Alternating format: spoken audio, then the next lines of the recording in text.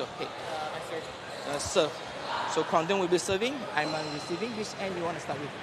This side. Okay. So new ball.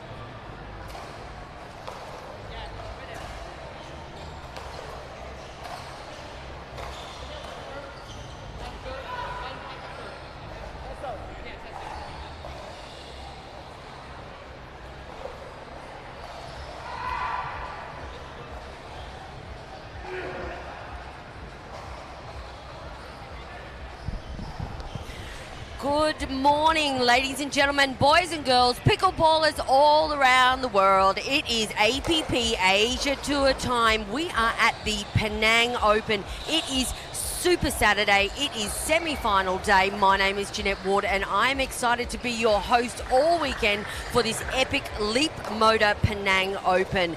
We have today on centre court here, we will have a men's singles semi-final, a women's singles semi-final, a gender dub It's all day. Megan Fudge is my analyst for this match. Megan, we have a massive program today. Welcome to the booth. It's the best day to be here. Let's go. Let's go. Kwong Yung to serve, better known as QD. Oh my, what a great start for the local legend, Iman Hamdan. Now, Megan, Iman only sort of started playing pickleball in the past couple of years, but this is his first big show on centre court here, and it's his first big tournament, and certainly he wouldn't have come across someone of the calibre of QD before. Yeah, I absolutely love this. You know, having the APP Tour here in Asia, giving these players a platform to play on, an opportunity to play the best in the world right here on screen for everybody to watch, for the world to watch them play. I'm sure there's going to be some nerves involved, but I actually really like his start of this match. He doesn't look tentative. He's definitely going for his shots. He's going to miss a little bit, but he's going to have to take that risk against QD.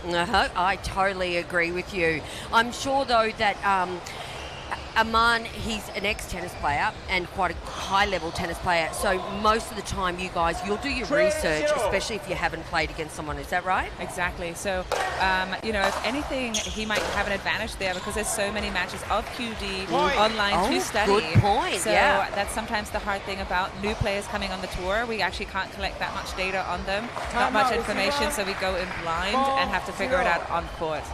See, this is it, Megan. Pickleball's opening up around the world, so these are challenges that the more established players like yourself face with all these up-and-coming new players, right? Definitely. I feel like, you know, on the domestic tour in the US where we play, we see all the players, every tournament kind of the same players, and we've got our notes on them and have our game plans already set. But when we come over here to Asia or any of the international events around the world, we play players we've literally never seen before, and they've come from different backgrounds. It's not always tennis. Sometimes it's badminton or table tennis or even no racket sports. So we just have to adjust on the fly, and that makes it really, really fun to me. I think it's like the puzzle that I can't come on court with, and it's a Rubik's Cube to figure out. Yeah, right. Sometimes frustrating, or at times. I mean, I think, to be honest, I see it more of that's the excitement to me. Yeah, well, I tell you what, even as an officiating commentary, it's exciting for me to open up to go to new regions as well and learn about new players, you know, like Aman here. So, interesting enough, Megan, Aman had quite an easy road into this semi-finals. He's only ever gone to 2 games. He hasn't been pushed to 3. But QD, we saw yesterday, pushed to 3 games with Trin from Vietnam. Yeah, honestly, like I did actually see a couple of his matches, and I saw his match, Iman's match yesterday, and while he made it look easy, he actually had a brutal match with a very, very good player. I think it just it's the heat that he brings to the court. That movement that we just saw at the kitchen line, his precision, his leftiness, his swings, his patterns. So while it may have looked like a cakewalk in his draw, I think he made it look easy. Okay, rare. Sometimes the score doesn't always reflect. Yes, right? Yeah. I totally agree. Point. Now, also a bit of a fun fact. Iman did play doubles yesterday against QD and Harsh. And QD and Harsh, they had quite a convincing win over Iman and his Vietnamese partner. So, yeah. But honestly, that sometimes doesn't reflect anything on what will happen on a singles day, because personally I feel like singles and doubles can be a totally different sport at times, and especially coming from tennis. Most players feel most comfortable in singles first and have still got various skills to learn, especially for men's doubles. The soft game, the dinking, the resetting. It just takes time, and if you're very, very fresh from the tennis scene, you're just not there yet. All right, that serve was... Yeah, no, that's...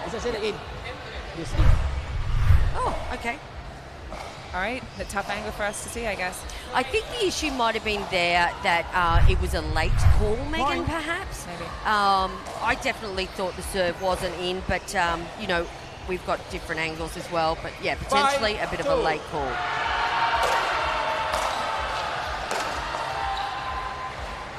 We also can't forget that QD comes from tennis as well, right? He was raised in the tennis world, played various different racket sports. Actually, he was part of my husband's training camp with the USTA in America as well. So we've known him for a long time, and seeing him coming to pickleball has been super fun. He's such a workhorse. If there's any time, courts are open, he's on the court, either with his brother or his dad. So really, really fun to watch QD take on the sport. Yeah, absolutely dedicated athlete. And that's something I've noticed over the past couple of years that I've been involved, that you professional athletes like yourself have just raised the bar in your training, but not only on-court training, but off-court training as well. Definitely, yes. I mean, it's so important to keep our bodies strong, not just, to gain strength, but also to prevent any injuries out there. So it's finding that balance, but the off-court training is so crucial.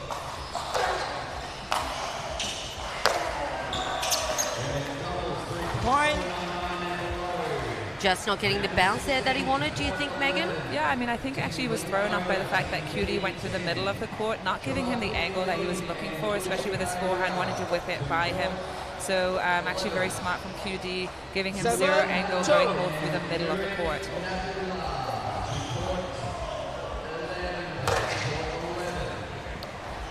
Fabulous serve, yeah. QD is well known for his electric serves. There's quite a few on the duo though, isn't there? Everyone's serves are getting better and better. Absolutely. I think the thing that stands out for QD is his precision, the depth of his ball. He just manages to literally get it a foot from the baseline over and over and over again. Makes it so tough to return. You definitely have to start a little bit further back, give yourself a bit more space up for the return, but then there's also no chance of getting to that kitchen line right after. Yeah, so it just makes that distance so much longer. I didn't realise that, Megan. Thanks for sharing that. So you deep serve to defend, you stand back, but then it's harder. So it's a bit of a win-win for the server, isn't it? Absolutely. Yes. Q has a huge advantage having such a deep, heavy serve, pushing his opponents back. It just starts his points out on aggression and taking the court early. All right, we can see 10-2. This is game point for QD. Best of 3 games, play to 11, and there it is. Game 1 quite convincingly, 11-2. So, okay, this is good. This is a great learning curve that we're all having here. So thank you very much for joining us. So 11-2. What's been happening so far that you can share with the viewers at home, Megan? I think number one, QD's massive serve. It's throwing Aman off. He hasn't found any rhythm on his return yet to get himself into the points and get his teeth into it. It's really, really tough. Points have been short. He's just hasn't found a point where he can get into the match. I think right now what he needs to do is start just grinding a little bit more. He needs to start back. He needs to eliminate the errors, make QD play, because he is just going to keep coming after you. QD is known to not make mistakes. Yeah, He's precise. He's trained. He can hit his spots. He rarely misses. He's also very fast, so it's a tough game. It's a tough matchup to find a loophole in his game, but especially in singles. But number one, the net is our first opponent, so we have to get that ball out of the net, make QD play here. Yeah, so the first couple of points, what I noticed, Megan, is that once that return of serve got back by Aman, he was, you know, as you said, he's really physical and he's able to run around. So just getting that first serve back and making him play. Yeah. This is going to also come down to like just experience, and if he's dealing with the emotions well enough, the crowd, the center court, home crowd as well. Yes, I haven't heard them get behind him yet. So I think we need Another new ball. QD's looking for a new ball. Can you explain why that is, Megan, please? Yeah, absolutely. So especially in these conditions, various different ball types will change throughout the game. Starting off with a new ball will definitely create a little bit more power on the ball and coming through it.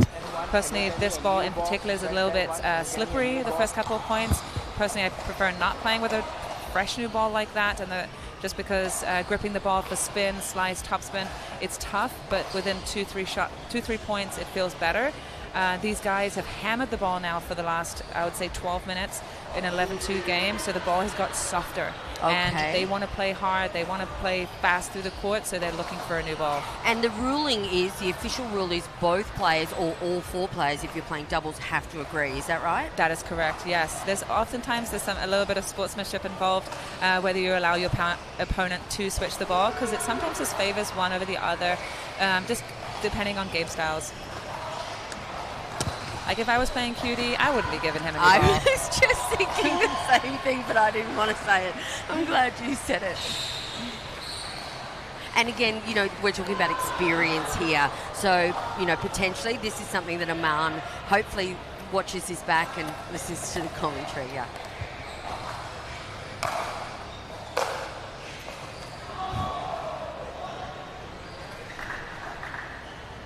All right, here we go. Game 2, semi-final, number 1. Local hero.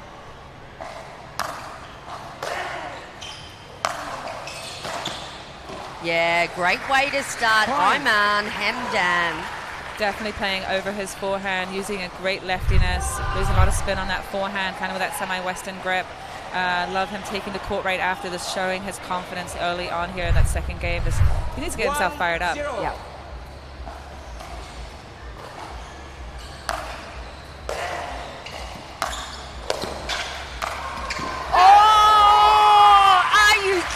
That's how you show him how to do it. That's a nice shot right there. What a beautiful forehand. Back-to-back forehands, dipping ball, super low over the neck, great acceleration through the wrist, great movement too. That was perfect pickleball. Oh, just wide.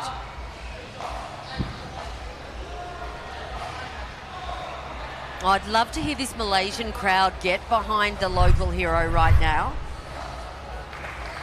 It really does help, doesn't it, when you've got a crowd behind you? Yes, no, I absolutely love playing in front of crowds, whether it's against me or for me, but just like the energy that you I can know you grasp do. from it. So. I've seen you in Vietnam. I've seen you pretty much all around the world now.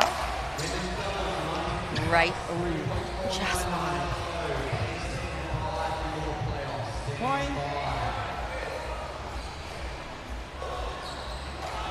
All right. 1, 2.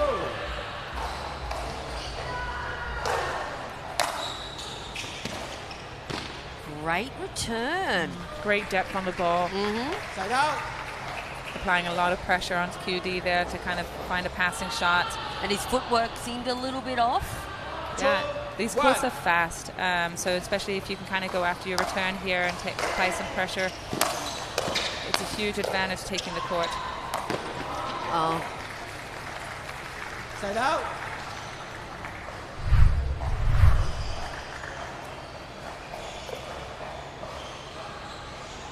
Still got his paddle on that though. He sure did. 1, 2.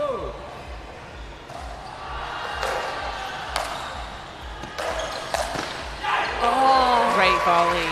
amazing court coverage. Side out.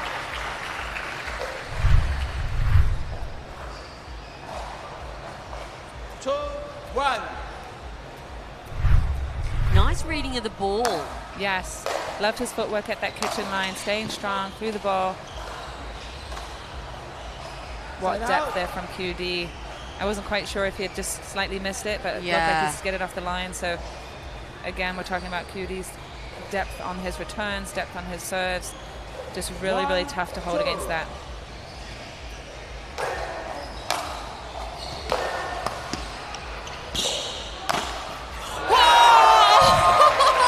What a shot. Oman Hamdam is here to play against one of the greatest in QD. 2-1.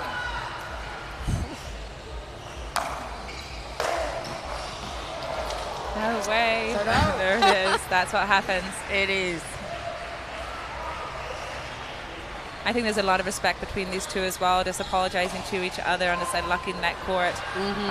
You know, they look at each other. They've already chatted a little bit throughout this match as well. They definitely know each other.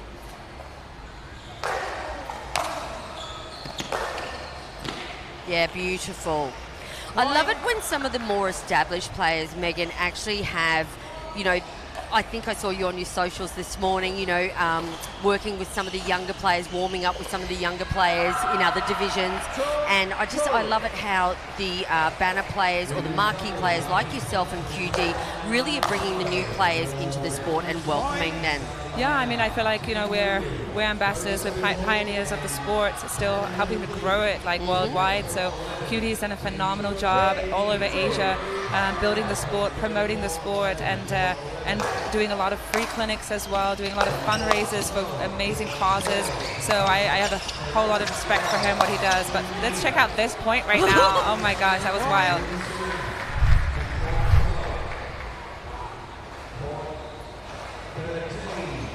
Yeah, that's great to know he's been doing free clinics. That's amazing.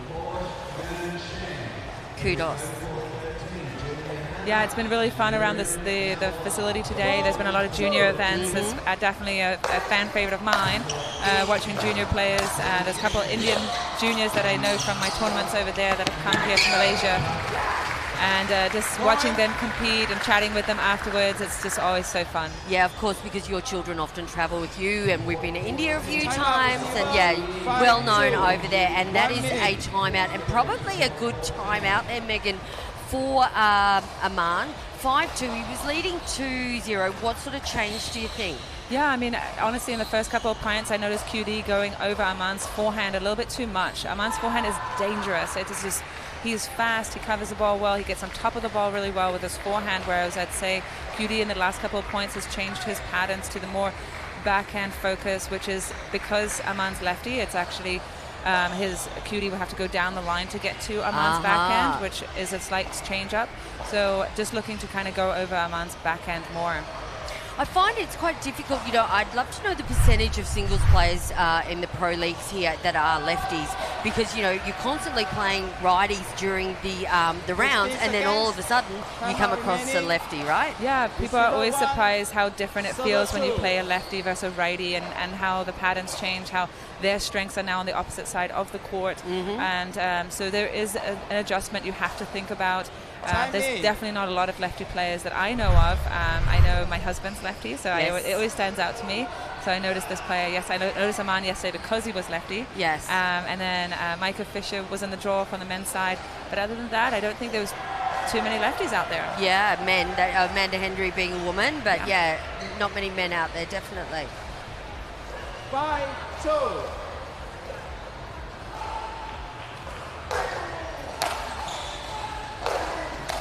Great return.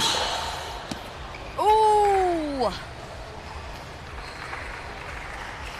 Just missed. He was get there in good time as well. He was a little mad at himself for missing that. He definitely had some room on the court to work with. Yeah, I was a bit concerned the drop was just a bit too high. And QD's so fast, so I'm not necessarily a big fan of drop volleys against him. Yeah. Side out.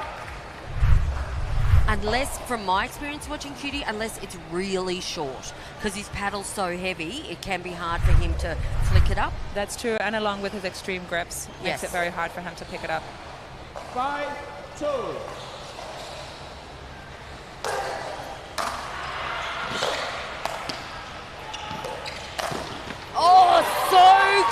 Aman Hamdam. So good. He's still in this. Absolutely. Need to get some points on the board. Yes, great movement at that kitchen line. Kind of baited QD into that dime ball, wanting the forehand volley. Left that side of the court open. QD thought it was open, and Aman jumped right on it.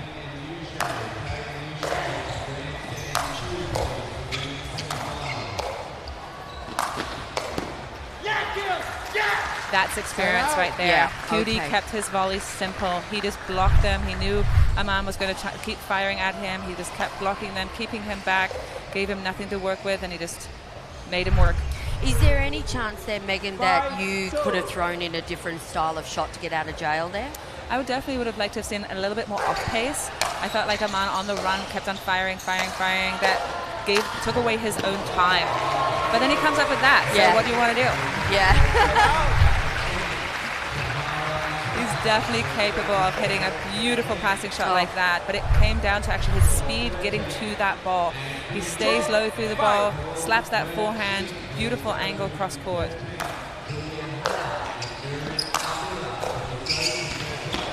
Ooh. Slipped. I'm guessing he probably slipped on his own sweat out there. It is getting humid, it is slippery. 5-2, 1 minute. QD's taken an offensive timeout here. I've seen that a few times this weekend. Tell us all about what's going on with that. Why would you be doing that? Yeah, there's a few different examples why you would do it. One, not necessarily he wants a break. You know, you're seeing QD kind of get some food right here. He's got a long day ahead of him. He's got singles, mixed doubles, doubles. I'm actually taking him on in mixed doubles, so I hope he has a really long singles match right here, so he's very tired for mixed doubles. No, I'm kidding, but honestly, let's go back to the fact, offensive timeout, he's looking for fuel. It means he's, feeling a little maybe dehydrated or needs to sit down. Maybe he needs to hear from his dad, just a little bit freshening up on his tactics. How can he get off 5 right here? But yeah, I would say overall, it's not anything to be worried about. It's just a matter of getting his mind set and his body ready. Yeah, so don't be afraid to listen to your body and take an offensive timeout if you need. Yes. Because there's no use being in front if your tank is empty, right? Exactly. Don't wait till you're tired to take that timeout. Take it now while you still have the lead, and then you feel better out there and you're ready to go. Server 1, receiver 1. Shout out to the staff out here too, cleaning off the court, drying off the court.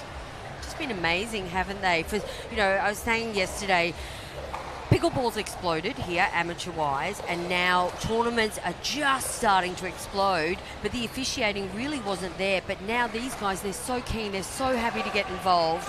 It's wonderful to see. No, absolutely. Huge shout out to them. A lot of respect for them and their dedication to our sport and growing it, because without them, we couldn't have tournaments. We need referees, we need officiating, and good officiating. So yes, and they're young. The majority of them are quite young, so they're going to grow with us as the sport grows.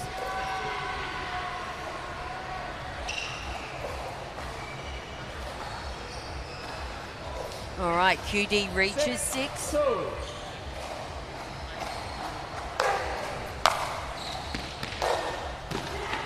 Nice, beautiful passing shot. QD finding the gap, finding the holes in the court, and he just rips it and goes after it. 7-2.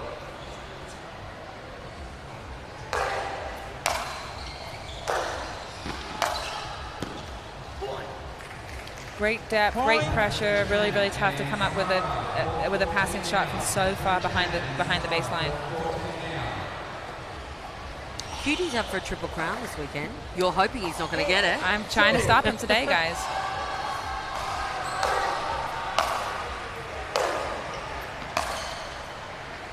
Yeah, big pressure. Brings up 9, 2 points away from a grand final appearance for Wang Yun, aka QD. Definitely see the frustration in Aman's body language right now. He just, not getting his teeth into this match, down 11-2, 9-2. It's like he doesn't have an answer right now. Oh, QD, stop it. I thought that point was over. Let's look at QD here. It's definitely never over with QD. Look he at finds that. another shot. beautiful down the line. Anything almost an ATP on the Almost, baseline. wasn't it? Yeah.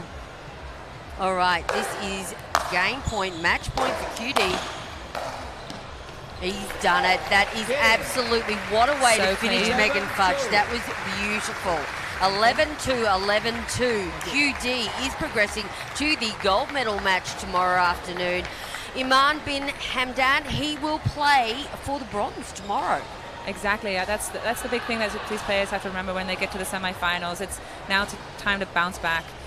They have another shot, another match tomorrow, another opportunity to get better, learn from this match. QD's extremely experienced singles player, and total respect for Iman to be out here battling, never gave up, went after his shots, had some beautiful highlight reel shots as well. So yes, the scoreline was not what he wanted, but I think a lot of respect to him, and I hope he keeps his head up high and gets back to work for a medal tomorrow. Yeah, and I think, Megan, we also spoke yesterday about the exposure for these athletes. So, if they are traveling to other APP Tour Asia events or even APP in America, people are seeing them now. They're out on TV. We can see what they're capable of. And not to mention, they're collecting points. They're collecting world ranking points as well, which is going to help them when they come over to the States or go into any other APP events, looking for better seeding in the draws. Yeah. So maybe they won't have to go through qualifying, or maybe they won't have to play QD first round anymore. Yes. Yeah. So every match matters. All the points matter, and they accumulate over the world ranking points throughout the whole year, and it will just get them better draws in the end. Now, Megan, before you leave us on commentary today, what have you got on? Share with your fans at home. Yes, I am heading out right now to go warm up, get a little bite to eat, and then get on court because I've got mixed doubles. I'm fourth on center court, so stay tuned on this court right here that you are watching. I'll be fourth with women's doubles. Actually, it's Amber Polakar and I taking on Vivian Glosman and Rose Van Rieck. And then right after, not before 5 o'clock on Grandstand 2, I've got mixed doubles with Aiden Schenk. And we will be taking on QD and Amanda Hendry. Yeah, again, I'll say it, the depth in this APP Penang Open is serious. Well, Megan Fudge, thank you very much for joining me. I hope I don't see you tomorrow in commentary. I hope I'm going to be too busy. Yes, that's what I mean. All right, well, thank you very much for your time today, and I'm sure all the fans at home watching picked up some tidbits, as we say in the business. And, yeah, good luck for this afternoon and, of course, tomorrow. Awesome. Thank you so much. Thank you. All right, ladies and gents, we'll be back shortly with the women's singles semi-final action. Aussie, Selena Tarulya. She'll be playing the Dutch superstar in Rose Van Rieck. See you shortly.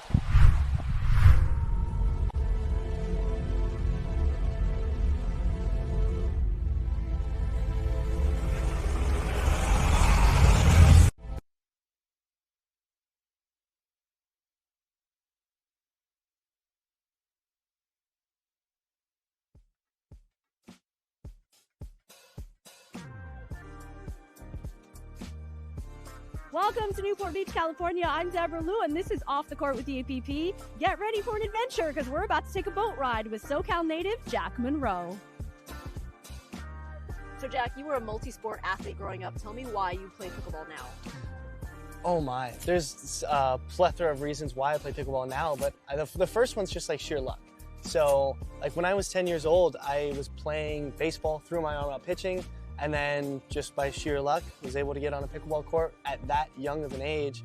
Then just started hitting, fell in love, never looked back to baseball. Kept going with pickleball from ages 10, 11, 12, started traveling back before tours were a thing, back before pros were a thing. And yeah, I date most of it just to sheer luck. So as pick pickleball back up, it was a completely different world. You know, now there were tours, there were pros, there were different paddles, a bunch of this stuff, and you know, picked it back up, started playing again, and then when I was like 20, 19 or so, I started playing pro again, and it's been amazing. I've loved it. Pickleball's been not only like on the court, but the opportunity off the court. The people that I've met through pickleball, like socially, have been truly one of a kind. How has the APP impacted your career so far? APP is where I started. So the first tournament I ever played was APP Next Gen in San Antonio. I think it was 3 years ago. I played that tournament like with a friend, had no expectations, didn't know what to expect. I didn't know anyone there, and you know, ended up doing well enough to put my name on the map. And so after doing that, then that then I started trying to qualify for tournaments and doing all of that. But the APP Next Gen platform in specific is what provided me, some exposure. It allowed me to get partners through that tournament. And because the tournament was tailored towards younger kids, I didn't feel like I was competing out of my realm. And so it gave me a really good space to grow myself. And then that's what allowed me to try qualifying for tournaments to become the person that I am now. I've been part of the national team for 2 years now. Now I've kind of graduated from it. I really love the pipeline that it's built because that was one of the first things that gave me, pretty good validation in myself, as well as a tournament where I could succeed.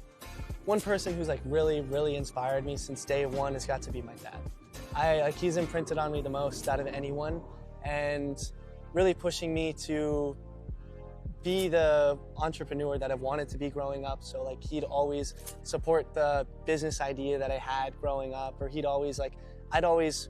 I understand he'd work from 8 in the morning to 6 at night. And then I'd come home also with a plethora of questions to ask him about a new business, or how real estate works, or whatever, just different things here and there. And then the fact that he was able to sit down and talk to me till midnight, and then also wake up in the morning and then repeat it. And then I owe a lot to him. One of your best tournaments ever was this year in Daytona Beach. Why was that tournament so important to you? That one was a tough one that meant a lot to me. Monroe and Fudge capture the gold medal in straight games. Gritty performance from Jack Monroe. When Daytona, I was battling my grandpa.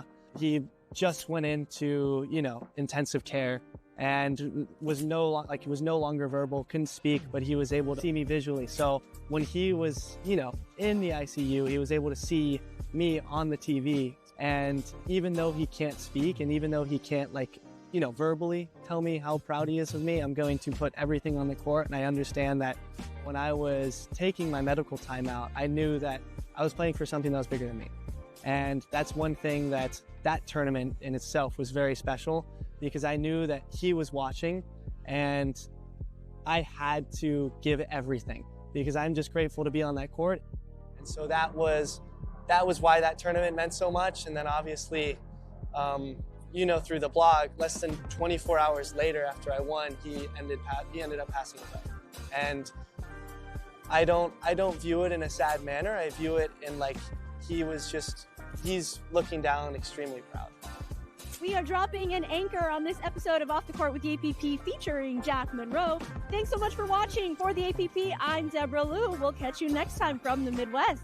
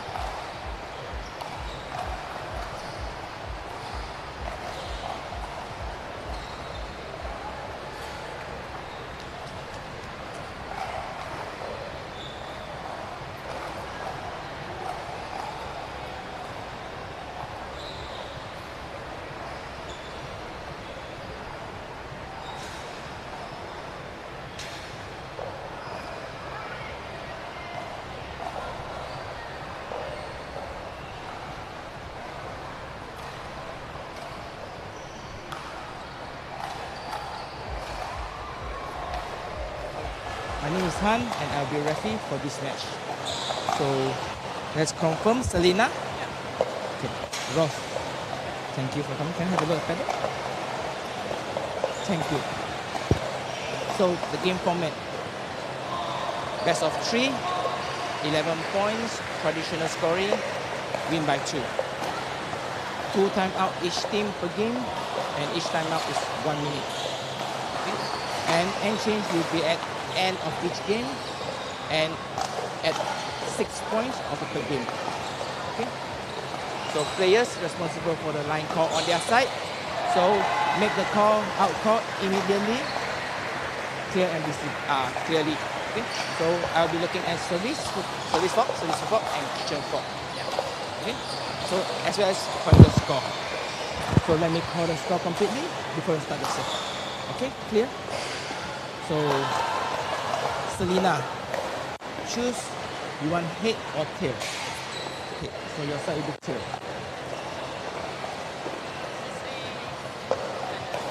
Tail. You want to take the side. So Selena, you want to serve or receive first? You serve first. Okay. So now we'll be having 2 minutes warm up.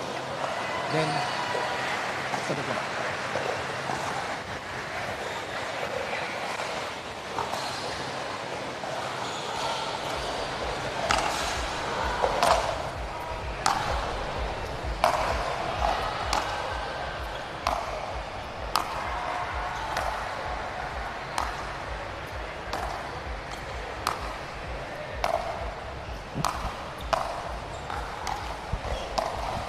Okay, welcome back, ladies and gentlemen. It is semi-final Saturday here at the Leapmotor APP Penang Open. My name is Jeanette Ward, and again, another fantastic match coming our way.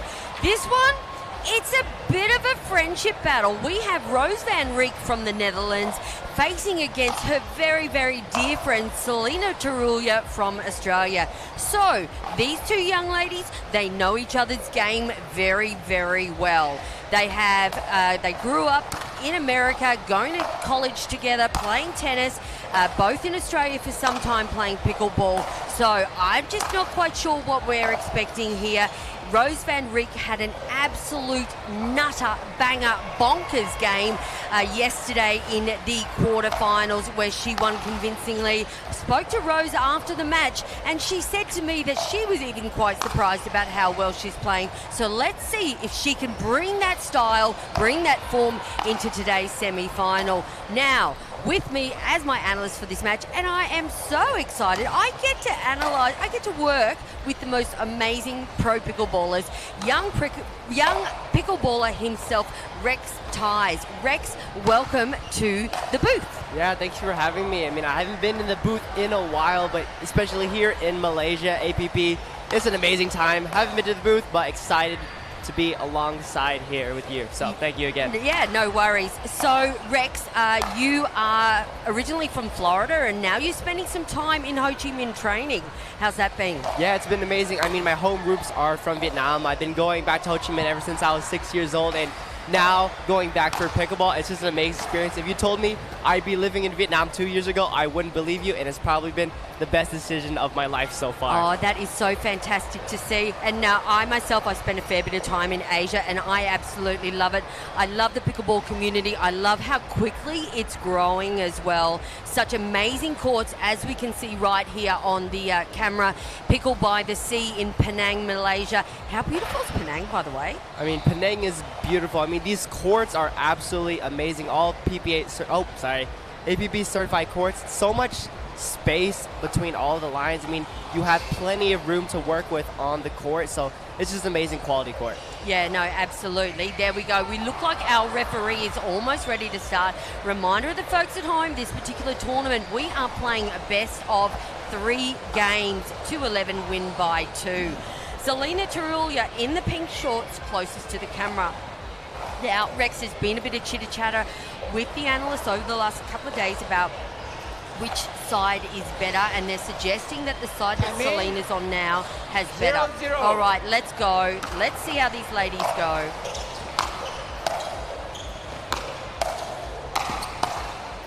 There you go. Now that, Rex, You know Rose Van Rijk quite well as well. That is typical Rose Van Rijk.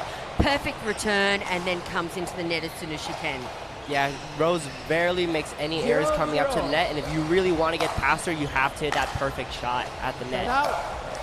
Now that's a rare serving error for Rose. 0-0.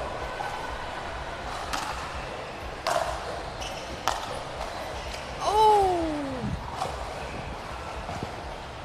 Side out. That net has played so much in the games on centre court here. It's almost we need a new nickname for the net.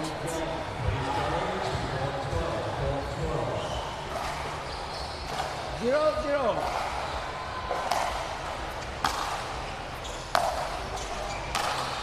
Oh, so good. That is beautiful. Selena Tarulia. Perfect footwork, is that right, Rex? Amazing, just catching the ball off the rise, not having to worry about where the ball is, and just putting it in that perfect spot. Great timing, great execution. She's done it again, Rex. There's that similar shot, right? Right. I mean, again, to get the ball past anyone up at the net with such great court coverage is a tough shot, but moving your opponent at the kitchen, establishing dominance from the baseline is such a huge part of women's singles here. Going wide. I like that pressure from Selena. You quite often, can you explain to the folks, you see women staying back, right? Right. I mean, a lot of women's singles, you don't typically see them come up to the net as much as you do in men's singles, but I think that's a huge component of why singles is so tough. I mean, when female players can come up to the net and not be worried about getting past, that's when you really need to get worried. Especially in men's singles, a lot of people come up to the net and get past, or you get that great rally. We see a lot of women's singles rally baseline to baseline, but when someone decides to come up to the net, I think that's when it starts to get really exciting. Yeah, it's interesting here, Rex, for me, because that is Rose Van Rijk's 101, is big return, come up to the net as soon as possible. But that's quite an anomaly for women's singles. As you said, they're often staying back. Yeah, I agree. I think, in my opinion, women's singles has a lot better ground strokes than most of the guys on court. But I think the difference is a lot of guys are able to cover the court a little bit better than some women in singles. But just being able to hit certain quality of shots from baseline to baseline, when people come up to the net in women's singles, it's a lot harder to cover, in my opinion. Nice 3-0 start here for Selena. Yeah, it's a lovely 3-0 start, which caused the timeout from Rose Van Rijk, an early timeout. Ooh, that looked wide. Side out. No, side out. Right Must on the have line just for caught the Rose. line. See if Rose can get on the board here. 0-3, game one. Battle of the besties, we need to call this one.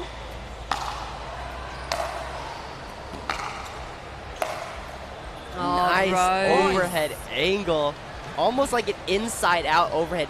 Almost landing, I think that landed inside of the kitchen line. It did, Rex. It did. There's absolutely no chance anybody's getting that ball back. 1-3.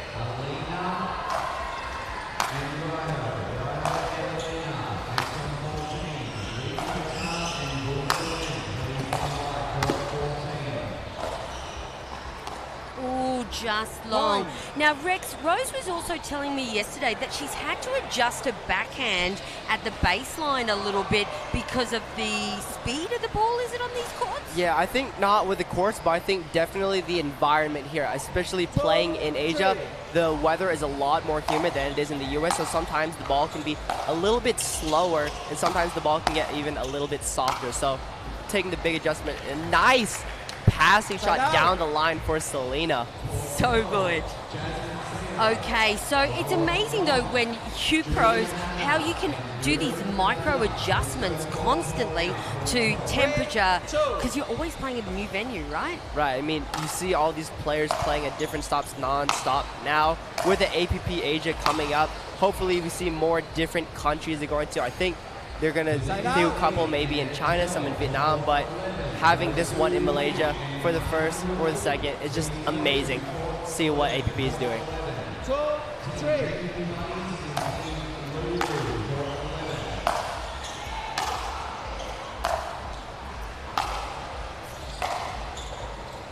Interesting, Rose is staying back a little bit more.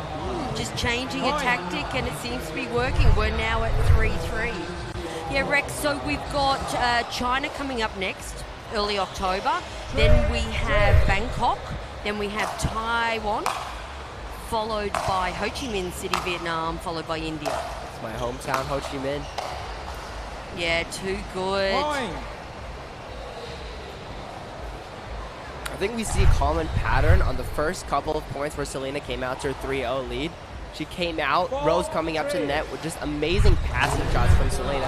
So I think Rose is taking the adjustment to finally come in on a better approach shot than earlier. Just like that one. Like earlier, Selena's not leaning in on most of the ball. She's able to just stand back comfortably and pass the shot. But now Rose is taking the adjustment, hitting even better approach shot, making it tougher for Selena to hit that passer. Yeah, right. Okay, Selena Trulia. Now, I think that's a good timeout for Selena. Stop that Rose Van Reek train that's happening right now. We're going to take a quick timeout ourselves. Grab a sip of water, Rex, and we'll be back shortly.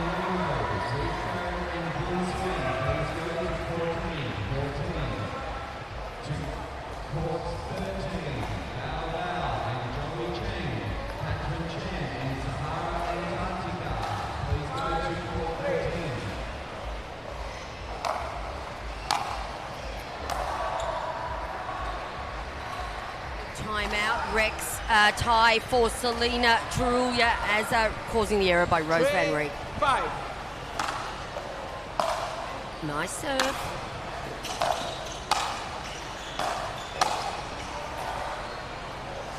Volleys. Just long.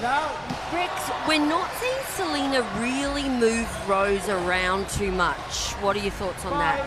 Yeah, I think Selena is actually playing very marginal. Obviously, in the first half, she was making a lot of amazing shots, but at this level, making those shots consistently is even harder. And wow, what a backhand angle of Rose. No look, one-hand cross-court backhand volley. Great display of court coverage at the kitchen line. Just having your spatial awareness, right? So it's a no-look volley, but she knows exactly where she's putting that ball.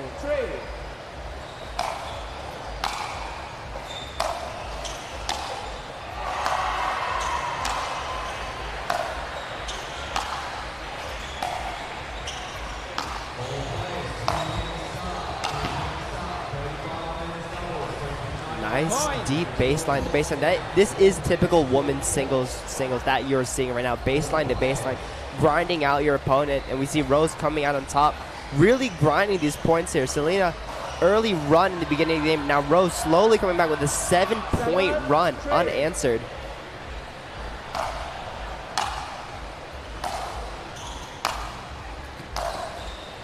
See, I really want to see Selena just start to move Rose round.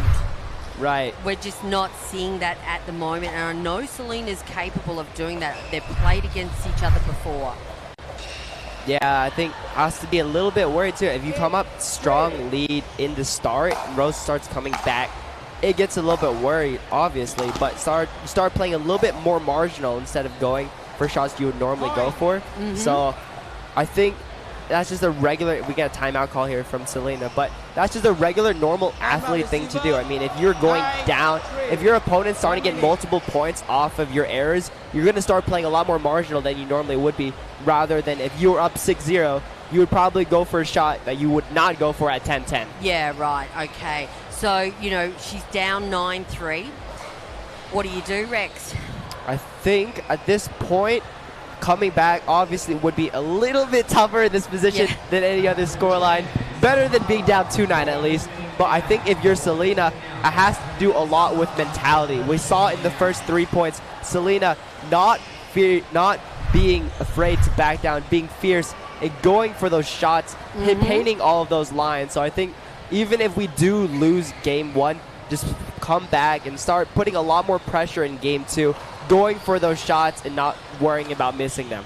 Yeah, so I think it's talking to some other analysts as well, Rex. It's kind of like down 3-9, just give the next couple of points everything that you've got, right? So you can test that for the next game. Right. 9-3.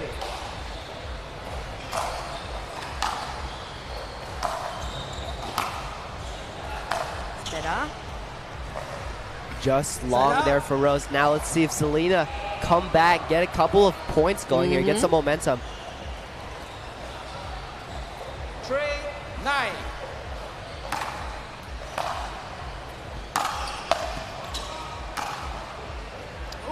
Ooh, just missed. Not a bad look from Selena. I like that she's going for it. Even if you miss it long like that, you are going to get better looks than that in the future. Yeah, that's what we were just saying, right? So she can give herself test a few shots here and then bring them into game 2. See Rose running around that backhand a little bit, but that's the corner that she was saying that she's having trouble with, and so she's had to adjust her backhand.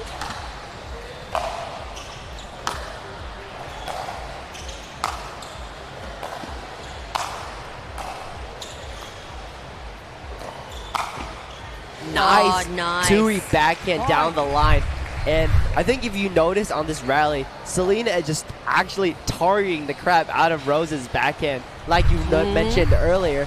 And I think Selena's starting to see that pattern, so maybe we'll see a lot of more balls seeing Rose's backhand. But I think Rose knows that as well. It's forcing that. Oh! There it is again, going for the shots. And again, I like, these are good misses, right? Yes. A lot of people, they think when you miss the ball, it's not. If you see you miss the ball, it's not good. But going for the shots, you know if you make it, it's an amazing shot, and it scares your opponent too. There it is again. Selena targeting that deep backhand for Rose. Yeah, we saw Nicola Skuman on the bench, which is one of Selena's gender doubles partners. Very accomplished single player herself, hopefully giving us some advice in that timeout. That's out.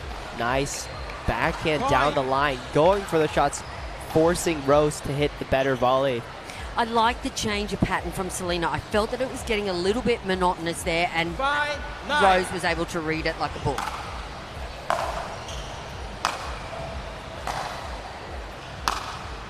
Good. Oh, very clever. Too good from Rose van Rijk. Forehand down the line. Selena doing her best to try to find Rose's backhand, but that footwork from Rose and that execution of that shot, just too good. Yes, amazing. Great camera angle there. I think we got a little bit of a bad bounce on that ball. But I love how Selena's not backing down. Slowly trickling, fighting back in game 1 here. She's an absolute fighter.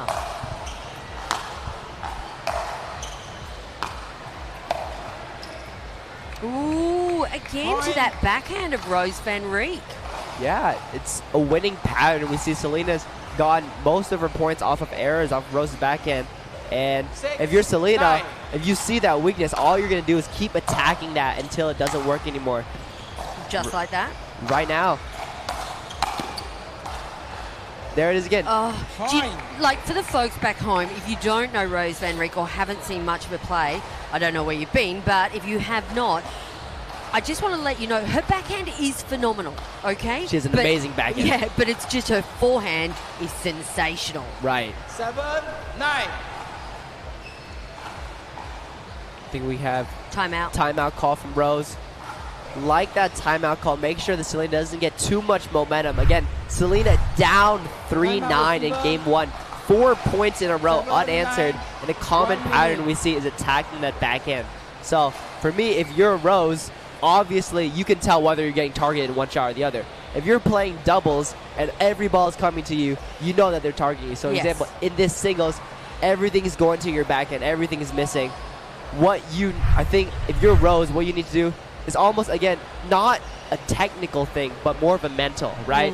We know how good Rose's backhand is. We know how good her forehand is. I think once we get that execution down, once we get the belief in the mentality, then the execution comes later. But right now, Selena is doing an amazing job of exposing that little weakness we see right here in the women's semi-final match singles here at the Leapmotor APP Asia Penang Open.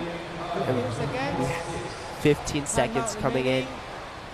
Receiver 0, server 0. Timeout finished. And Selena trailing away by 2 in game number 1.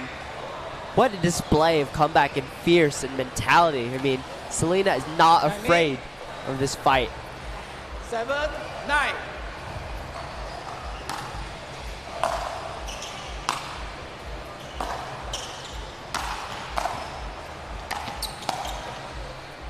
Oh, backhand just wide for Rose. Set that point up perfectly, just barely missed that one. What great sportsmanship, though, by Rose van Rijk. Did you see her pointing that it was out to Selena? Right. Yeah. 9. I think that just tells you how nice of a character Rose is. Rose, Selena, probably the nicest people I've ever met. There it is again. Wake up. Hello, Selena Tarulia. She was sleeping for almost half of this game 1, but look at that, flying through the air like an Aussie kangaroo. 9-9, tied up. How did this, was she get 9-3?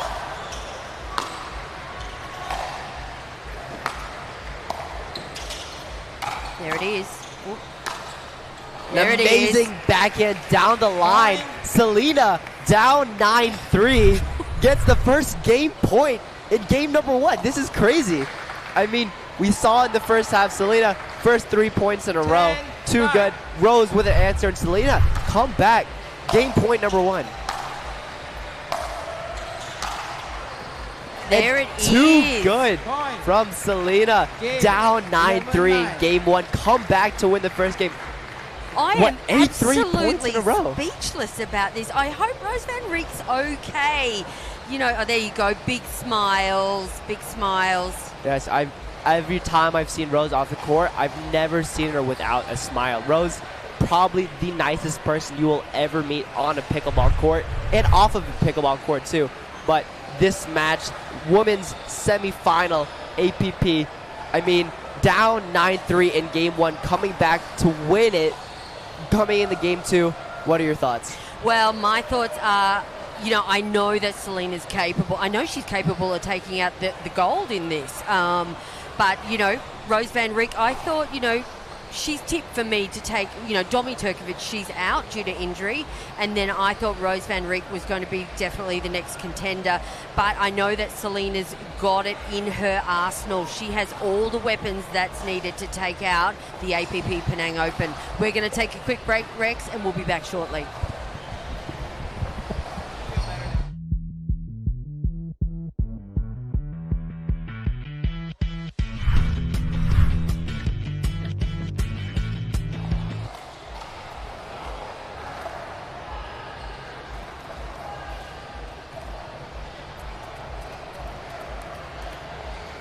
Number 2 here, Rose van Rijk to serve.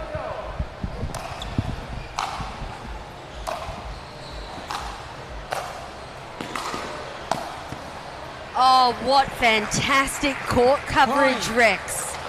That's a big statement coming out. She's obviously regrouped. What do you think?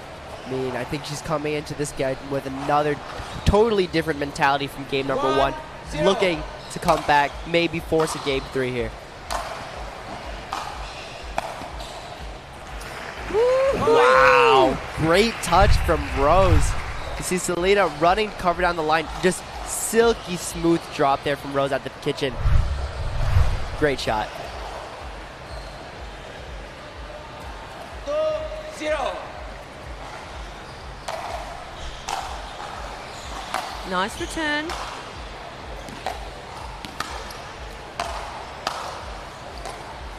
Yeah, there you go. That's better again from Selena, running Rose a little bit side to side there, Rex. a little bit more of a cat and mouse rally at the kitchen at this point specifically.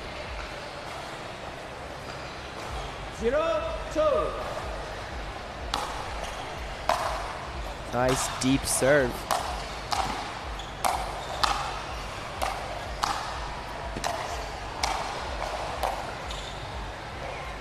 Oh, just out there. But Nice pattern, right? Great pattern. Yeah. You could tell. 4 volleys in a row to Rose's backhand. Selena is actually exploiting that weakness right now. 1-2.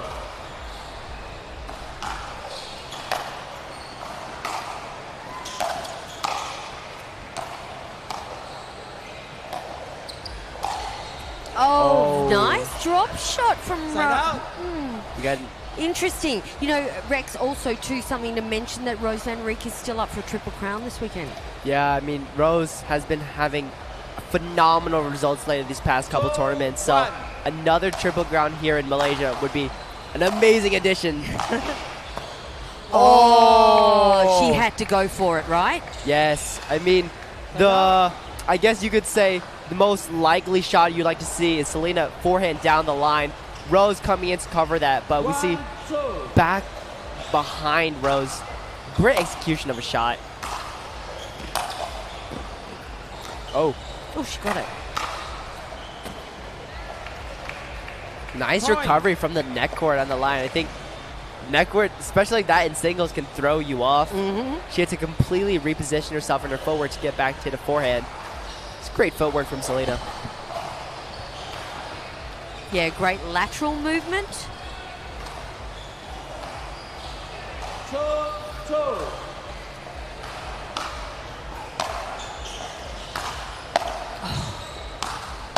Great coverage. Oh, Rose. I actually thought that Selena was going to go cross court then, to be honest. We could see Rose really quite holding heavy on that forehand. Yeah, but even thinking when Selena maybe go down the back, and that just tells you how great of a court cover Rose Van Rijk is here at the kitchen.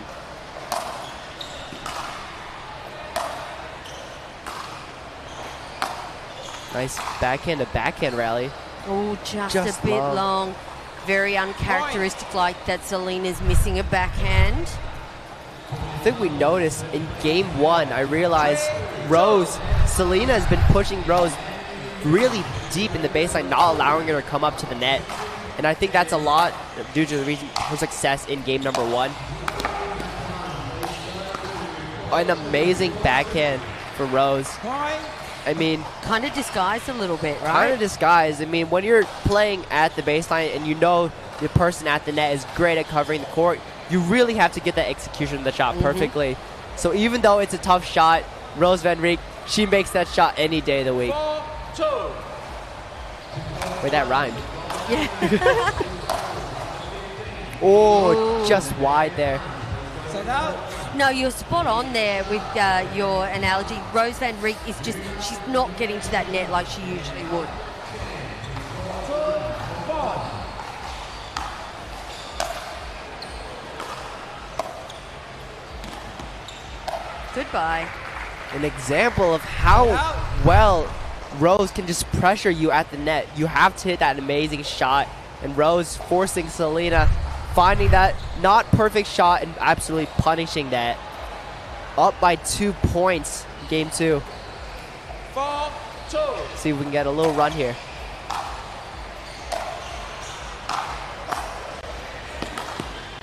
And there it is again. When Ease the pressure. When Rose comes up to the net, you cannot feel just insanely nervous. 5-2. We have a timeout call from Selena. Yeah, good timeout there at the Rose Van Rijk train. She's hitting 5-5-2. Little bit of momentum shift. I feel that Selena sort of just a little bit vacated at the moment. Not in the last couple of points. I felt that mentally she wasn't in the last couple of points. And again, we're allowed 2 timeouts per game. It's so important if you're not 100% focused in the game just to have a timeout and stop, right? Yeah, I completely agree. I think this is actually a very common pattern we saw in the first game. Selena off to a strong start, now down points 5-2, but now we have the timeout call to maybe stop the momentum and maybe change the direction of how we want this game to go. Yeah, it's But- almost like a replay of game one, as you just said. Rose was well up, and then Selena took the time out, and then it was just a Selena show from there. Receiver 1, server 2. And just want to say a huge shout out to the staff Yeah. on court. Drawing the court has been raining pretty hard recently today and yesterday. And this court, this venue is amazing. Barely any wet spots, but these staff make sure that these players can perform to their best without any risk of injury at all. Yeah, it's extremely hot here in Penang, Malaysia. Pickle by the Sea, what a fantastic venue, and their staff have been super accommodating to all of us. We're so privileged here in the Asia-Oceania region to have such amazing courts at every corner here. I mean, it's amazing. All these courts, insane quality in this center court. Absolutely humongous. 5-2 for Rose.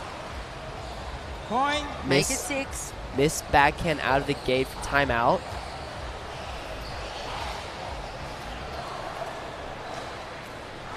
Six, 2.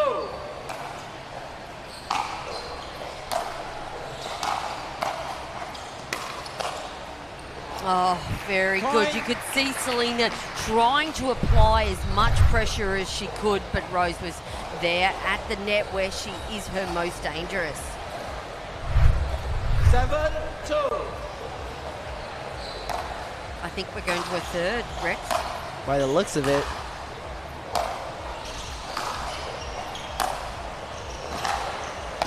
Up at the net.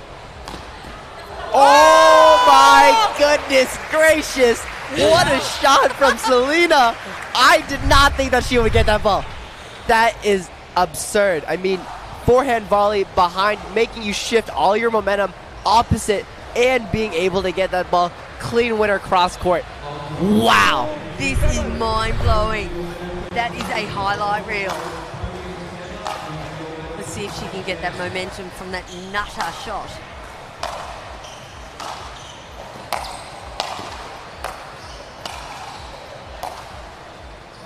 Lob just out. Point. All right, is this the shift we're seeing again? I mean, we thought Rose would take game one with the breeze, but now Selena, we know she can come back no matter the circumstance. Will she get the momentum here? Nice deep serve. Oh, approach Side out. just long. That's the third backhand third that I think Selena's missed. Very uncharacteristic miss for Selena. Rose looking, close the gap in game two. 3.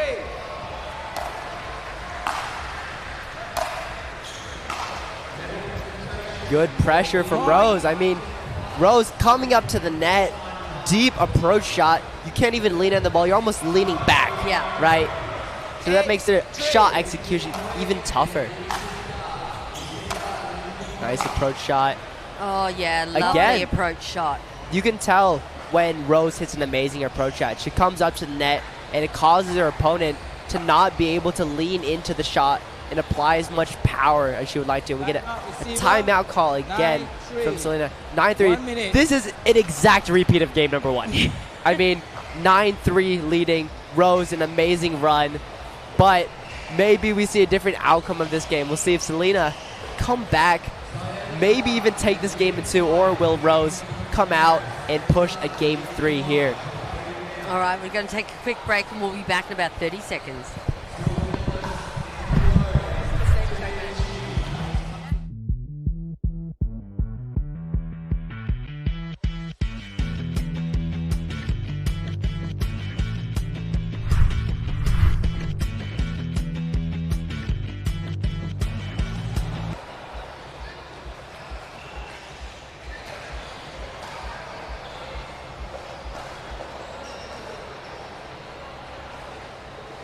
Fifteen seconds.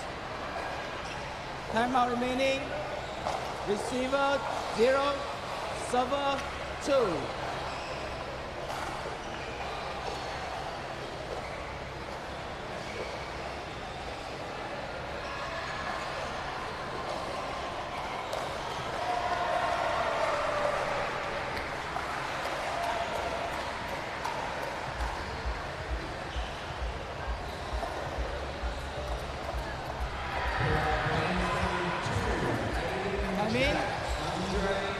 9-3. And that goes wide. Side out. Are we about to see a repeat of what we saw in game 1? 3-9.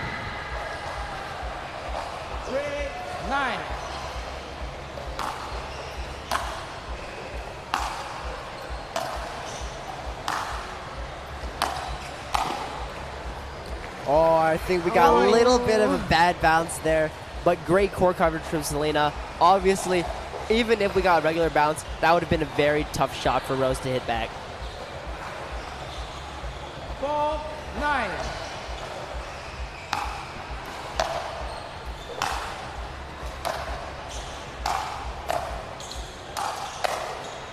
Yeah, nice, Rose.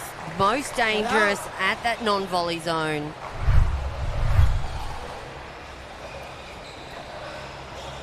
Rose looking to get her first game point here in game number 2. 4.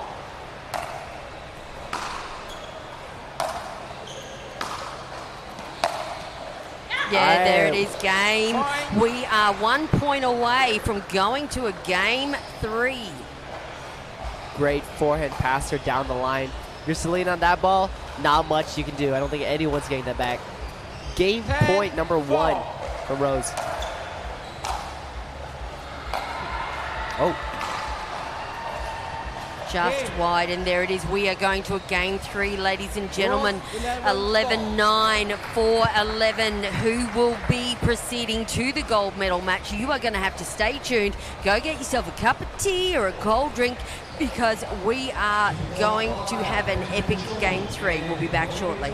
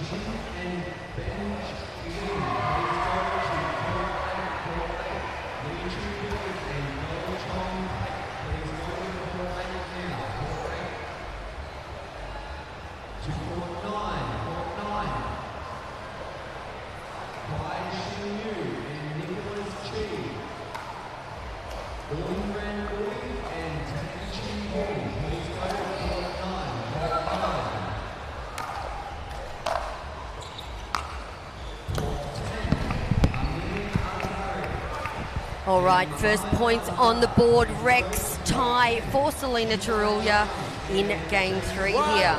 0.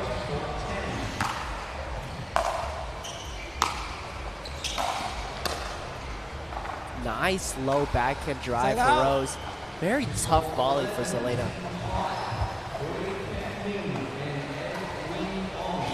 0-1.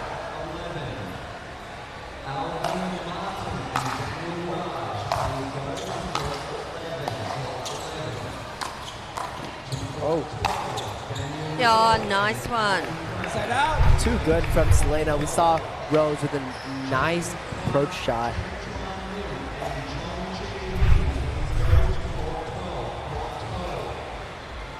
One, 0.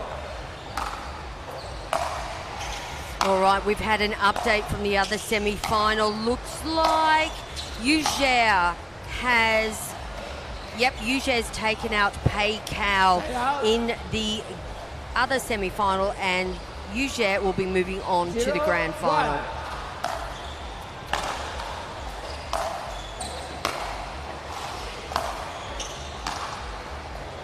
Great shot.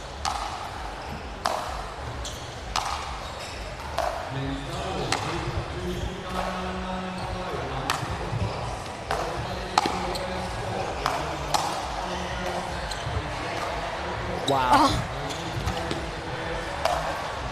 Absolutely no words for that rally. Probably like almost a 30-shot rally, baseline to baseline. Selena comes up to the net. Rose gets repossession of the kitchen. What a point. Yeah, nice point. Both ladies just doing their step count.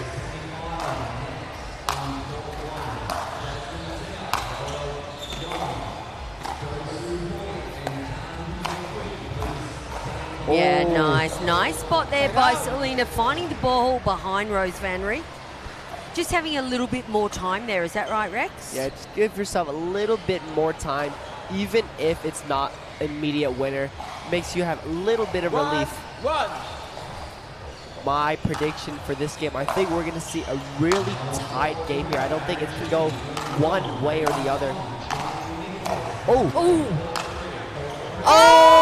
And it's screaming backhand down the line. Oh my goodness, on the run off of freaking Rose's amazing overhead. Wow. I tell you what, Selena's had some highlight plays in this match, hasn't she? I mean, there's no words for me to say. That is just a phenomenal shot. Wow.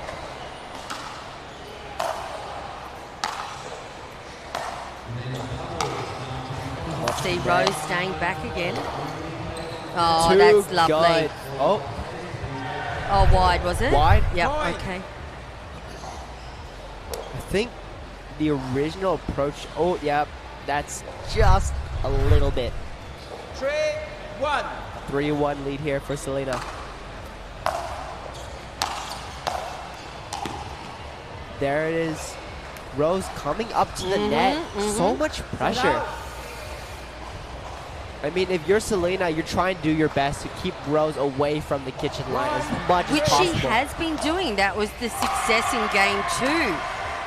Just got to try and keep her back. Continue to keep like that. Look at that. Very nice. Side out. We're seeing a common pattern. Anyone who can come up to the net first, most likely to get the point.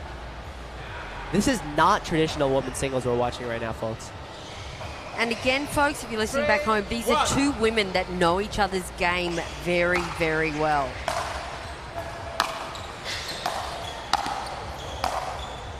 Oh, Rose, stop it. That was a beauty on the line. I don't even think Selena thought that ball was going to go in, but too good of an execution from Rose. Too good. So tell me, Rex, for all the folks at home, playing in amateur leagues or playing within their area, when you do know someone's game really, really well, what do you do as the pro here? What do you do to come in and change things up? I mean, if you know your opponent really well, you really cannot, first off, go into your match with any excuses. I mean, obviously, you know your opponent. Wow. Before I answer that, I just want to say that was an amazing backhand. Yeah. I was not getting that ball. But if you know your opponent really well, I think it really comes down to sheer grit, determination. I mean, the mentality. You've known your opponent for such a long time. You guys are great friends off the court. But to this game, it could literally be anyone's game. Side out. Like, you know each other. You know their weaknesses. They know your weaknesses. You know your strengths. They know their strengths. So I think staying strong mentally, not worrying about who is your opponent on the other side of the court. Staying strong, playing your game, not worrying about who you play. 3-3.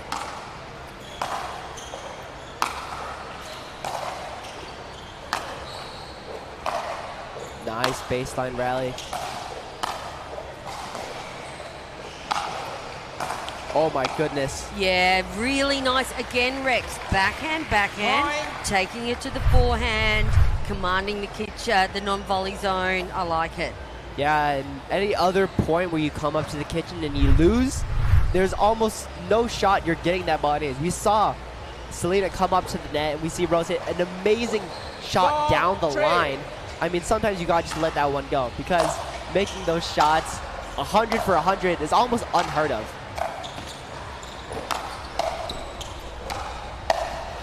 Oh, a little bit of a lucky neck cord there, but We always say, if you're on the one side that you hit the leg cord, apologize, but you don't really mean it.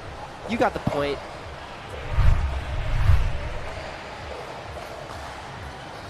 Tight game here, number 3. Only trailing away by 1 point. Oh, 4-4. Just long, tied it up. 4-4. Oh, 2 missed Point. returns. Timeout receiver. Yeah, that's Good a timeout really call. good 1 minute. timeout. Couple of silly little errors creeping in. Some great play, though, by both players. Like, there's some insane rallies going on. Oh, there you go, Jay Greenwald. He is now turned up on the bench. Where's he been for the past? Yeah, Jay. Showing up when it matters, though. Yeah, okay. At least he showed up. Okay. So, props to him for showing up. But I think we saw the level of rallies earlier in all of these games here. But the thing is, with pickleball, the momentum switch can just shift in literally a single shot. Like, we saw see it all the time. amazing points. But the thing is, I hate to think of this myself, but a 40-shot rally is worth the same as a missed return. And I absolutely hate that. Like, we see amazing shots like this one down the line is worth the same amount as a missed return. And that's crazy to think about. That's the any match can go either way, especially these opponents are best friends on and off the court. I think we're in for a thriller for the next half of game number 3. But great play by both ladies on this court on the APP Leapmotor Penang Open. What a match we're in for. All right, Rose Van Reek taking the lead. 5-4.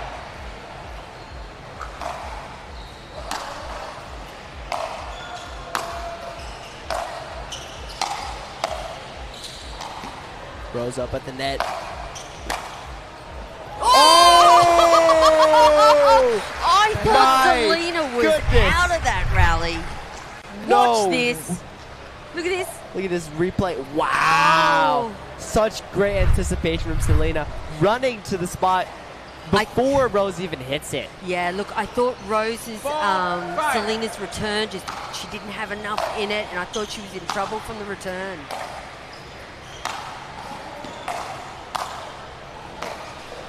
There you go. Oh my gosh, she's Oh, there. Rose has got it. She's there again. Oh! I thought we were going to see another insane winner. Wow. 2 amazing points back to back. Both these women, no one wants to back down here, chasing after every single ball. I mean, Selena what a display of Tarulia is an athleticism. animal. She is an animal out there today. Both of them. I mean, Oh, well, we this- know Rose is an Yeah, animal, yeah. right? Okay. But Selena, I'm telling you, she's an underdog. She's quite relatively unknown in the Asian circuit. Well known in Australia. Oh! She got it. Oh, nice. Too good from Rose. Cross up. I mean, the recovery on that volley is very tough. It's being able to get it back in court 1, but trying to regain your footing, as you see. Too good. Rose was able to exploit that. 5-5. Who will get the side switch first? 5-5. This is bonkers. Okay.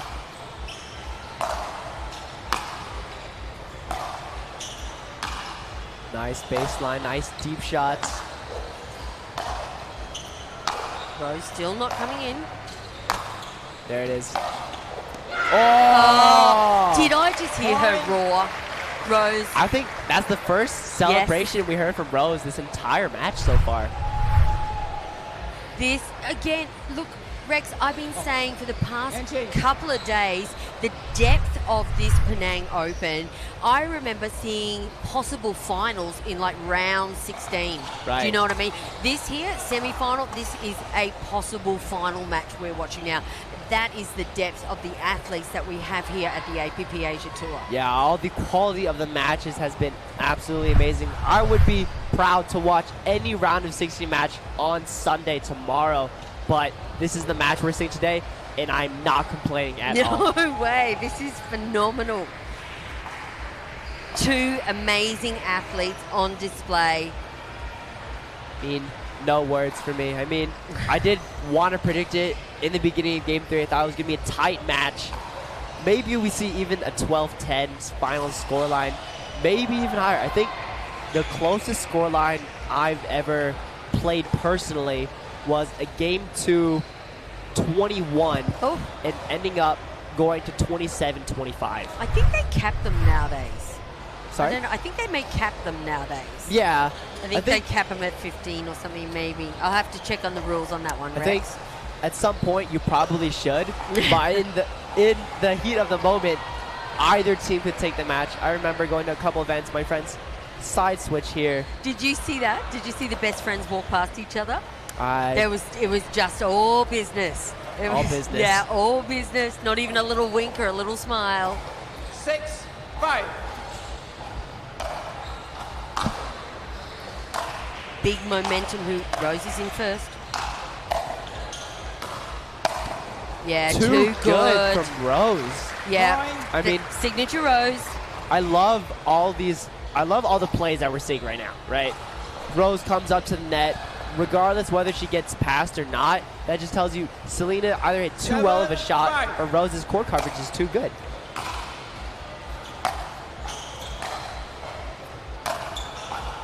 Thought she would come into that one. Yeah, no. Rex, I can see Selena going back to that old pattern again where she's just giving Rose the opportunity, putting the ball so close to her that she can run around a forehand. Right. I think another strategy is almost attacking Rose's wide forehand to open up the backhand there. But too good from Rose so far. Oh. Again.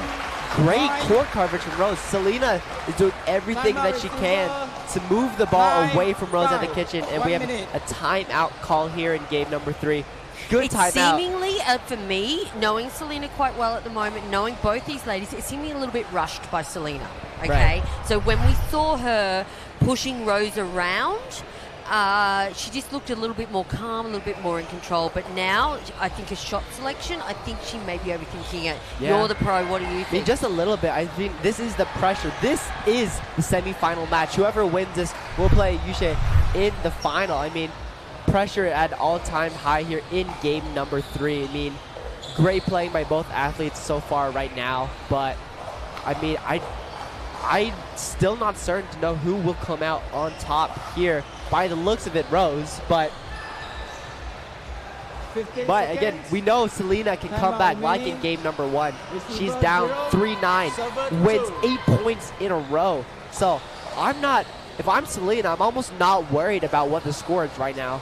If both players believe that their execution is there, I think either one of these ladies could take it home and go to Championship Sunday. Crowd's gathering. Everyone's invested. 9-5.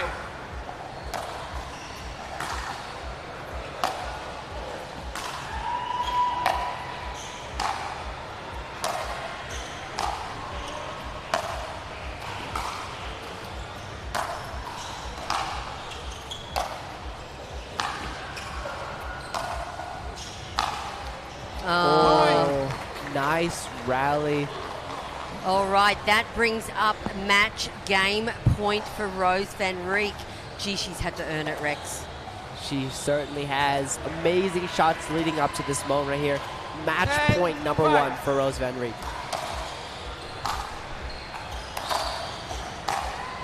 There it is.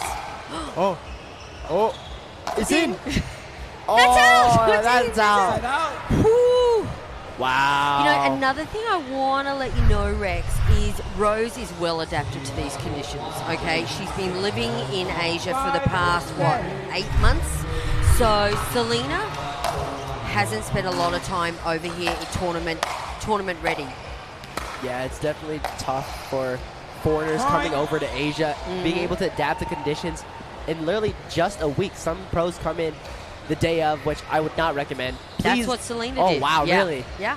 Please, if you're ever planning on going to any APP Asia events, please get in at least 1 day early to adjust the conditions. I know Selena's absolute soldier battling out here, but for the love of amateurs, wow! Another one down the line, but I just want to say for all the amateurs, you're not Selena. Yes. Selena is a different animal. Beast. Match point 10, number 2 for 6. Rose.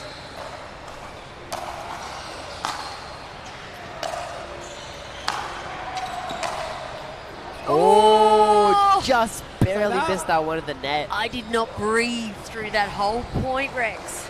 Wow. Selena's not backing down. She wants this final. She wants to make it. Well, $17,500 US dollars through the prize, through the pro prize pool.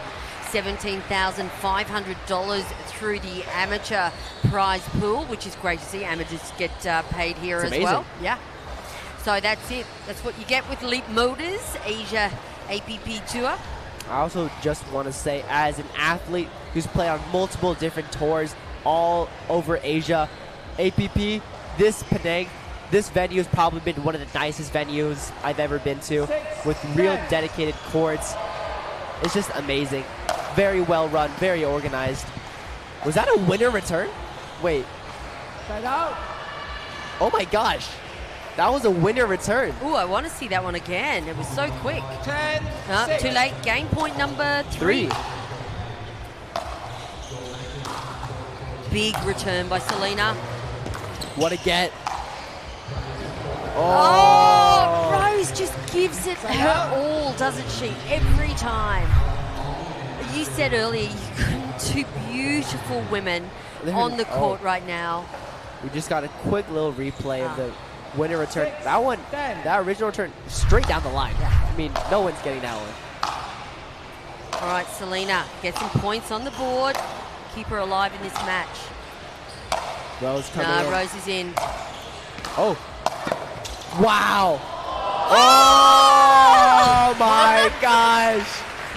What a point from these women. That was insane. Rose being able to reach that initial volley. Selena being able to hit a winner off of that volley on the run too. Wow. Oh, Rex, I have shivers all up my arms. This is phenomenal pickleball. This is what we want to see. Semi-final action. 7-10. 7-10.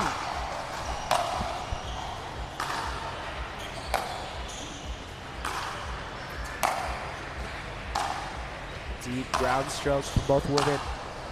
Ooh. Rose is in.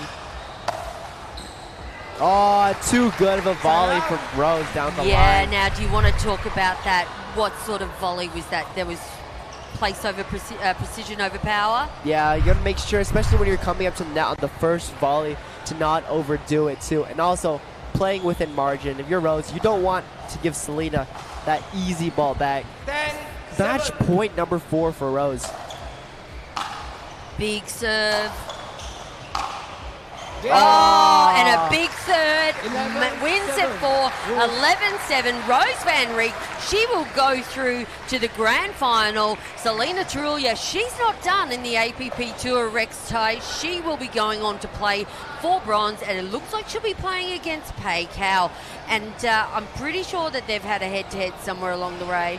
So there you go. Rose Van Rijk will be playing Yu Zhe, and yeah, that'll be tomorrow afternoon. Ladies and gentlemen, my name is Jeanette Ward. Rex, thank you so much for joining us in the booth. Thank you for having me. I hope you had fun. I did. I just want to say, again, thank you to the APP for having me up here. Being able to commentate on semi-final Saturday is just amazing. This is probably one of the most well-run tournaments I've been to, and I've been to almost every single tournament there is. So big shout out to the APP. Congrats to Rose for making the final. Great performance from Selena. I actually never heard of her prior to this tournament, but after this result, even though she is not in the championship Sunday, she's in the bronze medal match, and she played absolutely phenomenal. Yeah, you know, she is an amazing right side mixed doubles player, and an amazing female gender dubs player as well. She can play either right or left. So Selena Trulia is certainly one name to look out for on the APP Tour. She will be playing some US games as well as some Asia games. So, yep, look out. Rex Ty, thank you very much for your time and all the best. And I look forward to commentating with you again one day. Hopefully, I'll be here back in the booth someday again. Thank you, everybody. Right. Ladies and gentlemen, Santosh Narayanan with Max Manthau. They will be up against QD, Wang Yung and Harsh Mehta. Coming up soon, men's pros semi-final action here at the Leapmotor Penang Open.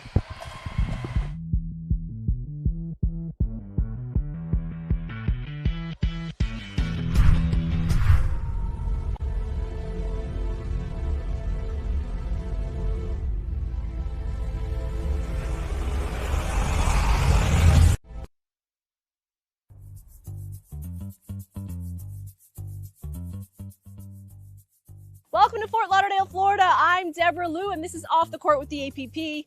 Tanner Tomasi isn't just a professional pickleball player. He's that guy you see on social media giving the best pickleball tips and tricks. Here's how to hit a perfect backhand dink in under 60 seconds. How has he built his enterprise?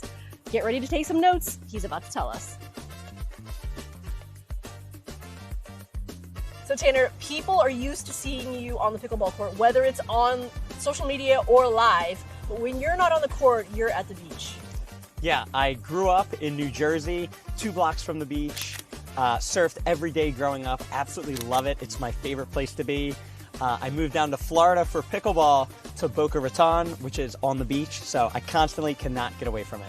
I hear you're also quite the bookworm. Yes, I am huge into reading. My favorite book of all time that completely transformed my life, I'm so thankful for it, is Rich Dad, Poor Dad. When I was in college, I did video game streaming online. So basically, I ran into this one guy that gave me a bunch of money over my 3-year span of playing the video games. I eventually got on a phone call with him and I was like, I want to be in your position. I want to be the one sending the money instead of the one receiving the money. And he said, the first thing you need to do is you need to read Rich Dad, Poor Dad, and then call me back. He kind of galvanized me into taking action, and I'm just so grateful that he gave me that book to read. So tell me how you started playing pickleball, and then tell me how that book translated to your pickleball success. Yeah, that's a great question. So I started playing pickleball during the pandemic. Which was me in college. My friends from college, just to reconnect. We went outside, played it, didn't think much of it. And then once the pandemic kind of ended, I kind of got more and more hooked into pickleball. Started playing. I graduated college and I was a realtor. And I was kind of I don't really know if I want to do this. I have no idea what I'm talking about. So I was like, you know what? I'm moving to Florida. I'm going all in with this pickleball and I'm going to see what happens. So I kind of took that knowledge from the book, Taking Action, and transformed it into pickleball. So I'm like, if I start this social media, even if I do all that training and I don't perform in the moment on the pickleball court, at least I'll have this following to show for. So the thing I do on Instagram is ever since I started my account, I said to myself, okay, I am going to do one instructional tip every single day. Here's an easy way to generate more power in pickleball. So I stuck to that, and 597 days later, we just hit 100,000 followers. A lot of people say to me, they'll be like, oh, how did you grow? How did you do this? How did you do that? I'm like, the superpower is just discipline. The formula is just post. When I did the streaming, I streamed for 3 years, every single day, 2 hours in the morning, 2 hours at night. I missed maybe 9 days in 3 years. So that perspective, these videos every day, I'm like, oh, I could do this for my entire life. I will never run into an issue doing this. What advice would you give somebody who's looking to follow your path? The advice that I would give somebody looking to follow my path is you have to try everything. If anything interests you the slightest bit, just go try and explore it. The worst thing you can do is just procrastinate. Just throw yourself in the fire and you'll figure it out and just become a better person in the process. That is a wrap on this episode of Off the Court with the APP featuring Tanner Tomasi. I hope you learned a thing or two because I sure did. For the APP, I'm Deborah Liu. We'll catch you in Cincinnati.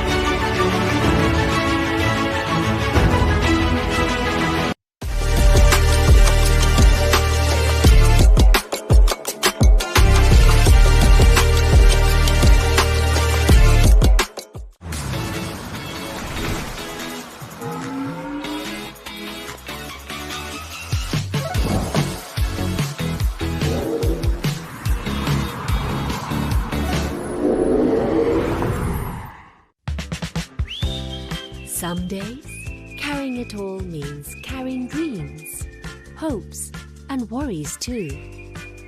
And even the smallest helps can make the biggest difference. Because moving forward should always feel effortless.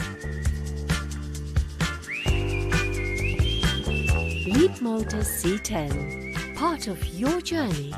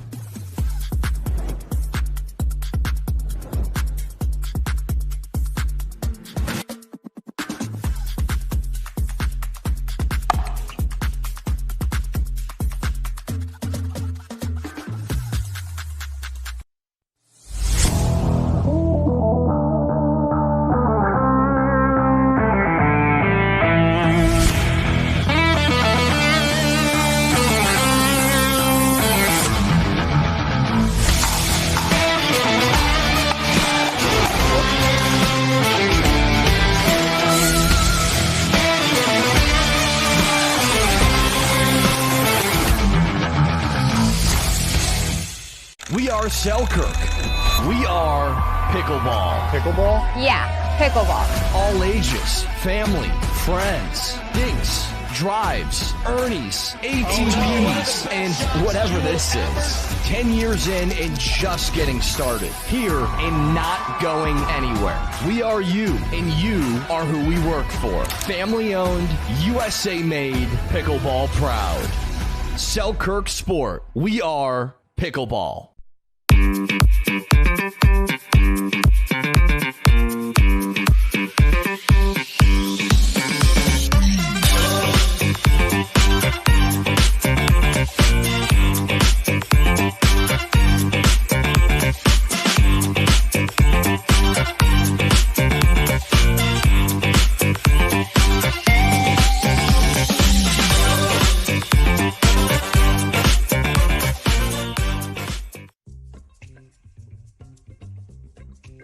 Welcome to another episode of Off the Court with the APP. I'm your host, Deborah Liu. It is a beautiful day here in Chicago, Illinois, so come join me. We're going to play tourist with Megan Fudge. So Chicago is not only the home of the APP, but Illinois specifically was your very first home in the United States, right? Where are you from and how did you end up here? Yeah, I'm actually originally from Germany. A lot of people get that confused because of my accent. But no, I was born and raised in Germany. I went to England to boarding school. My mom is from London, so I also had that British accent when I was growing up. And then I got recruited from England to the United States to play college tennis at the University of Illinois. And Chicago was the first ever city that I went to in America. Like, I have like lists that I want to, things to see, I want to see in different cities. And the bean's been on my list for like way too long and I haven't checked that off at all. Well, I'm so happy we can help you with that today. Yeah, when you asked me like, what would you want to do? What would you want to do in Chicago? I was like, the bean is all the way up there. So you mentioned it's at the top of your list. I know you love to tour, and I'm so excited that you take advantage of this pickleball traveling life. What have been your top things? Honestly, it's been this incredible journey from like Dubai with the Burj Khalifa to the Great Wall of China to the Arabian Sea to Telford, England to Cayman Islands. It was like, how do I do top 3 or top 5 or top 10? If you told me 3 years ago that this is what I was going to be doing, I would be like laughing. I would be like, okay, sure, keep dreaming.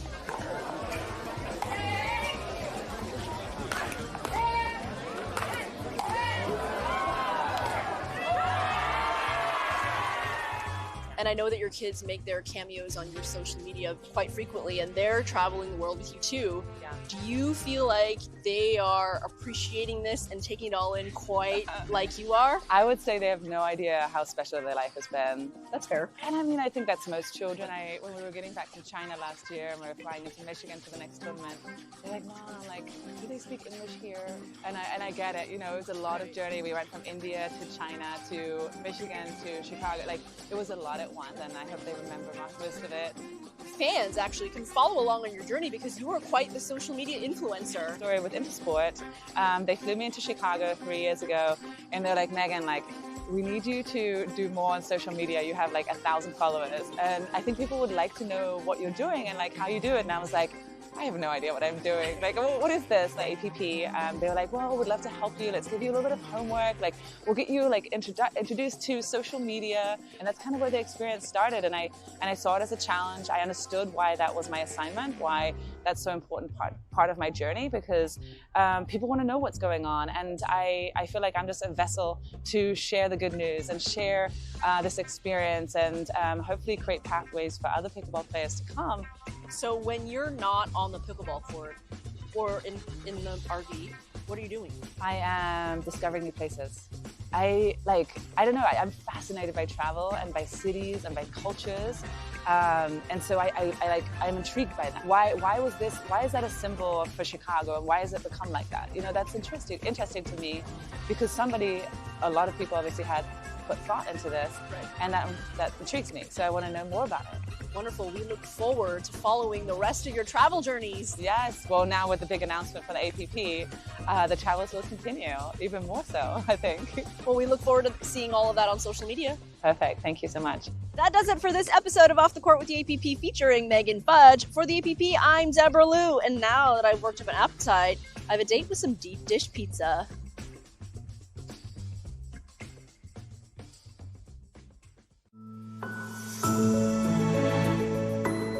Some passengers are too precious for anything less.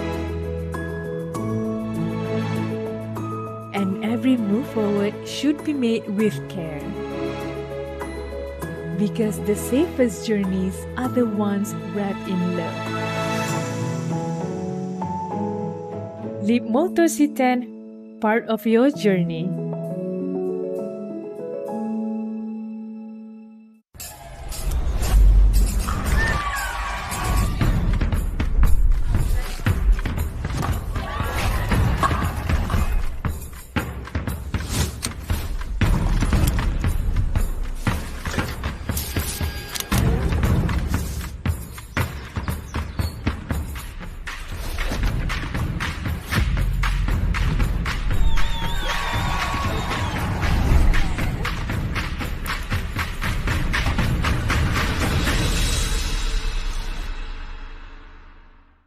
Good morning, ladies and gentlemen. This epic grand final Saturday. It is Kuala Lumpur Open, brought to you by Leapmotor.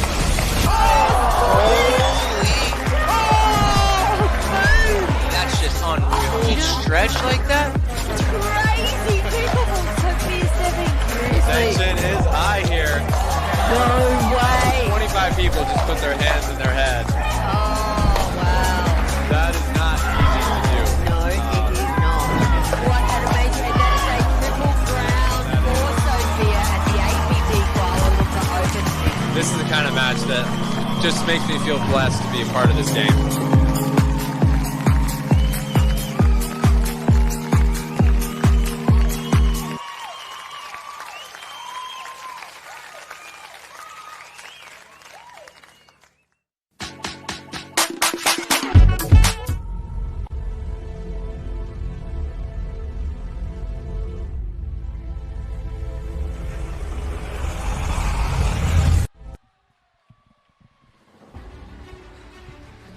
Welcome back, ladies and gentlemen, boys and girls, pickleballs around the world. We have more live action here at Pickle by the Sea, Leapmotor's Penang Open. We have men's semi-final action, and this is going to be an absolute cracker. We have none other than Wangoon, aka QD, playing with the Indian magician Harsh Mehta. Now, their opponents today for this semi-final, I'll say it once, I'll say it 1,000 times, this could be a final, is none other than Santosh Narayanan and Max Manthal. With me for my analyst for this match is none other than Bao Hyung. How are you, love? Good to be up here again, commentating with you. It's gonna be a very fun match again. Purple Jesus, also known as Max Mantau. It's gonna be a great match for sure. Yeah, no, absolutely. I am well familiar with all four gentlemen's game, as I'm sure you are as well. This is going to be an epic battle to see who will go through to Championship Sunday. The loser of this match, semi-final, they will go through to the bronze medal match, so won't go away empty-handed. But there's $17,500 US prize pool up for grabs here. So, Bao, everyone's gonna want to be going for that gold medal tomorrow. Receive. Yes, for sure. Packed crowd in here today. It is packed. Almost full. So, Start, right? We just start with the new one. It's a new one. Okay, okay. All right, what are you expecting for this game? I'm expecting some really fast hands. We have, we will have Max Manthau facing right across Harsh Mehta. So we've got a lefty in Harsh. Max Manthau, some very quick hands as well. Yes, I saw Max and Santosh playing yesterday, and it seems like they're playing straight up. So every point they're probably going to switch sides. So that's going to be a very fun. Now? Okay. Yeah. Max Manthau has a very unique play style, so we'll see how he does against Harsh and Santosh as well. Yeah, Max Manthau, he's very quick on his feet, and he is all over the place. His ability to pick up balls when no one else can is absolutely amazing. Greatest footwork in pickleball, maybe. Yeah.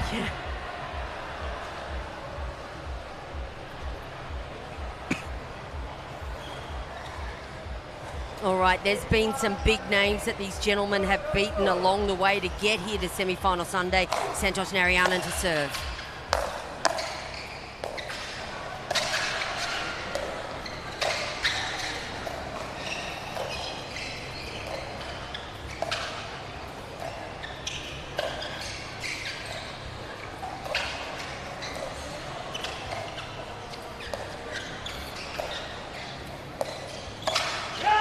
Okay, now this is setting the tone for the match.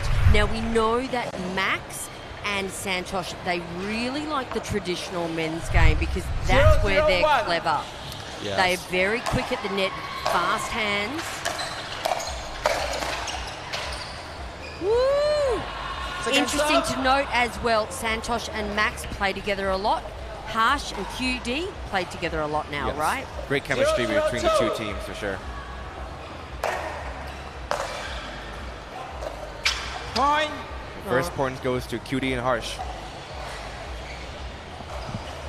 1-0-2. Big serve.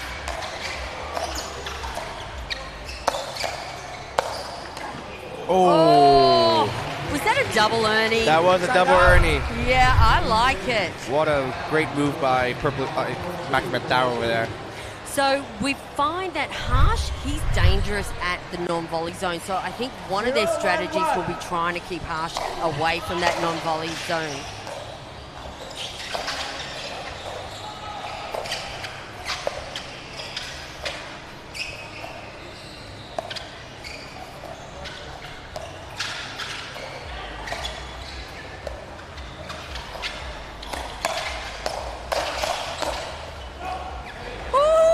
Did he?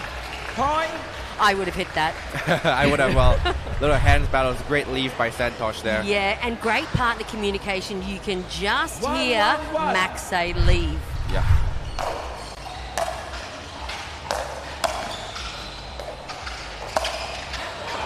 Yeah, there it is, the magician and his backhand cross-court flick. Yeah, very few players can do that. 1-1-2. Thumbs up by Santosh.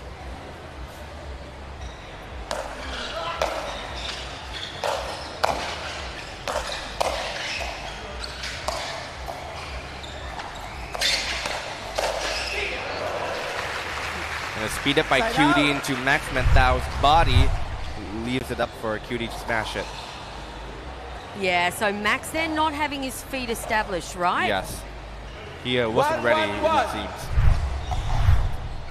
for all the amateurs out there, it is so important to have your feet established on the ground when just before you're hitting the ball.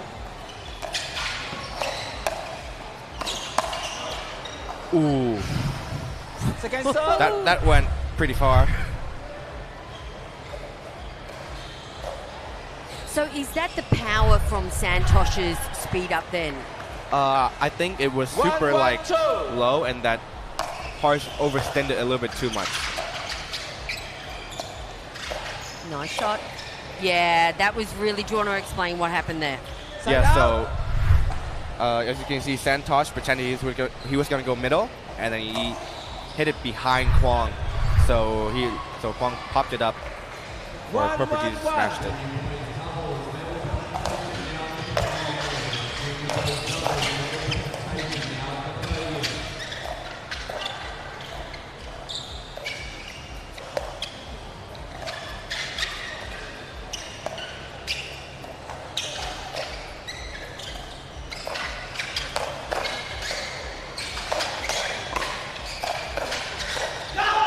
Wow. Nice hand battle there. Let's have a look at this again. So Max kind of just been caught out of position, is that right? Yeah, he got jammed on that shot. That should have been a one-hand backhand for him there. 1-1-2. 1-1-2. Oh. Side out. It was there. There, he left it up high for Max, but then he missed it long. Just amazing me, Bao, how you guys can read the ball knowing that they're going out or in. It's such a great skill. I never leave the ball out. I always hit it.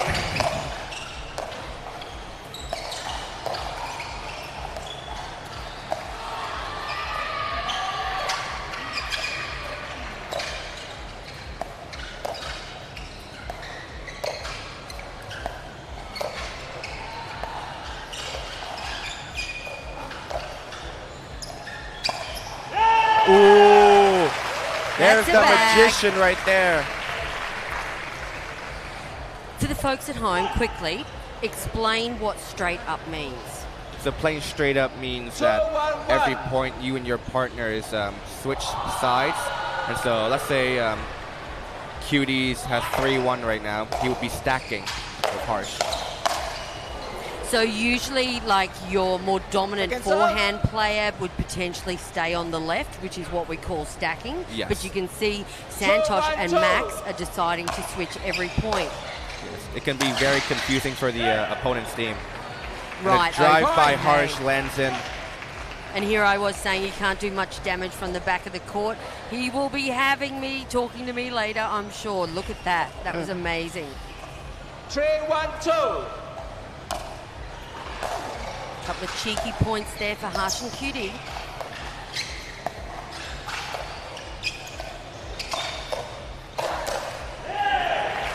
All right, will we see a timeout soon by Santosh and Ariana and Max Manthal?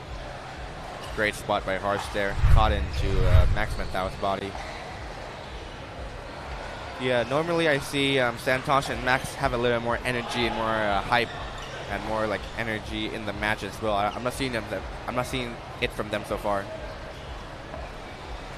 4-1-2.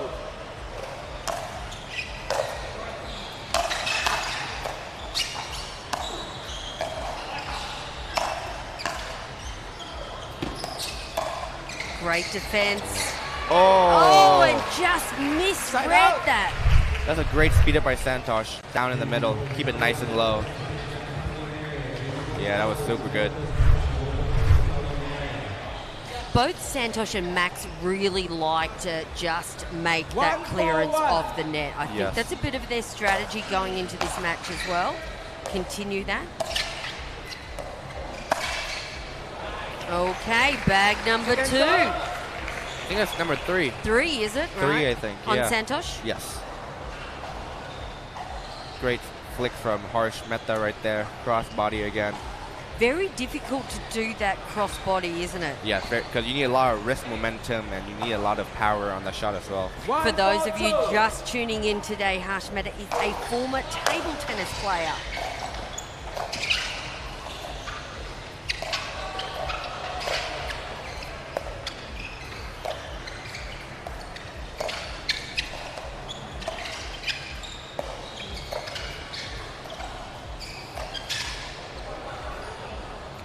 Oh, that must have just missed. Lob that went super close to the line. Yeah, that's out. Very close though. Great look from QD.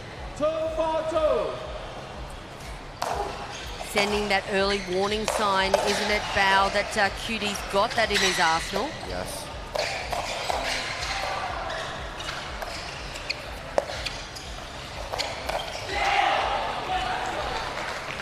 Side out. QD with the two-handed backhand speed up down the line at Santosh.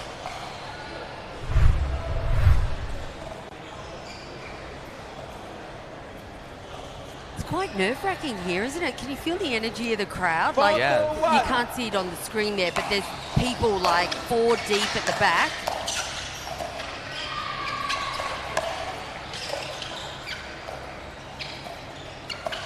Ooh. Second serve. I wish I had a camera on your face then.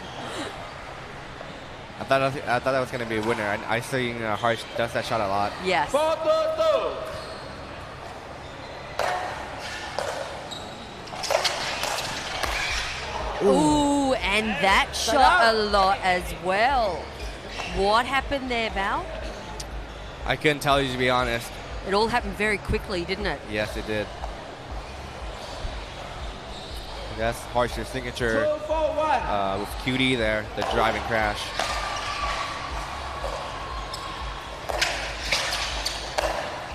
Yeah, just that bit too high. QD's always going to put that away. Great speed up in the middle right there. Yeah, perfect. Perfect ball.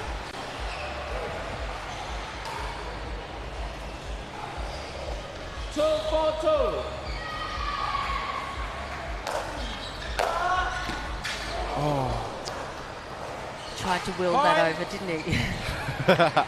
You're a little bit more nervous today, Bao. Yeah, this is gonna be this is a very close match right now. Everyone's usually you're a little bit more talkative, but yeah. You're invested. For those of you that don't know, Bao is actually QD's brother, a pro pickleballer himself. They do a lot of training together. Great drive by Max Panthao in the middle. Did that hit the net? I'm not too sure. Let's see again. It did not. No, that is that drive I was telling you about. That's what they love to do. Santosh and Max love to just get it literally within millimeters over the net. Yes, it dipped down while the ball.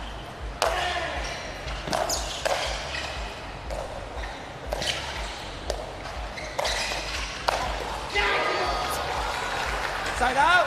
Great combo from QD right here.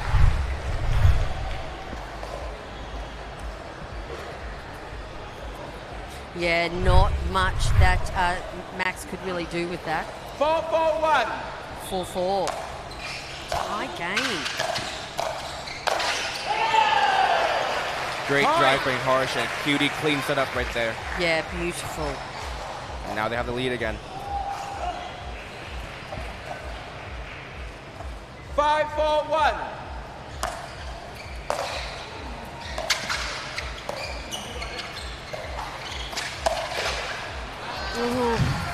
Great counter by Harsh there. All right, I think you're right. I think I want to hear Santosh. I want to hear Santosh. I want to start to hear Max. Bit of energy, bit of vibe. Give the crowd what they want.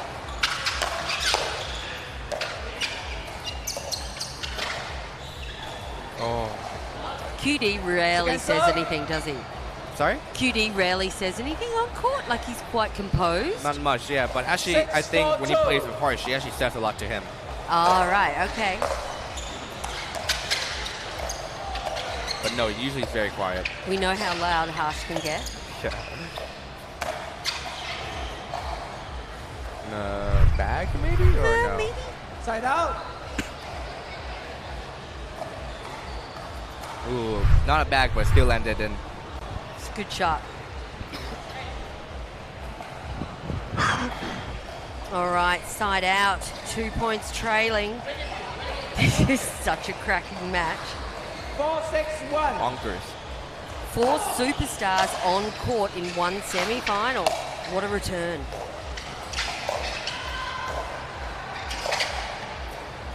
Ooh, out? Yeah, it looked out. Yeah. Woo. Point.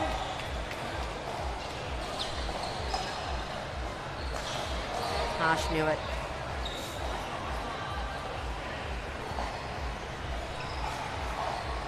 Five, 6-1.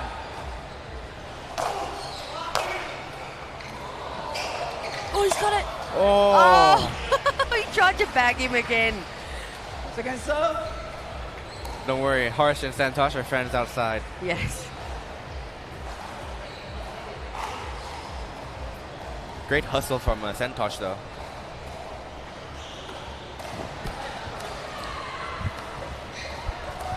Five, 6-2.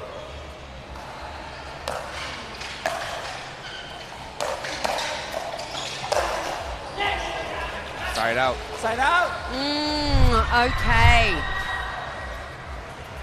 Great Just trying volley. to work out what's happening here. It's a very, very close match. 6-5-1. Seemingly, though, that momentum is with Harsh and QD right now. I like this swap of sides.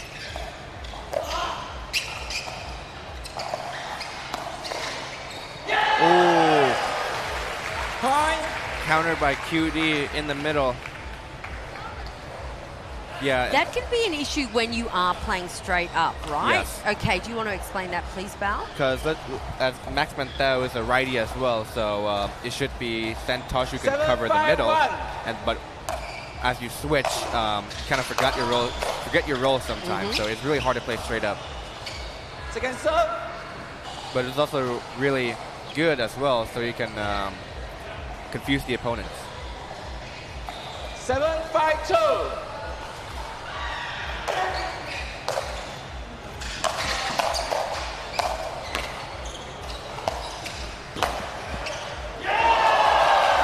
And QD sends that backhand in the middle. What a shot. Santosh thought it was going out and it landed straight in the court.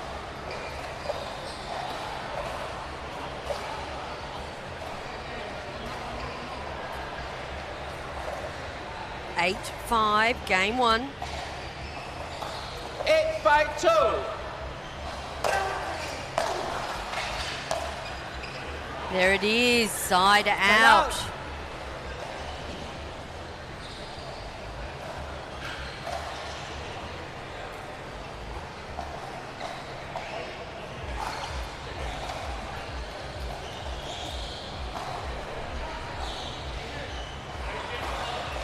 A little bit of tennis time here. What do you think?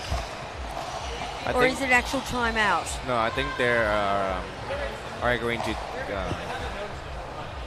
change the ball. QD does that a lot. Yes. Because it's very important. The ball plays a big role in this sport. If it gets warpy, the bounces become uneven and So they're happy to change the ball, but they want a slightly used one. yes. A new one could be too fast or not used to it.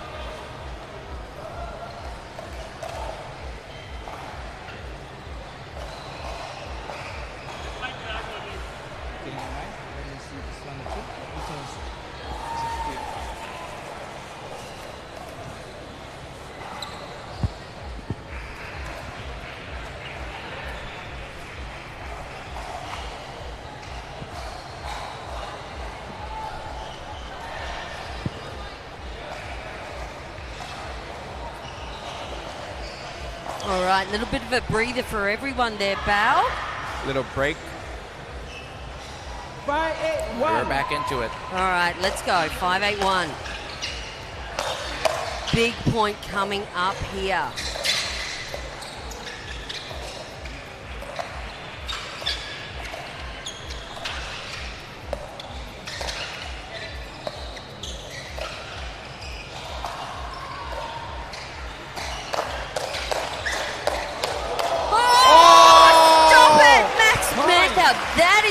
known for some of the fastest hands in the business.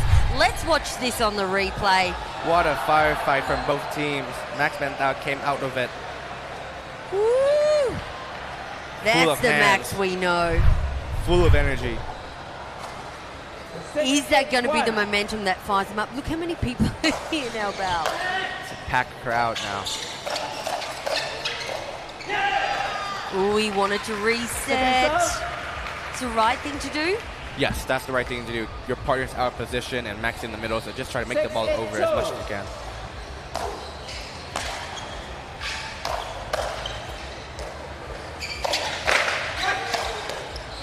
And a paddle clash from Max and Santosh. Well, 1 point gained on that roundabout.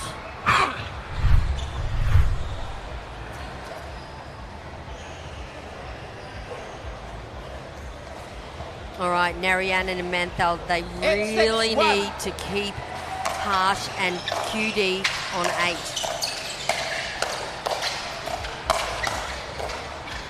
Oh, what a reset. Oh, take a bow. There he is. Morning, Santosh Narayanan. He's come to play. Now we're getting to see all the hands from every team now. Yeah, now this is it. It's 6-2. APP Asia Penang Open, ladies and gentlemen. Game on.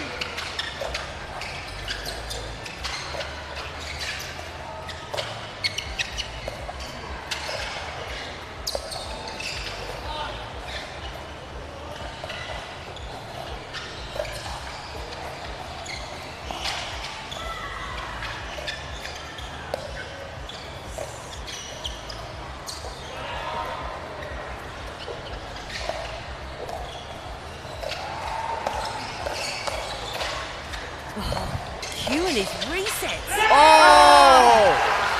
What a point! Ooh. Let's watch this again. Right at the body of Narayanan. He could not do anything with that shot. Yeah, to everyone new watching pickleball, that's called a chicken wing spot. 9-6-2. Very hard to hit that shot.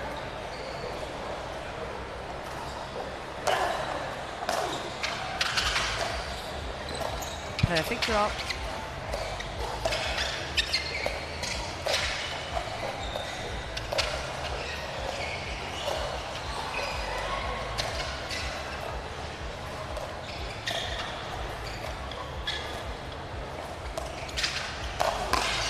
Oh!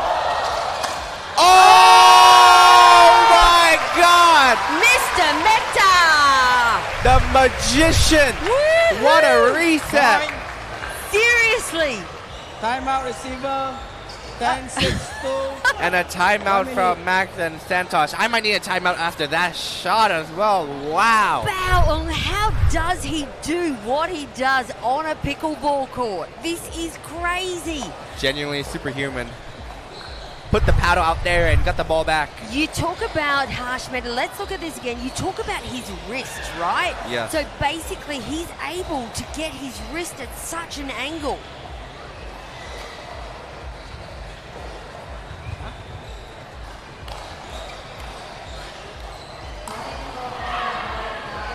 Unbelievable rallies, and that brings up game point for Wang Yun, aka QD, and Harsh Mehta.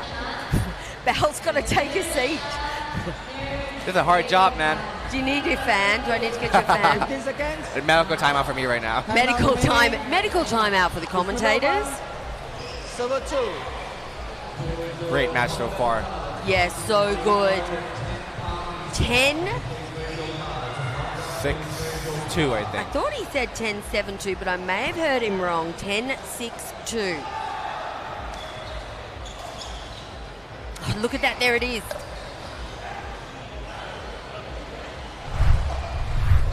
He wants to pay off that honeymoon vow.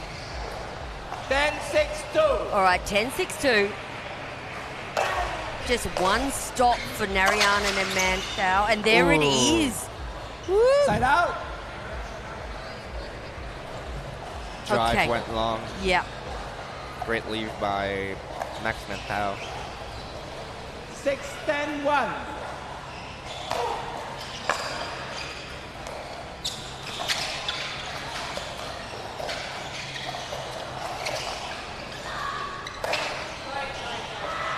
Five. Second serve. 4 bags. Oh, I think 4. Yeah, 4. 6-10-2.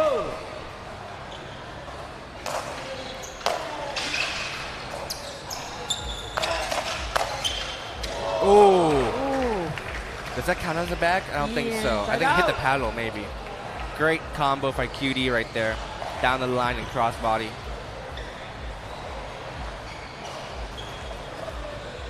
You know, Megan 10, Fudge 6, was saying 1. earlier, it's so hard to strategize against teams where there's no one weak player on court, right? Yes.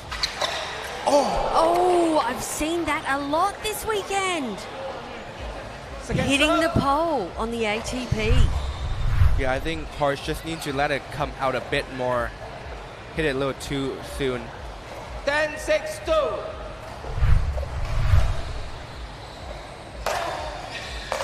Big serve. Down. Oh, they've got no, it. again, not again. Oh! Side out. How on earth have they managed to hold on? Narayanan and Manthal, they've survived another game point. 6-10-1.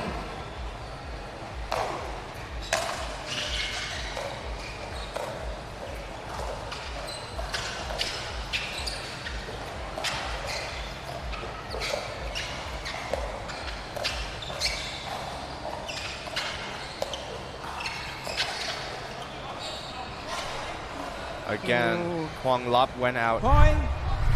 Yeah, he's got it in the bank. He can give it another go, keeping them on their toes, right? Yes. Giving them different looks.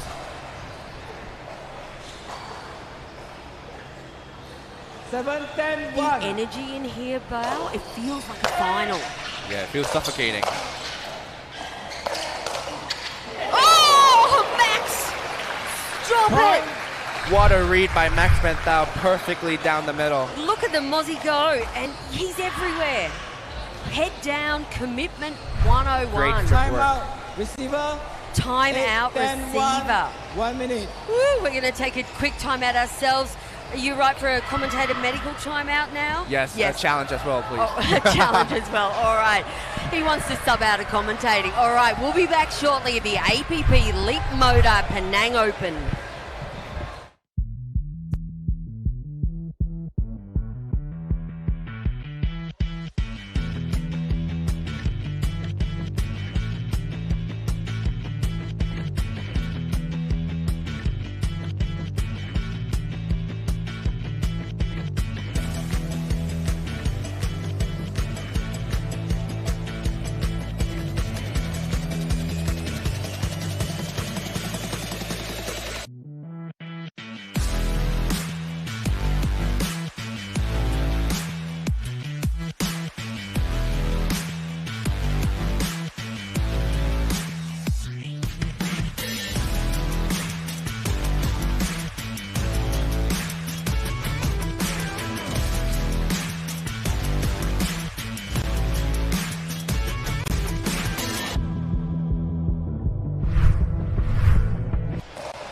Back on court.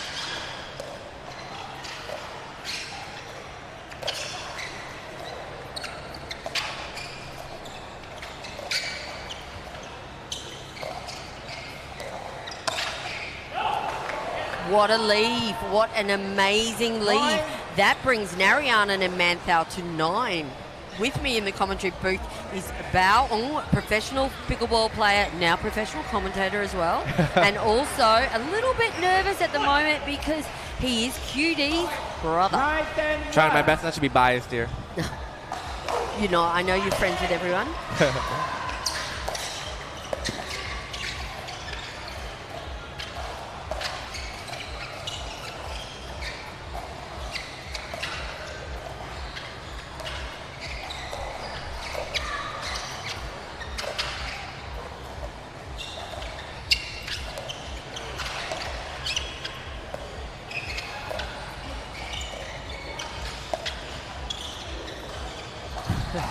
crowd.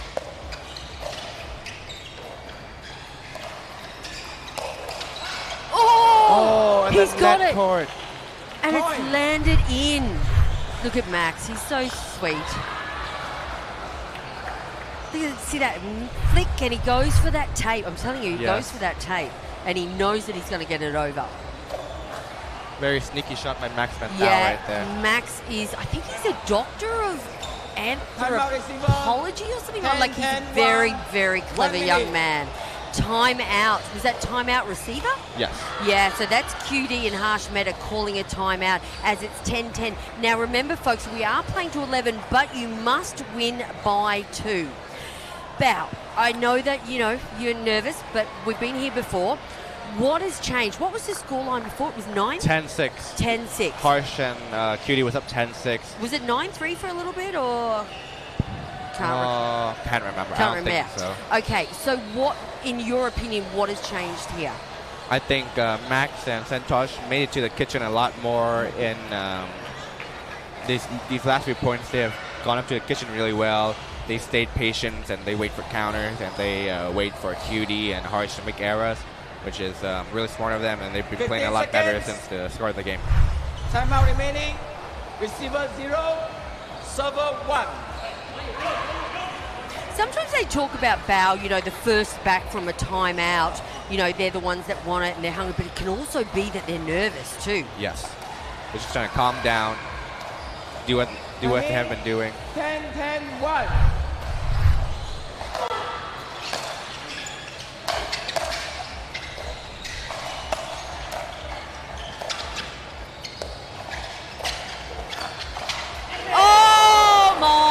No pace on that. Sneaky. No one was expecting that sort of flick through the middle so quickly in the rally, right? Great shot from Santosh. Yeah, pretty brave, I would say. Brave move? Brave move. That's a brave move at 10-10. Okay, first game point here. 11-10-1.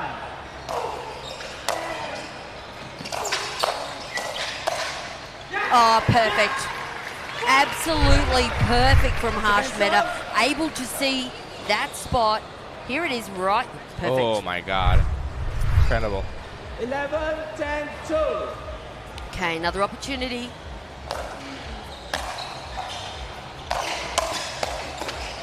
Oh, cutie, how? Oh! And the let court goes back to QD and Harsh. I thought that crash and burn that they were about to do there, I thought that was them and they were going through. Wow, this is a tight match. Everyone in the crowd is holding their breath right now. QD's defense on that crash and burn from Max, Put that's your a paddle up highlight there. reel. I know, wow. This could do it. 10-11-1.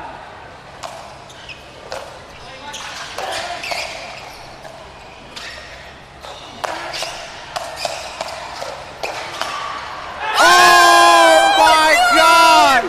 Second serve. What is that? Santosh Narayanan. They've been winning all the hands battles right now. I have no words. I don't think I've seen Santosh play this good ever. This is the pressure. 10-11-2.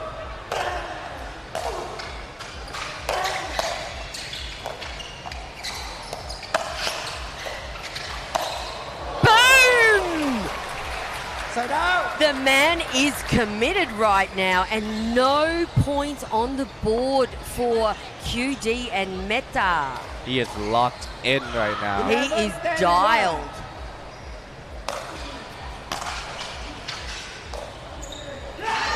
Second serve.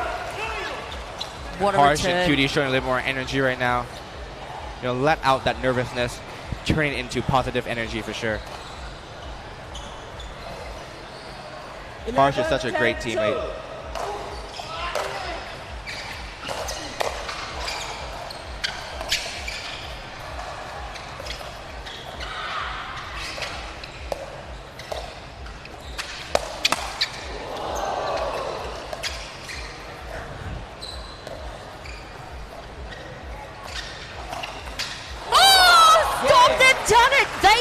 taken game one.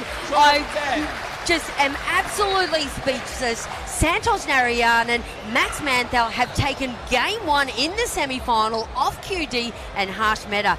Bow. Look at the smile on Santos's face. Look, this is going to be an epic. I can see 3 games coming here. I would smile. I was down 6-10 and came back 1-12-10 as well. I'd be smiling.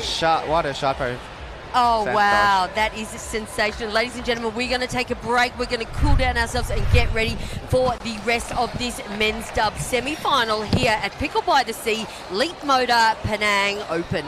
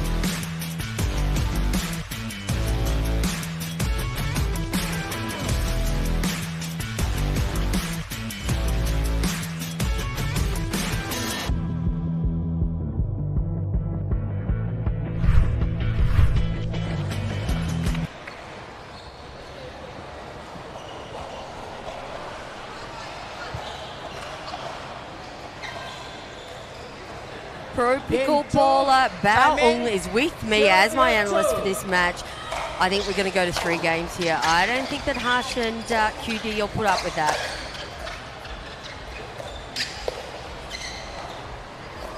Side out. Unforced error by QD there. Reminder of the folks back home, QD is going for a triple crown here in Penang. 0-0-1.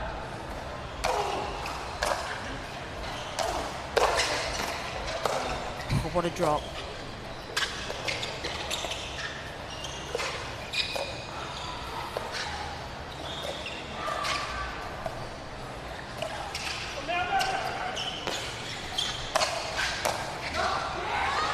What a lob by Harsh Mehta.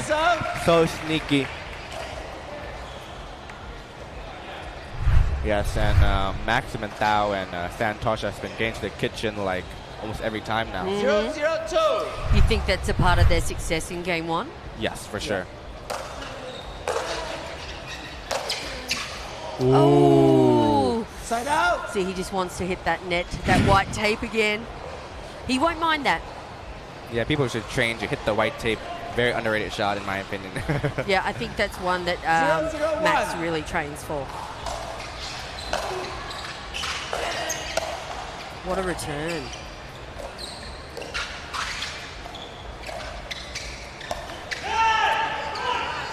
Coin. A little uncharacteristic from Santosh there. What do you reckon? Just a bad bounce or? Nope, just too low. Yeah. 1-0-1.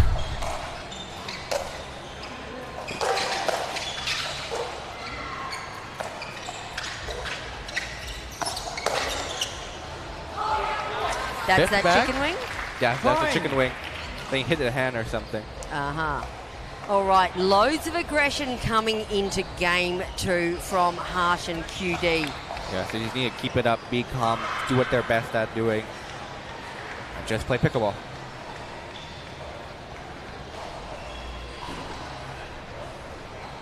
What a crowd this is. Look at the stands. I know, it's Packed, fantastic. no seats. 2-0-1. And then you just can't see at the front of the camera there, there's loads of people as well.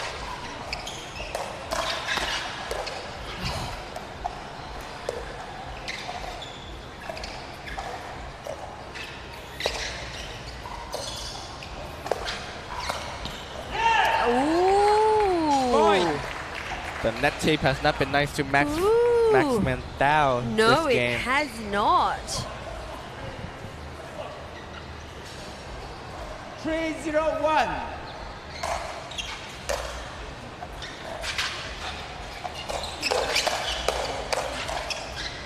What a reset. What a reset.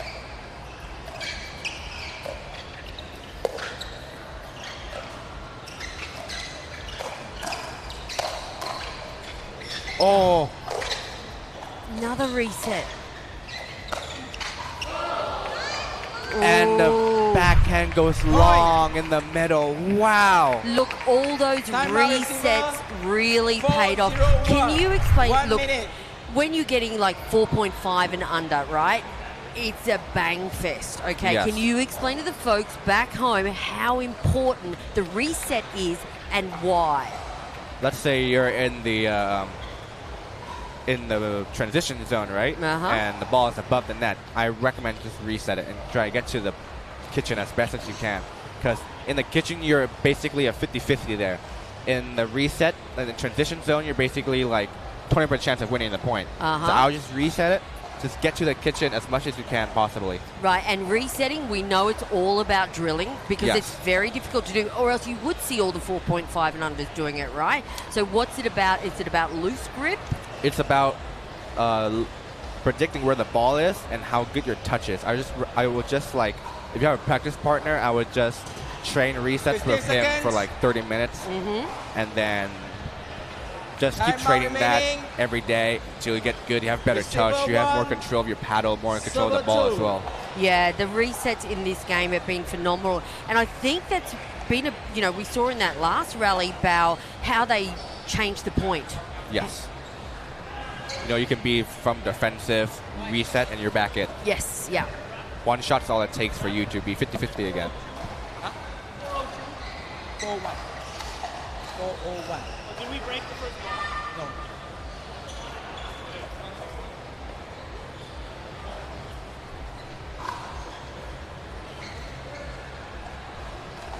And we're back 4-0-1 for Harsh and Cutie. 4-0-1.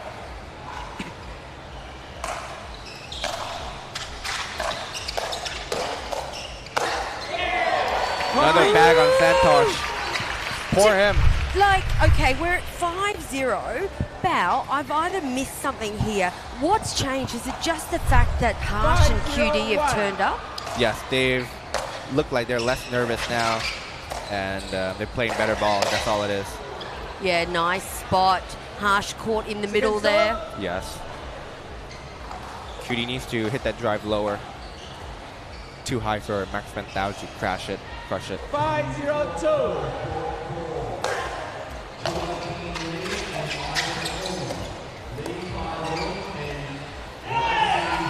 Point.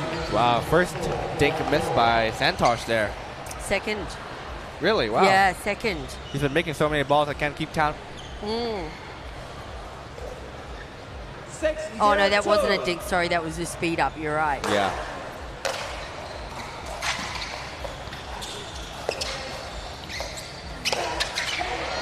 All right. Okay. The momentum has shifted to QD and Harsh right now. Absolutely. They have a 7-point lead. Like, this is the different team that's turned up for game 2.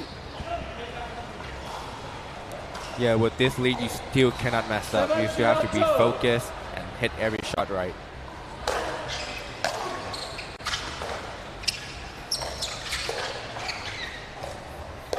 There's these resets again.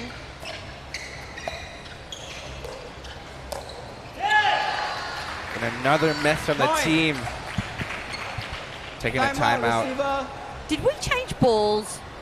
8-0-2. It was in game 1, I think. 1 minute. Oh, during game 1. Yes. Okay. Okay. Something's not quite working for these two, Narayan and Amantha. An 8-0 lead by Dong and Meta. But you know what? Maybe it's just the fact that Meta and QD are playing better. Yeah.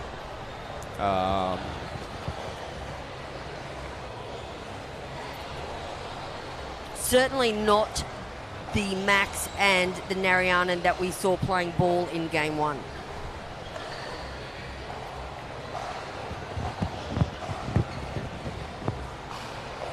All right.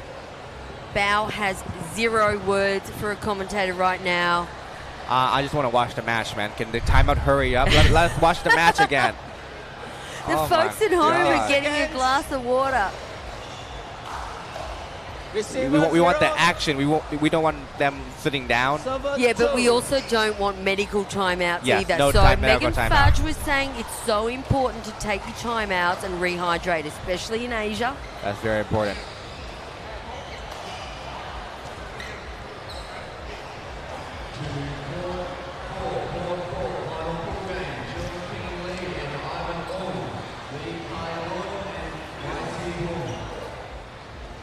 All right. Time back in. That felt like the longest minute I've ever had in my life, Val. Let's go. I fell asleep. Ooh, and a net court. Point. Santos says he can't win at the moment.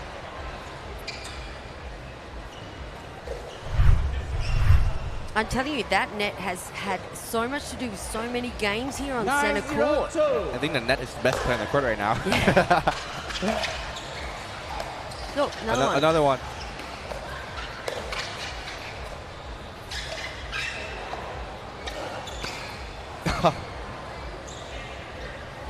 I think Harsh double hit there on the slice. Yeah, some sort of carry or something was going on there. Oh, well, the point went to the right people. Oh, the rally went to the right people.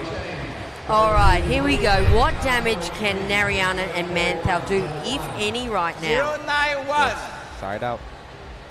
And they have switched positions. They're stacking now, like I said.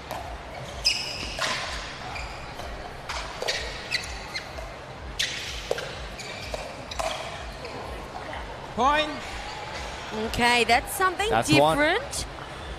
They're switching it up now, giving Harsh and Cutie a new look.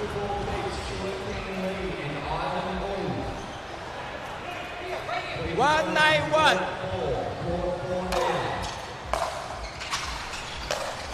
What a return. What a reset.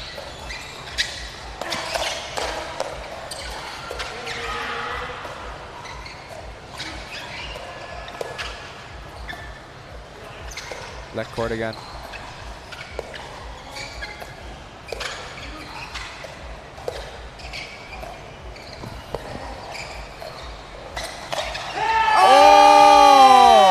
And the roll from the Indian.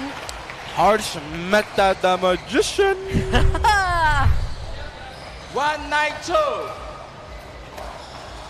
Great stop. Oh, just beautiful. And Cutie sneaks it down the line against Max Mehta, who was looking to crash on that ball right there. There's a side out from Cutie and Harsh. Yeah, standard 101 max is that crash. Cutie read it like a book in a library. Hey.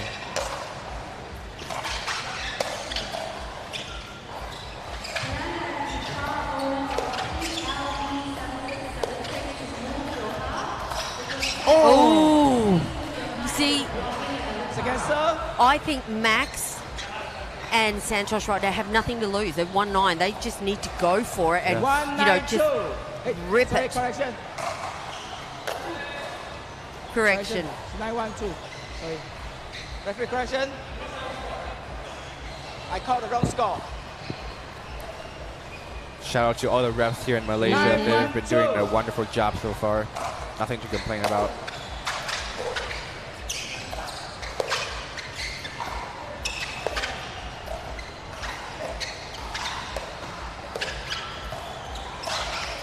Ooh, again. Point. He makes it over this time. Harsh Mehta. That brings up again. Guess what? We're going to 3. Going to 3. Going to 3. We always knew we were going to do 3 in this, I think. 10-1-2.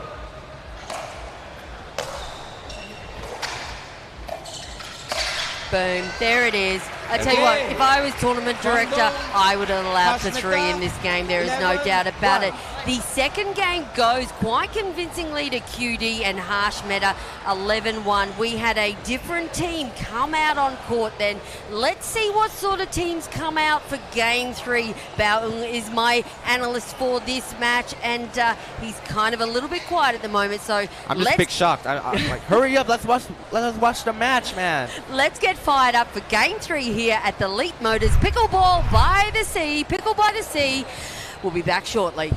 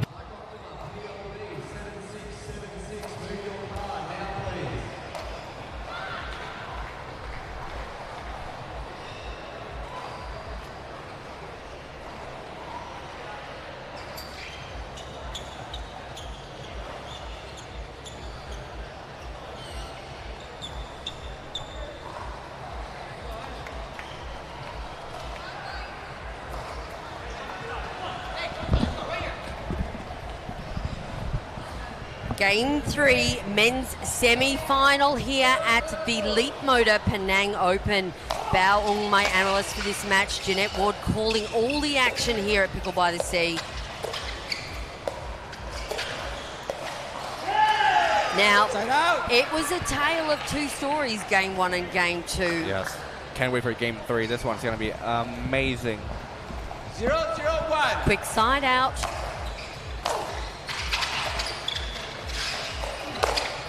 Yeah, nice. Great spot by Max Mantau right there. Got it to the left hip of Kwong. Aggressive early, right? Yes, very aggressive early. Gain the momentum.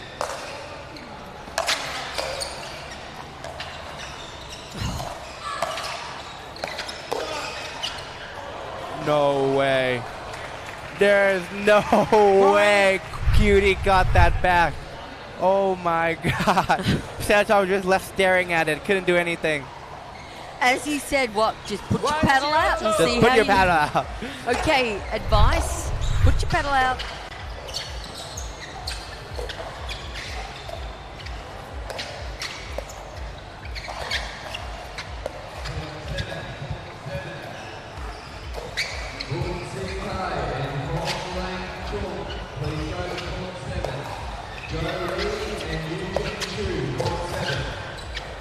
Oh, again. Again. Put your paddle out. Woo, team speed up. Wow. Look at that. 1 for 1. The chicken wing really helped that time, right? Yes. Got a little side spin on it.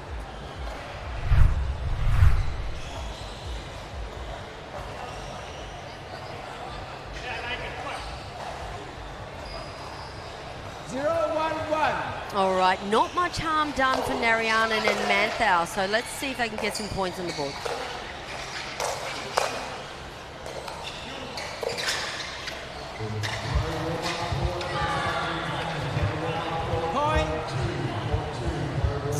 Bad bounce. Bad bounce. Bad bounce.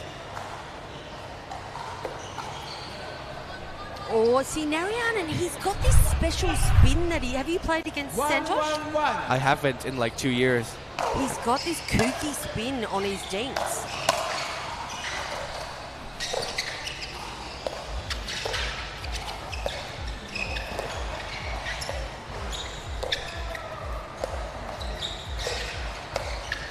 Beautiful. Now you can tell why I'm not the analyst and I'm the host. He's got these kooky spins on. Look at that. Amazing ball from Max Mantau. Through the middle. Solved the riddle. And look at that, 2 points.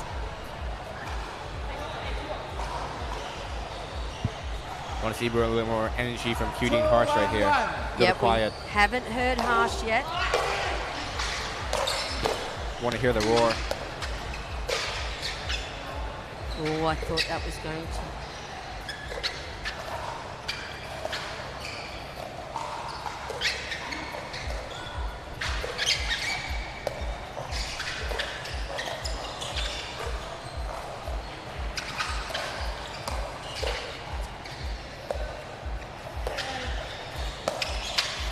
Oh, he's missed it? Long, it went long. I'm pretty sure it went long from our point of view. Just.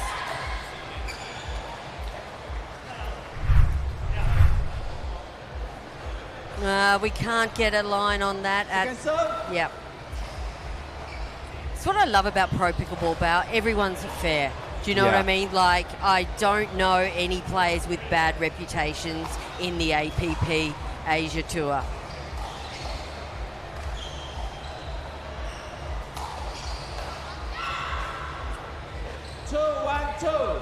Two, 1, 2.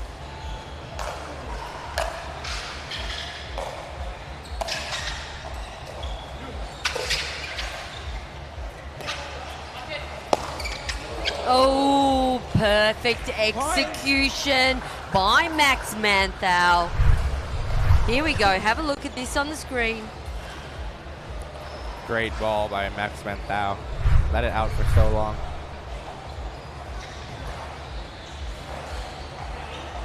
Fist pump by Narayanan. 3, 1, 2.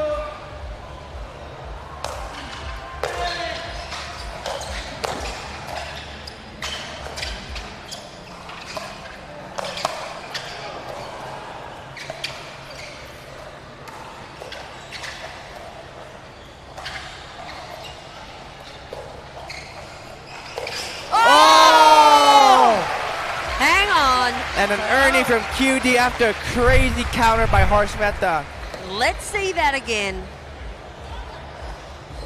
Whew. If there's an avatar flying at me, well, look at that. 1, 3, 1. Jumping tiger.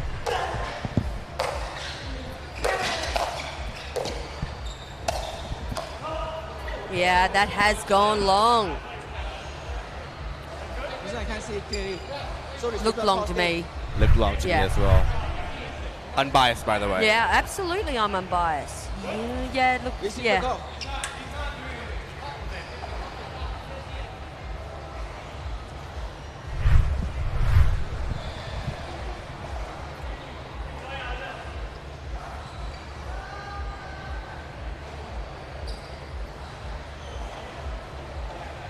Oh, I think it's returned to end now.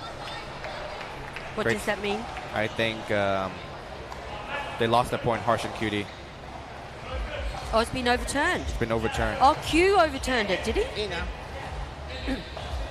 Q has said in. What so it's their call. So now they call it in. Oh, what amazing sportsmanship by all players there. Look at big roar in the crowd. This is what we love about Asian pickleball. Great sportsmanship from the whole team. Yeah, well done.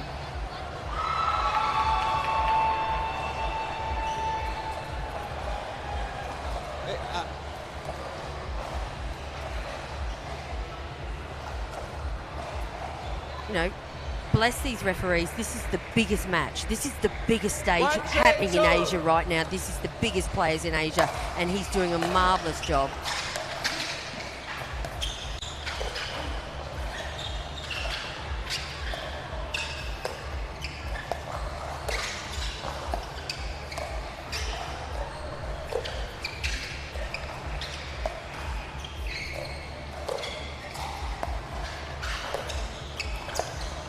Taking QD wide.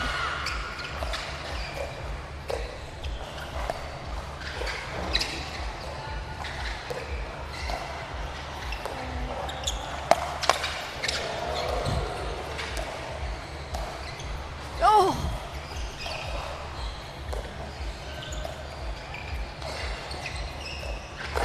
Another Ernie!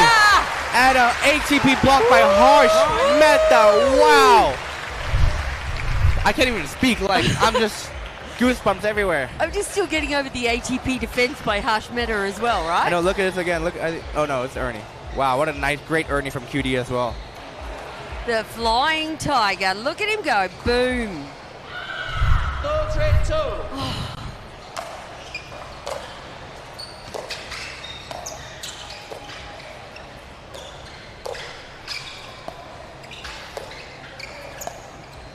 Who's gonna speed up first? Harsh. No way.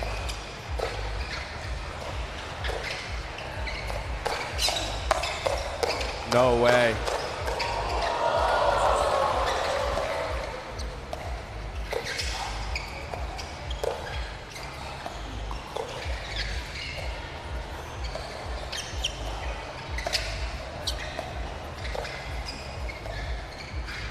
I can't breathe. Oh my God!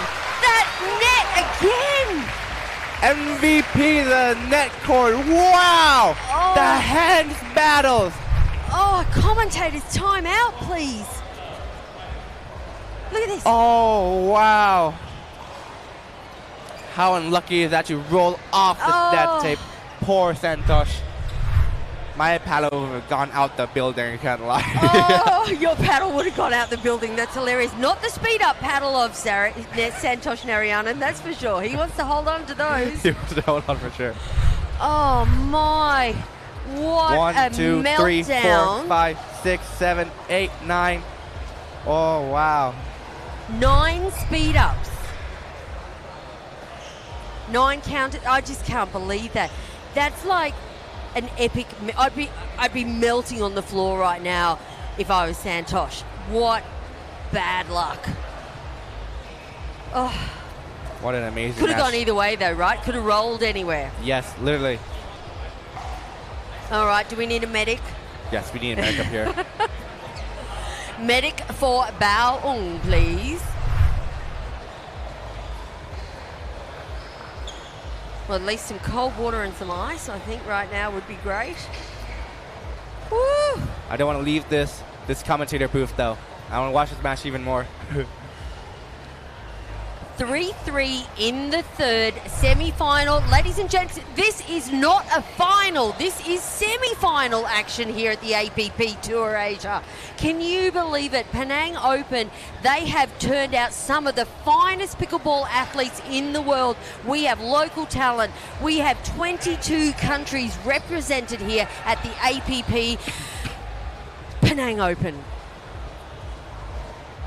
Oh, What a tournament so far. what a tournament. And I can't believe this is just semi-finals. I was saying that in round 16, Bao.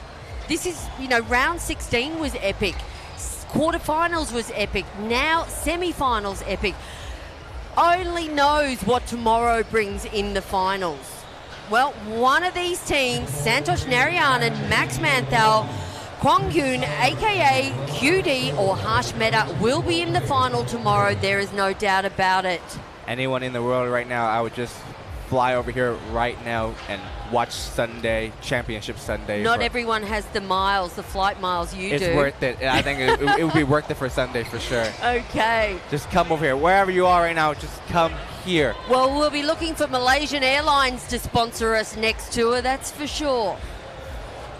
Get as many of the players and fans over here to Malaysia as possible. A little break from everyone. No one used the timeout. It's just a little cleaning the courts a little bit.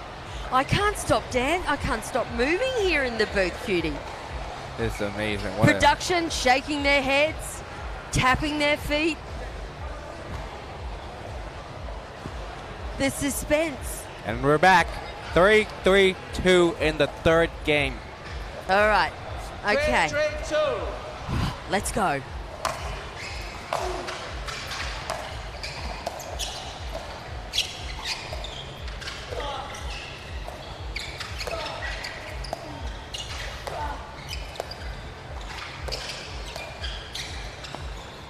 Oh, I thought Harsh was going to kill that. Oh, speed up! by Santosh Narayanan. Woo! Great read by Santosh there on the counter in the middle.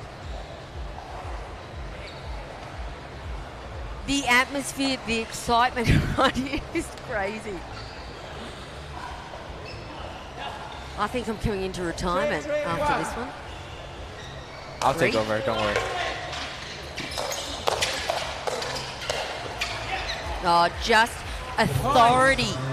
The authority by Narayanan and Manthau there, they just looked in command the whole time. Yes. Short return by Cutie gets punished. Is that what it was? Yes. Short return. Short return lifted up high for Max to drive it at Cutie.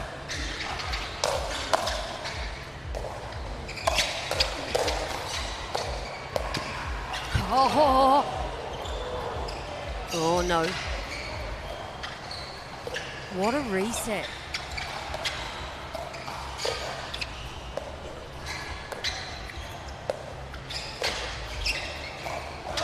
Ooh! And it goes long. Look, he Great had leave by Cutie. He I would have had hit the guts that. to do that in game one, I think it was, and it Yeah. went in, remember? Yeah, especially after that game one success, that was big for Cutie to leave it. Well, just amazingly read. What a return. What a drop shot.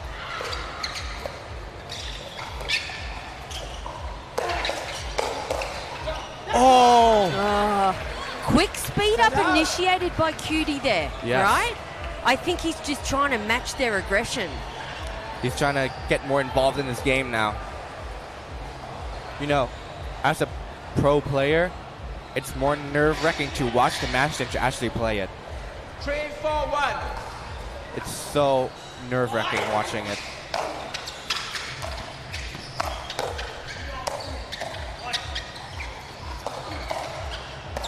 Oh no, Max would Reset make... after reset.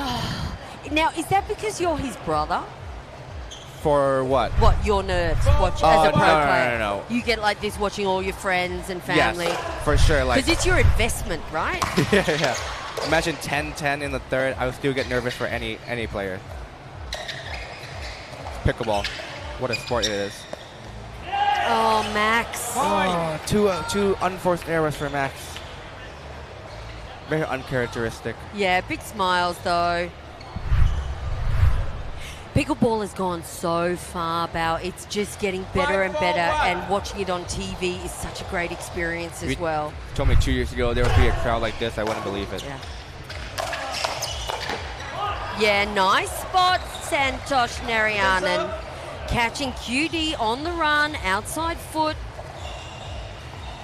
5-4-2.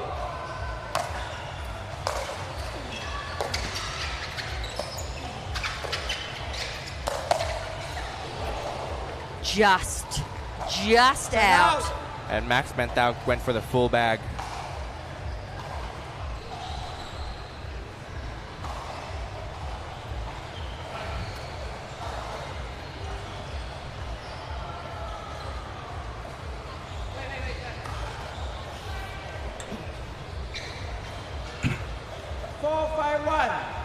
Four, five, one. No way.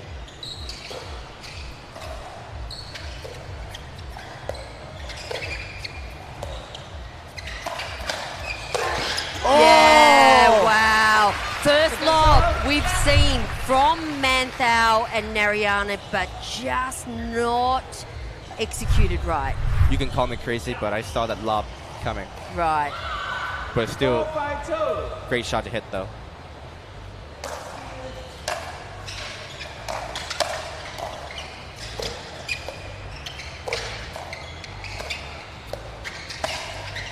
And again, cross body into Santosh. So much success with that shot in today's match. Game 1, Game 2, and now in Game 3. Number 6 cross court. Number 6, I think.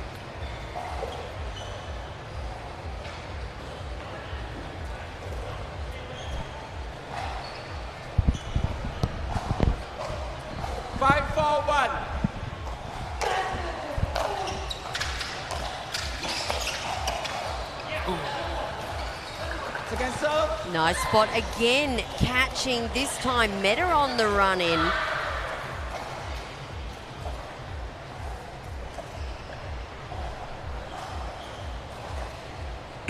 Five for two.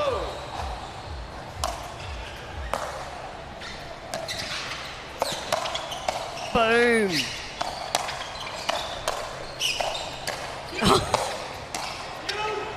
Defense. And they're back in, Bao.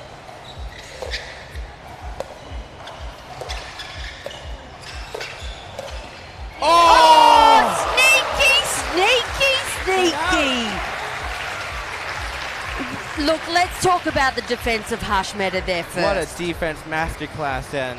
Max Menthau pulls it off down the line, pulls the trigger. Oh, replay, please.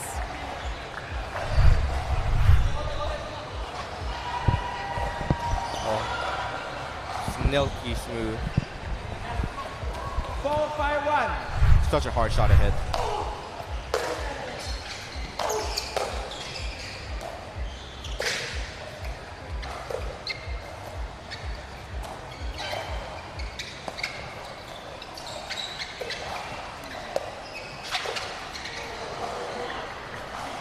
Point. Woohoo! This is one of the most epic battles. I've seen a lot of men's dubs in my time, Bao, and this is one of the most exciting semi-final matches I have played. See, I think I'm playing right now. The Pickle by the Sea is absolutely packed. 5-5-1.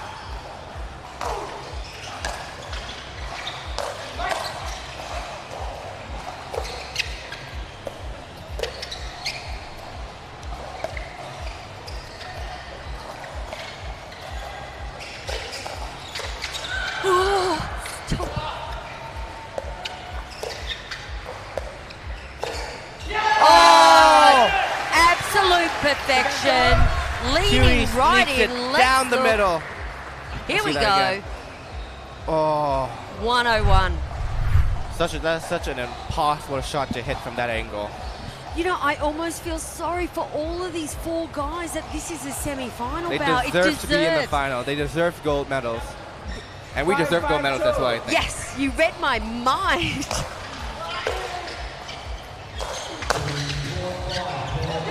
Wow, great what a volley. spot. I thought QD was in trouble there. Singles player for a reason. Yeah. Cover the court super well. Reminder of the folks at home, QD is up for a triple crown this weekend at the Leapmotor Penang Open. All right, just waiting for the announcement to finish. Matty Hort needs to quiet down. And we have a timeout call? No, they're going to wipe the floor a little bit. Okay. Now, it's what, 30, must be 35-ish in here? Yeah. Yeah?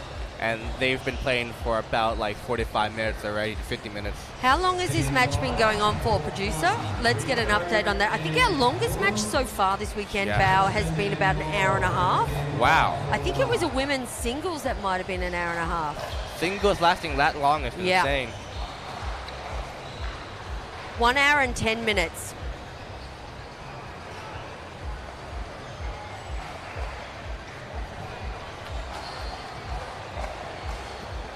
All right, almost ready to come back on.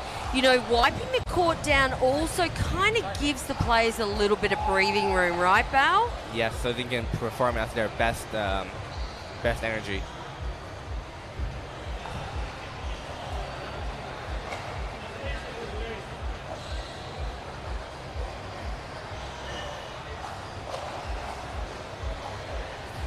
Whew, you can hear a pin drop or a pickleball pop. Couple of the pros warming up because we've got women's dubs action happening straight after this. I think we've mixed dubs, sorry. I think women's. Women's. Two more games to go. Yes, I think so. Do you know who's playing the women's? Megan Fudge, Amber Polycare is playing against Rose and Vivian, I think. Yes. Vivian Gosman, that was the first time I saw her play yesterday in life. I've seen her on TV. Yes. How is those smash putaways? The cross, it's always going cross You court. cannot drop against Vivian. She will just reach in everything. And I think that's one of the issues that happened with Selena and Nicholas Kuman yesterday. Yes. Is they were dropping and just don't do it. The woman is 6'4", tallest pickleball player I've seen on the circuit. For sure.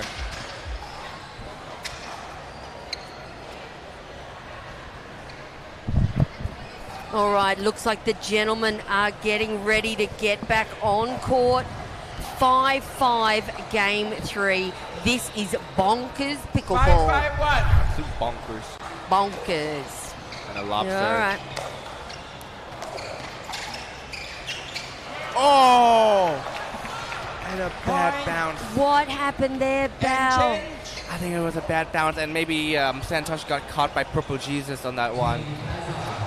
Oh, wow.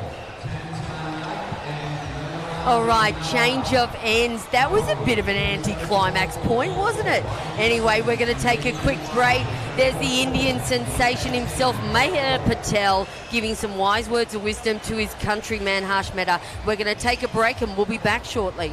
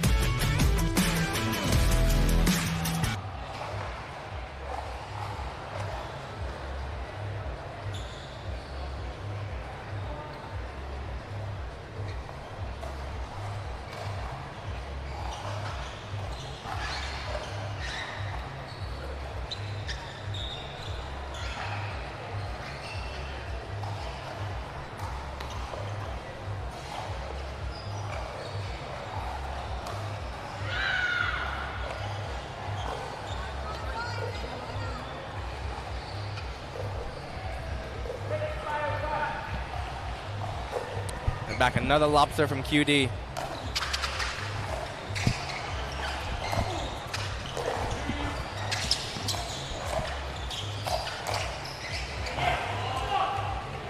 Second serve.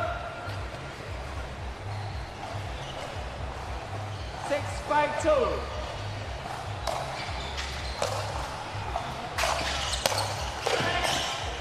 Oh, massive drive from Harsh. Great spot by Harsh and a great crash by QD. Got him to the right hip of Santosh. 7-5. Is this the change of momentum that's needed?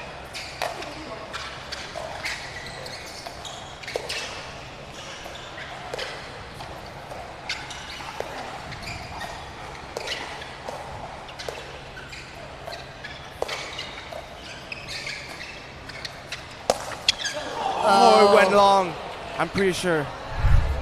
I couldn't see. Let me see the replay. Let's see the replay. No. Oh, it went in. It went in. I'm not as sure as that one. It's a big point to get right, isn't it? Yeah. These players can sometimes make a mistake because the ball's moving too fast. Yeah, I know. It was moving really fast.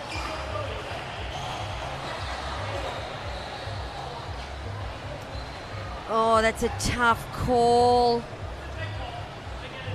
Okay.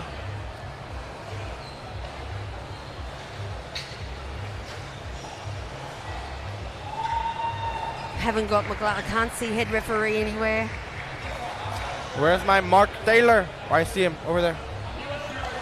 On the other court. Oh. So it's too fast. Yeah, and too low also. So your call stays.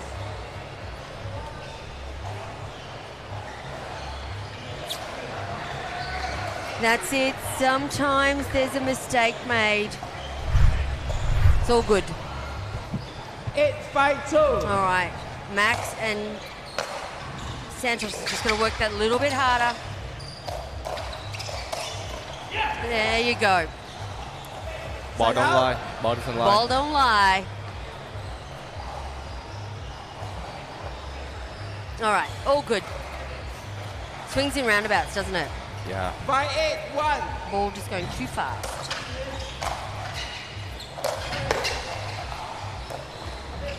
What a drop.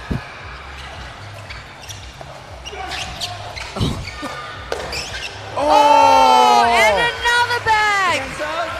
What a shot from QD right there. He got back just in time and put away that volley. Loving the reenactment by you, Bao. 5-8-2. There you go. Wow. Flying Tiger. Oh, what a quick side out. Side out. Fear that this could be it. Bao. Let's see what Santosh and Max have in the bag. Remember game one. Yes. Pickleball could be anything. Pickleball could do anything. Are we looking for a new ball again?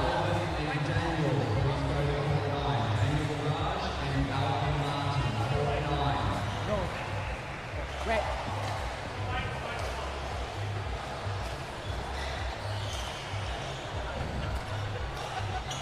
All right, looks like the ball is wet. Explain that. How does that all work? If the ball is wet, it's going to create like some uneven bounces as well. So the ref has to clean it or get a new ball. But like, yeah, if it's wet, then it's just going to ruin your paddle for grit as well. Okay.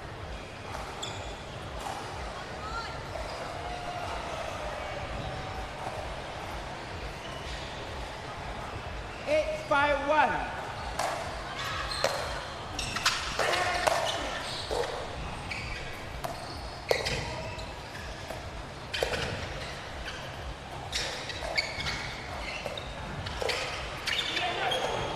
Oh, he's got it.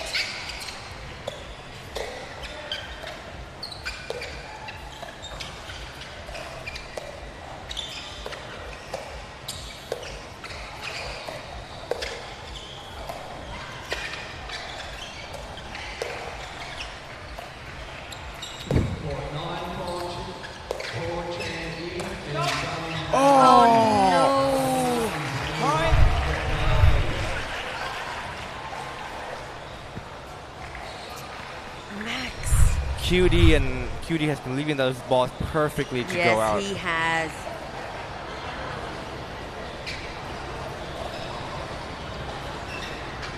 All right, 9-5-1. Max and Santos really need to hold on here.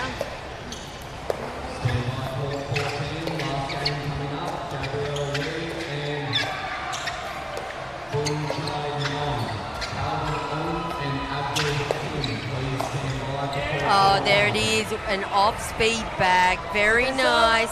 Second serve. Narayanan and Manthal need one more, holding on one more point. Let's see what they have left in the tank.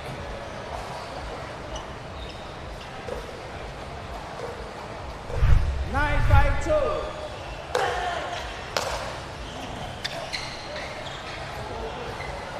Side out.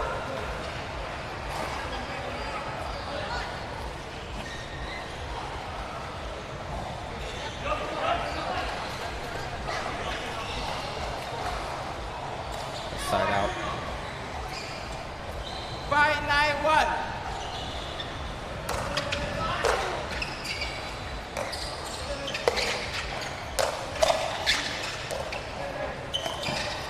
Oh, what a drop. What a time to pull that drop off.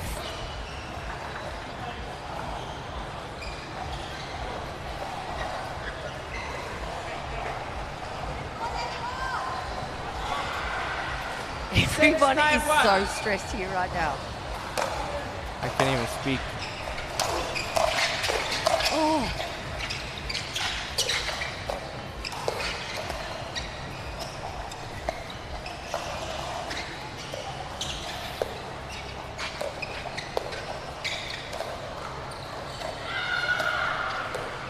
No one wants to attack first, and Max Mehta attacks first and gets punished by Harsh Mehta. Totally punished.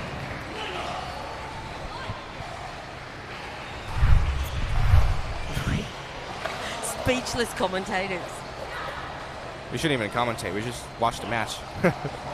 Look, it's just, one of the best men's dubs matches I've ever seen, and certainly probably one of the best semi-finals I've ever seen.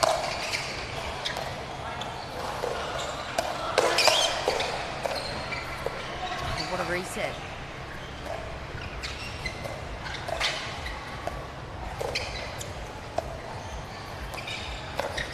Oh, he's done it! He has done it! That's like a gazelle through the air. Have a look at this. Perfect. Perfect placement from Max Mehta on the Gurney there. Great read by him. Timeout receiver. They've come in 2 points within 2 bow. We're going to take a quick timeout and we'll be back for the end of this match.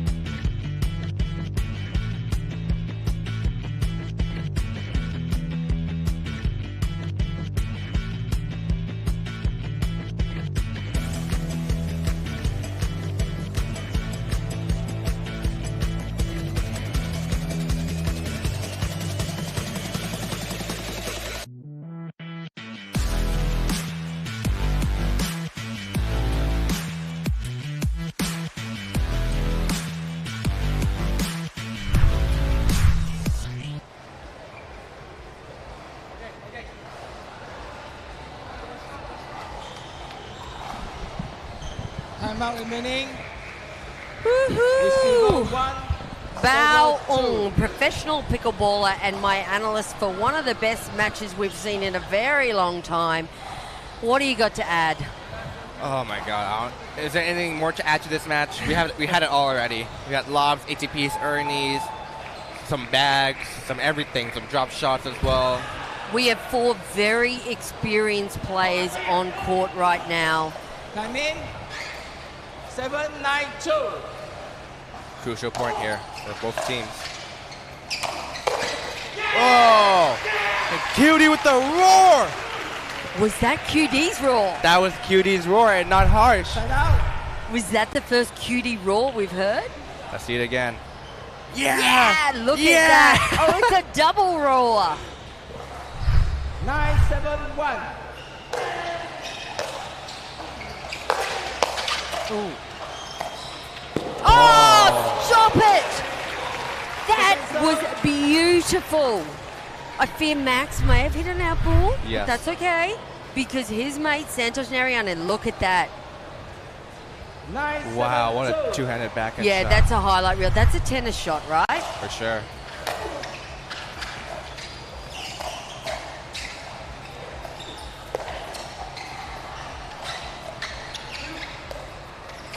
Nothing fancy here. They just need to get the ball back and get the serve.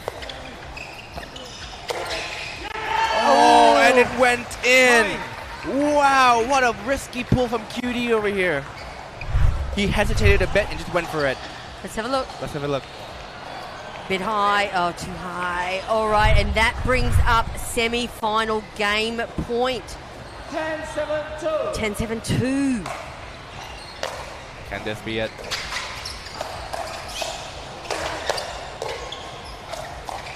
Oh my God. Oh, no way! No! How did that land in? It did not. How did that land in? Surely not.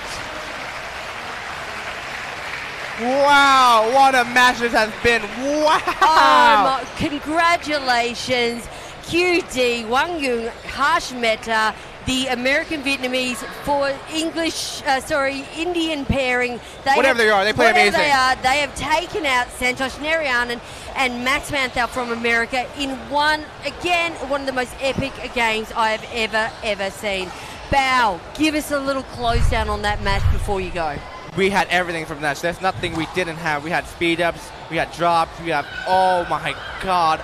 If I was Santosh and Max, I would be devastated right now. Oh, they played so well. So well. And they'll be fighting out for bronze tomorrow. I'm not sure who are against because we've just been so invested in this Andre match. Mick and Jack Foster. Right, okay.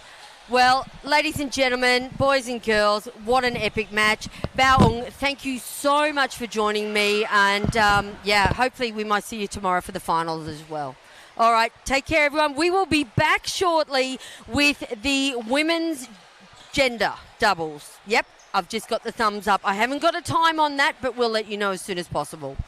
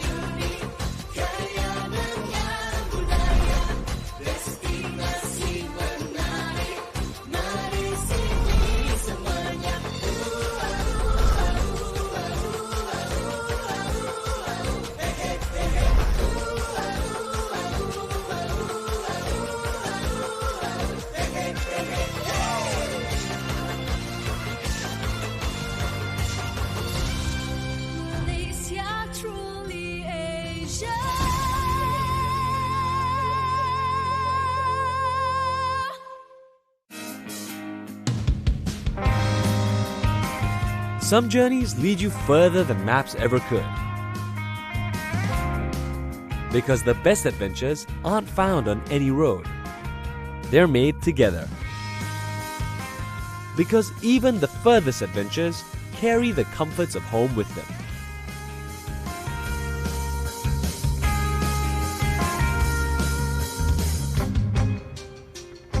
Leapmotor C10, part of your journey.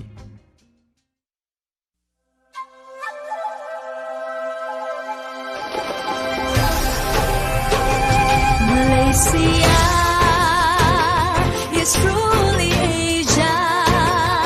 It's a land with rich heritage for you to explore. Sandy beaches, friendly faces, surreal experiences everywhere.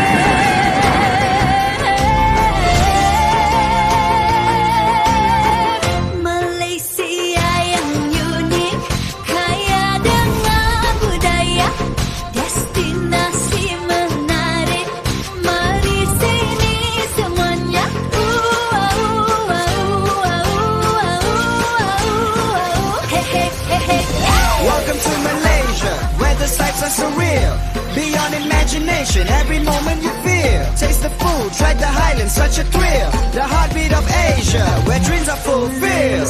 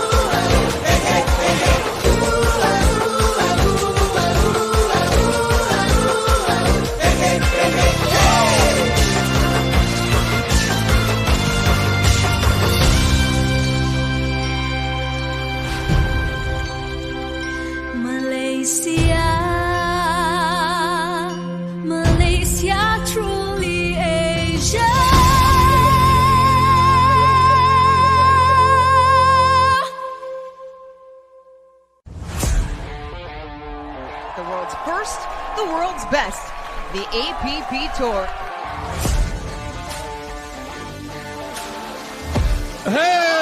Stepping across to win the point. Good luck getting into VIP right now.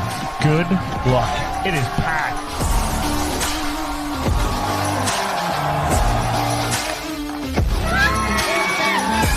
That was sick.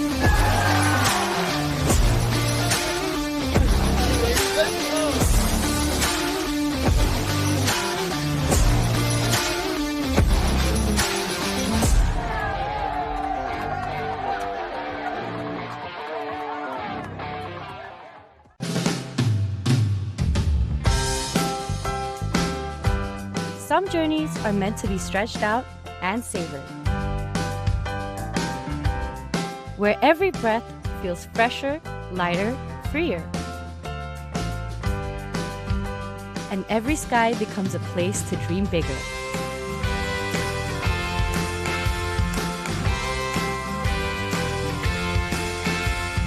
Leapmotor C10, part of your journey.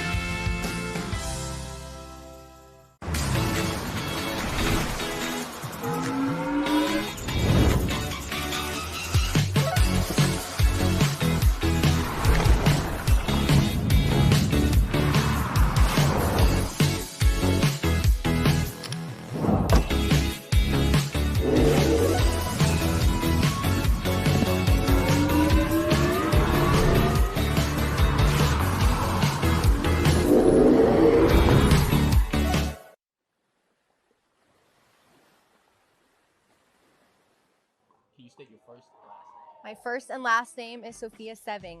Sophia Seving. Quick work for Sophia Seving. Sophia Seving that in the match done and dusted. Sophia Seving and Casey Diamond moving through to the semifinals.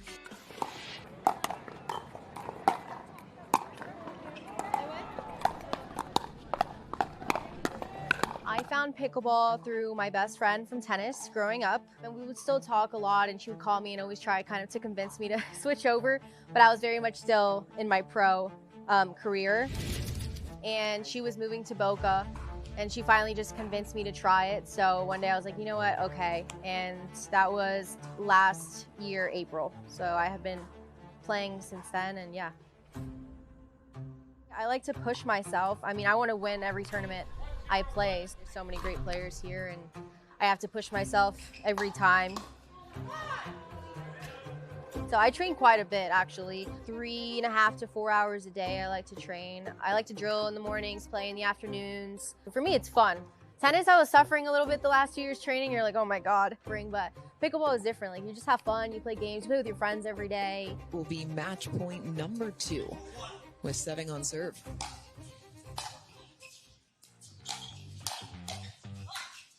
Lane trying to step across. It's in the net, and the match done and dusted. Sophia Seving and Casey Diamond moving through to the semifinals. Every day is a new category, so it's kind of hard. I typically will finish my Thursdays, which is singles day, late. You know, and I played 4 or 5 singles matches. I'm pretty tired, but next day is mixed, so I'm like, you know, I kind of need to go out and train a little bit. I always train a little bit after my semis just to be ready for the next day, because at 8 a.m. I'm back out. Mix as well. I'm playing with Casey Diamond again, and we're just coming off. We have a lot of rhythm. We've been practicing very well together lately. But do not sleep on Seving and Diamond. They have a lot. I just think, honestly, getting out there, getting good results, going deep in the draw, and just focusing on improvement for me is always the main key. Just like adding new aspects to my game and making sure I'm enforcing what I train and practice in my matches.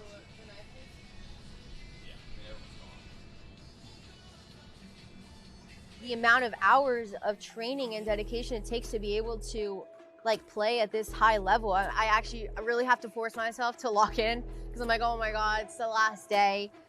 It's not easy when you play 2 days of doubles. Okay. Everything. I have to just like really be like, so it's just one more match, lock in. But today, they are taking on a pair that not only loves playing together, they love playing here.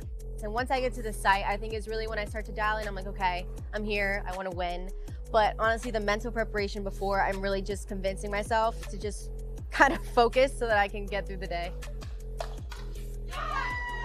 But you have to push yourself always and just, you know, imagine yourself winning the gold, and that kind of helps. Oh! What a point!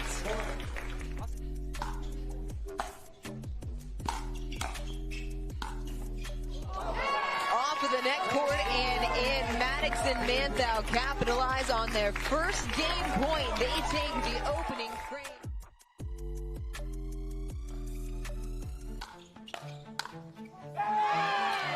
Max Manthau and Christine Maddox golden once again. Everything. Overall, I mean, to be one, I think in every division would be my number one goal. I think that's what everybody would love to do. I think that's definitely something I've been thinking about lately, and I think it would be such an amazing thing to say you're one in all three divisions. So I'm just going to keep working hard and see if I can achieve that.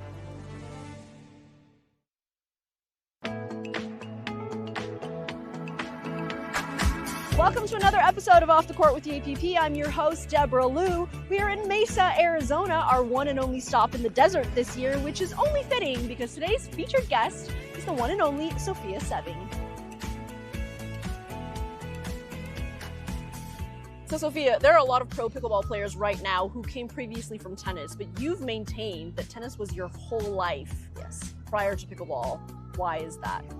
I started tennis from a really, really young age. My parents took me out of school when I was 10 for it so that I could train 6, 7, 8 hours a day and, you know, be able to travel around. Honestly, it was hard for me at that age. I was so young, but looking back now, I realize I don't think I could have been as good as I was without that decision. There were times that I would be out 2 months at a time just traveling and playing tournaments, and so it was my whole life. Yeah.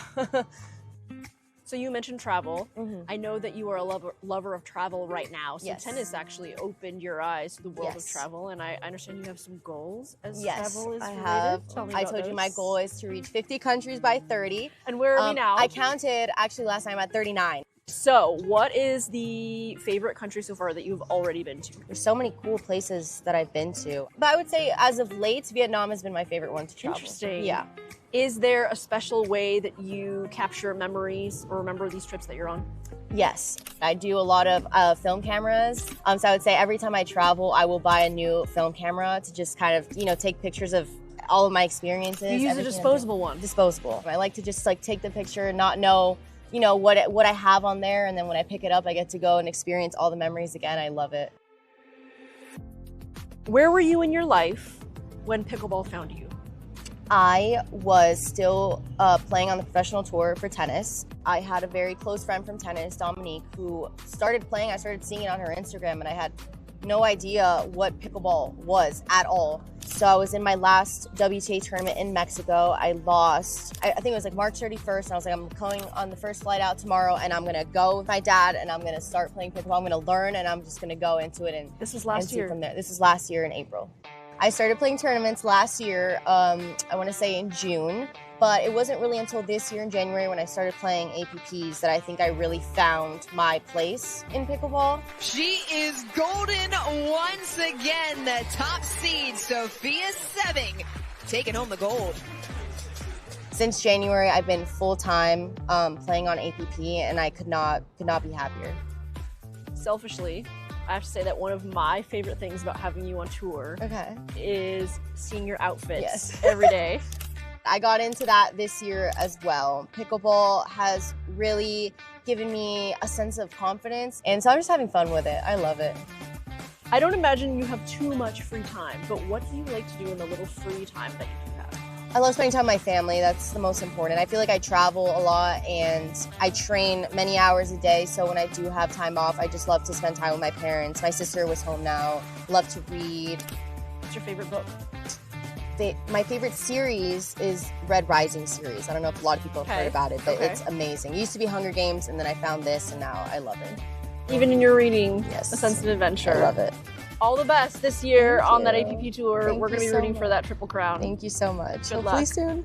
Thank you. That wraps up this episode of Off the Court with the APP featuring Sophia Seving. I hope she inspired you to find your spirit of adventure. For the APP, I'm Deborah Liu. We'll catch you next time.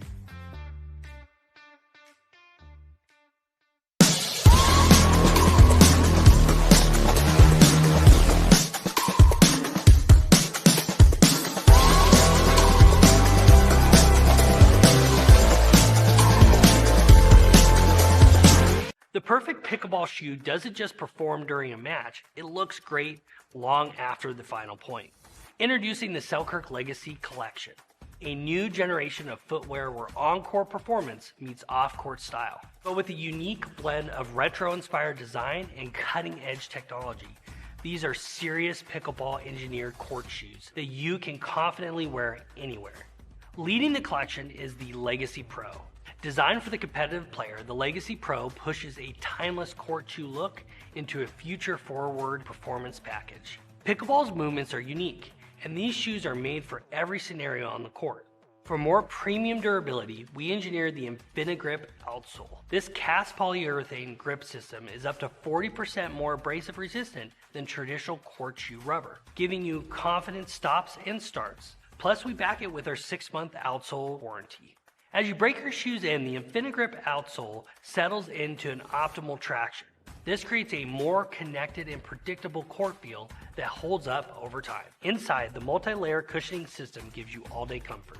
On the outside, a high abrasive translucent mesh upper keeps your foot cool, while the ergonomic heel cockpit locks your foot securely in place during abrupt braking and lateral cuts. For those who lean even further into a timeless sport heritage, we are also introducing the limited edition Legacy Classic. The Classic takes that same underlining performance and wraps in a sleek, minimalist microfiber upper. It is pickleball's most versatile shoe, perfectly balanced to take you straight from the first serve to your post-game plans. Whether you choose the high-intensity Legacy Pro or the versatile Legacy Classic, you are stepping into the shoe that performs as good as it looks. Play your game and look good doing it. What will your legacy be?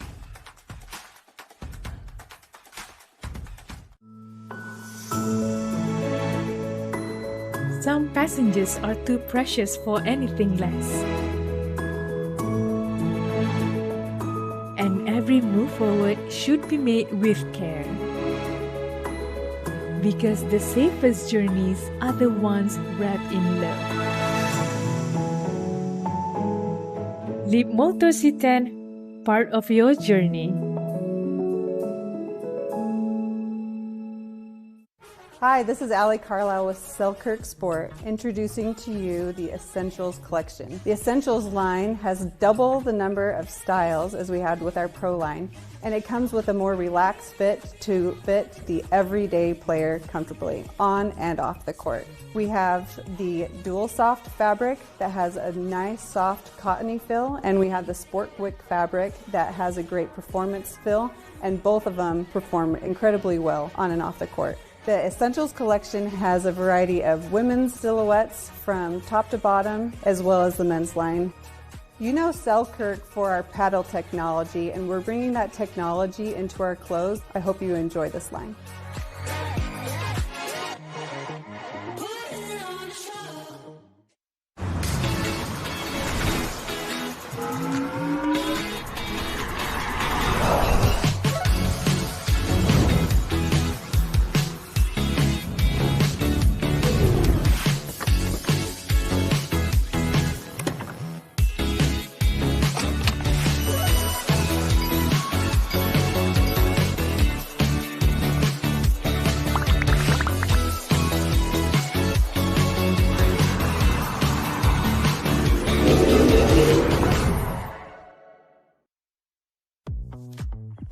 What's up, pickleball fans? You are watching another episode of Off the Court with the APP, and I'm your host, Deborah Liu. We are in Jupiter, Florida right now, the home of one Shelby Bates, who is about to meet us at one of her favorite spots.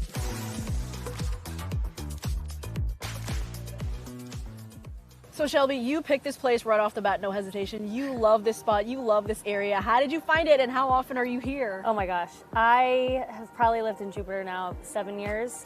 I love to be outside, I love being on the water, sunsets, sunrises, so I feel like this just fit to who I am. I know you are a workout fiend. Yes. That's pretty much all that's on your Instagram is just you playing pickleball, working out at the gym, at your club, in the sauna, doing, but talk about it because it's your way of life, right? This is your lifestyle. Yeah. Workouts have always been part of my life. Obviously, you know, through tennis and college, we had to work out. I wasn't always a lover of them. I realized as I get older that they're fun, you can meet new people, and I just loved the feeling of feeling good. Okay, so what do you do when you're not working out and running and playing pickleball? Like, certainly there are a few moments during the day, right? Or am Yes, I I mean, I always try and find a workout somewhere, but pickleball has taken me to some amazing places around the world. I've got to travel the world recently and go to some of my favorite places, newfound loves, and I love to go to music festivals, see DJs. I love seeing them around the world. Everyone knows I love a good house music. You've been pro for 3 years, but you didn't make your first championship Sunday until Chicago.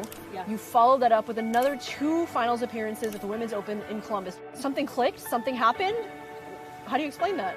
It's been a hell of a ride for sure. Coming from tennis, I taught tennis for like 7 years, decided that I was going to pursue pickleball, and I one day looked at my parents and I said, I'm going to go pro at pickleball, I'm going to quit my full-time job, and we're going to figure it out. With everything that I do, they don't tell me that I can't do anything, but they also support me financially because this journey is not easy when you don't work full-time anymore. So it's fun to see everything start to really fall into place. Those 3 years, they have been a lot of ups and downs. This year, I had the talk with my parents actually about 2-3 months ago about I'm going to have to quit pickleball. And my mom said to me, I know that's not what you want, so let's really try and find a way and figure this out. Something clicked in my body and my mind, feeling really good and knowing that I've put in the work off the court, and then Chicago happened. The new Golden Girls on tour, Shelby Bates and Sophia Seving. And then I followed it up with another one. Seving with authority. She and Bates get it done. They are golden once again. I'll look after the non-volley zone to serve. You look after everything. Once I do call the score and direct it to your paddle, you will have 10 seconds to serve. Those of you who have had me, who is everyone except for you, Vivian, I will hold my hand in the air. When the receiver is ready, I will drop. If you are in the serving box, I will call the score and direct it to your paddle. You will have 10 seconds. If you are unsure that I have called the score and my hand is up, know that I have not called the score. All right? Now, who's first server? Amber? And Vivian?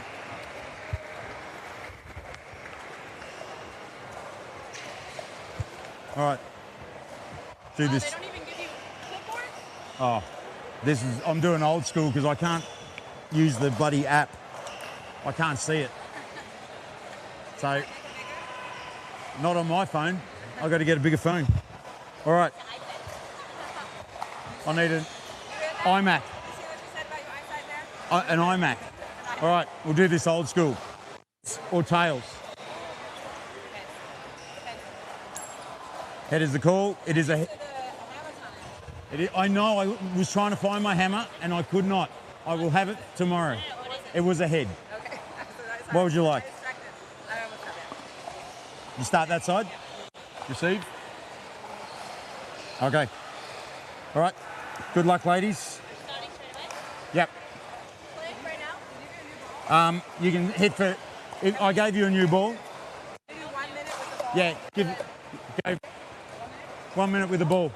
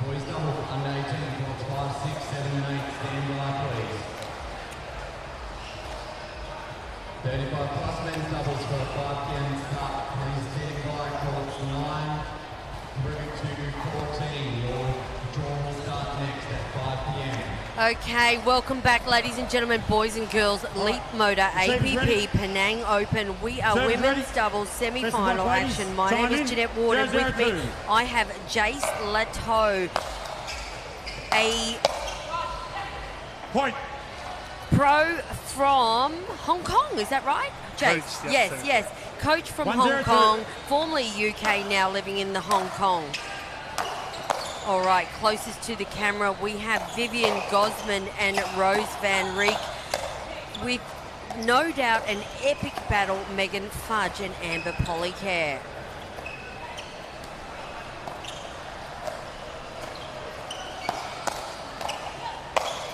Oh my, that's a sensational double-handed volley there.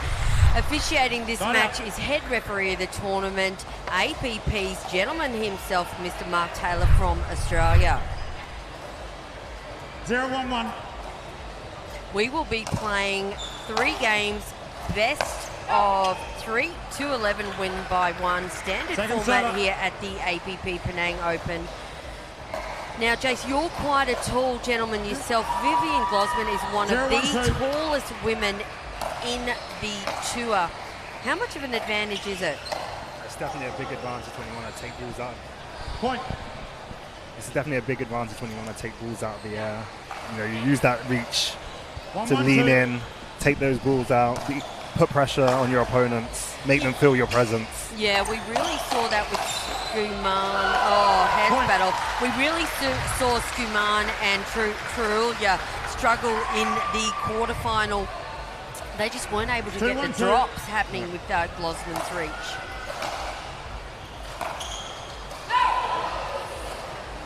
Oh, that tape is certainly playing havoc here at Pickle by the Sea. Close. 1-2-1.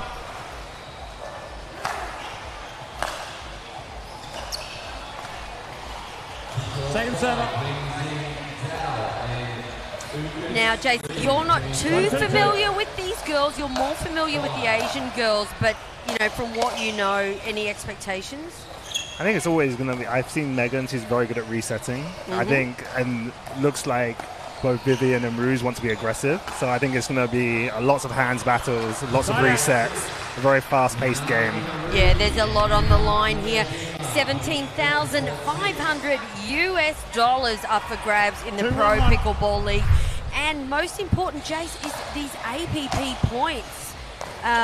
This year, 2026, you can play in Asia and they'll be the same points as you have with playing in the US. So you can skip qualifiers. You don't need to play against Megan Fudge round 1. There's lots of benefits to gain APP points. It's great incentive to come to Asia and play for the US players. Bit of a cheat code. Oh, very great fast. spot by Amber. Seeing Rose Van Reek there on the run, finding the back. 3-1-2.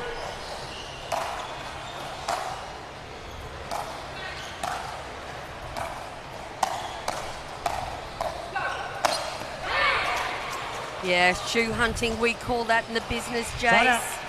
Yeah, already very fast-paced game. Already, not much thinking. Yeah, Megan Fudge, known to be a very aggressive women's dubs player. Amber Polycare, bit of a singles specialist.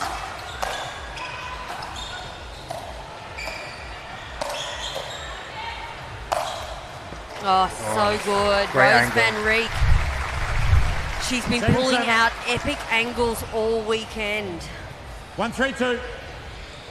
So hard to defend.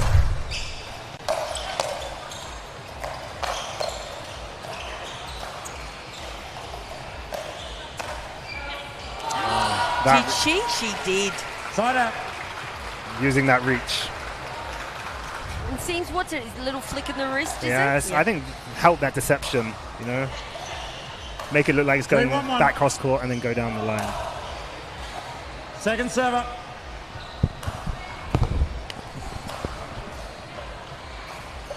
Three, 1-2. Side out. Oh, just wide. A rare miss there. Glosman's serves are so powerful. Again, I can't, well, I'm not tall, so I don't know. So, you know, is it a matter of just, you know, is her height, is her build adding to that serve? Definitely easy to generate power when you're that big. What? Reset.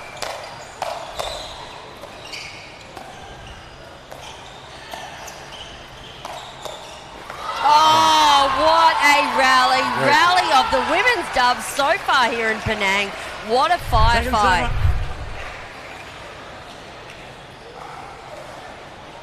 1-3-2.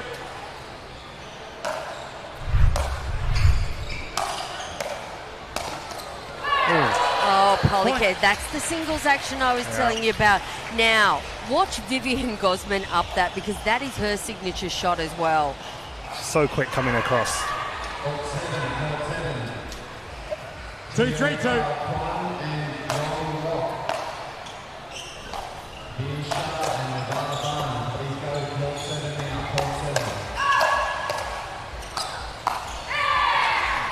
Point.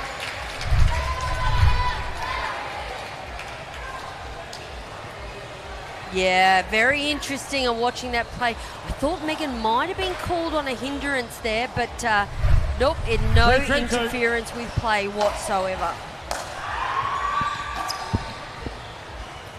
Oh, perfect. Halt. Halt. Vivian's called ball out. Side out. Ball's out. Side out. All right. Mark Taylor, head referee. So what happens here at Penang? So it's the players called the ball out. Megan Fudge is challenged, and referee Mark Taylor has said that the Glosman called the ball out. Very close, very close.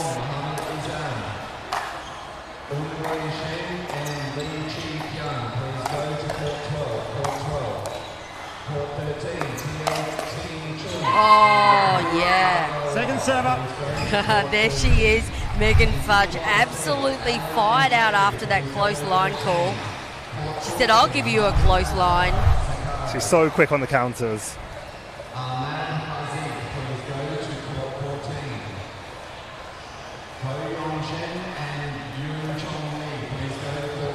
Three, 3-2.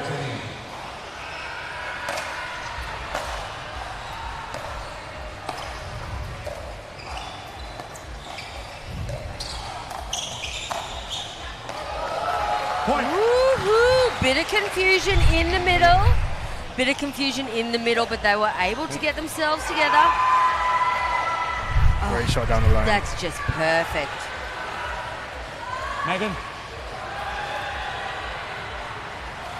I think they like, Megan traditionally plays on the right, but I think with this pairing of Polycare and Fudge, they like Polycare on the right because she's able to do some damage with that backhand. Aiden Shank was saying she really favours that backhand, and as you saw her do that backhand approach as well, we can expect some more action like that. It's always an advantage when both players can poach either side.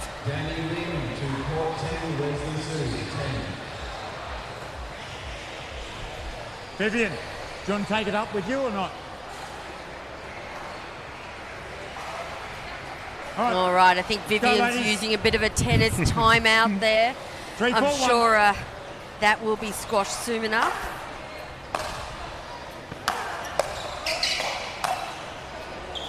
Point.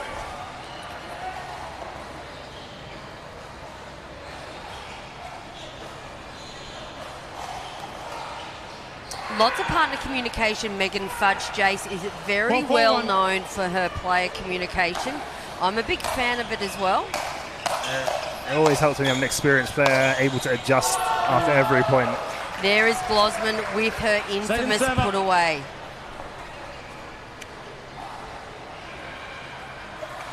Is this the first time you've seen Glosman play live? Yes. Yeah.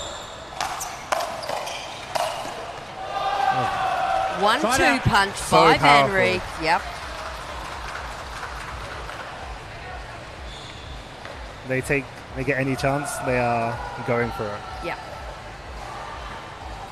4-4-1.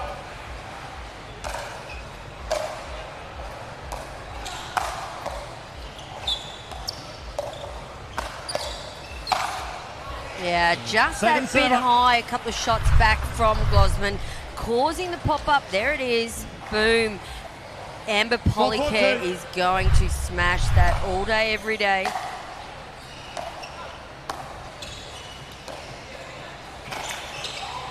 Point.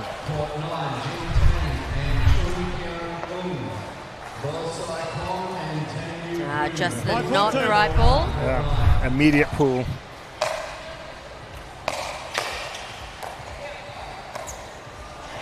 Point. 2 in a row.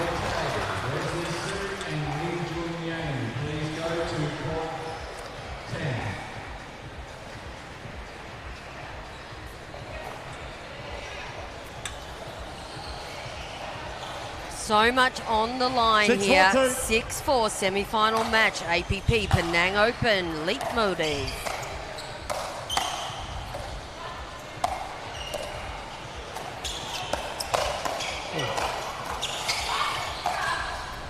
What a get. Oh. Side out. I don't think she was expecting that attack. No, can we talk about how casual Glosman looks when she's playing? It's absolutely effortless defense there. So calm. So calm, so relaxed. Ex-tennis 4-6-1. player. Spent a lot of time now playing pickleball. Oh, well done. Deadly. I think she said to me about 2.5 years. Okay, yeah. Yeah. You can just see she sees the ball so well. It helps with anticipation. Now living in Asia and spending 4-6-2. time with Rose Van Rijk training. Only Time playing out. women's doubles at this event as well, which is quite rare, Jace. So obviously she wants to be seeing herself in the 6-4-1. gold medal match tomorrow, but all 4 of these ladies want to do that. It's so hot and humid here. One event can be an advantage. Yes. Oh, she's done it again. Point. She has found that Nice. backhand corner again. They're down the line. Close. I didn't quite see it. Okay, too close It's to too call. close for me to call. There you go. Without point. Timeout. You know, Receivers. it's okay. Score is 7-4-1. Do you want to explain that at home for amateur players, what Megan Fudge has just done then? She's just asking the referee to clarify the call. At APP, there's no review or video review, so they have the option to ask the referee if he saw the call or not. And the referee did not see the call, so it has to stand. And the players did not call it out in time, so they're not able to change it to an out call. So Yeah, absolutely. It is just worth it just to see if the ref saw it, yeah, right? definitely worth asking. Yeah, Mark Taylor, one of the best referees in the business. Megan Fudge knows if he saw it, he'll tell it how it is. Yeah, but it's completely the other corner from where the referee is, so it's very hard for him to see that ball.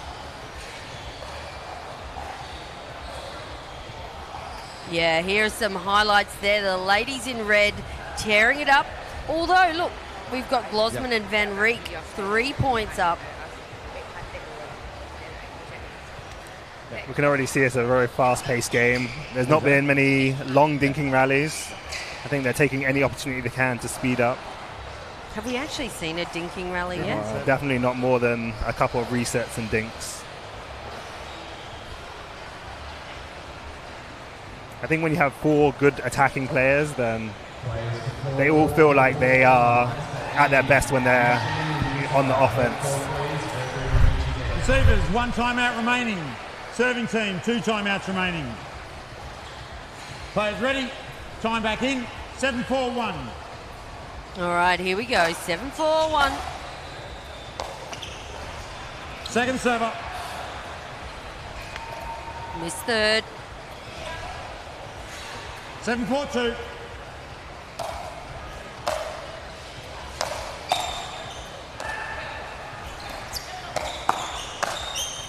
Oh, there she is. Point. Such a great attack. 1-2 combo. Textbook. Definitely. 8-4-2.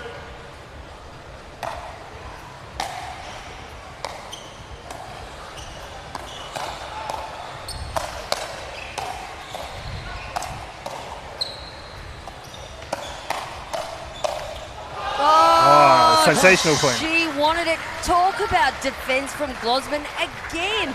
She would have to be a perfect right side females dubs player. Sorry. Every opportunity, she's turning it back on the players. 9-4-2. No resets, just counters.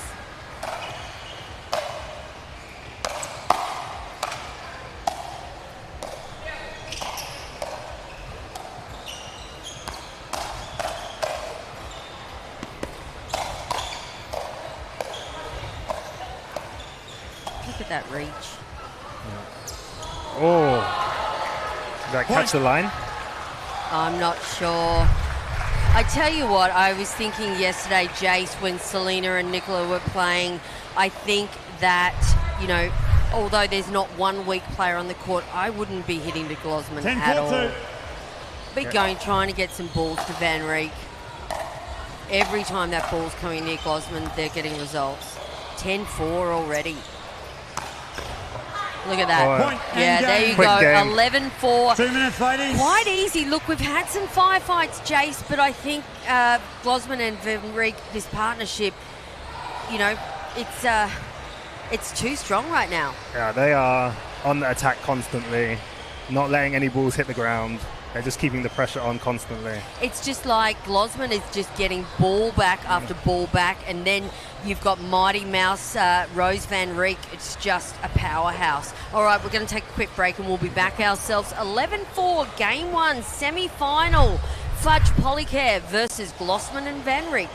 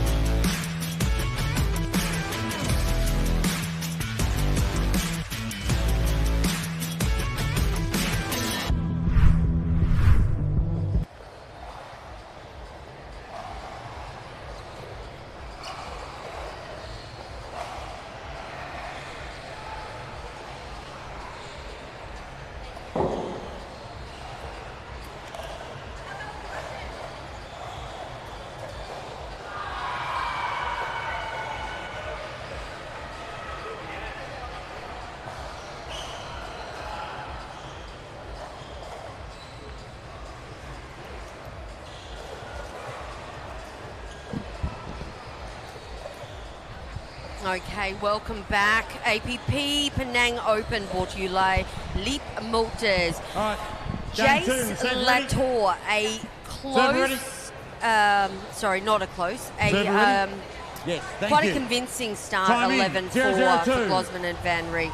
Let's see, Fudge is forever the strategic player. Let's see what they can come up with. I'm sure they'll mix it up this second set.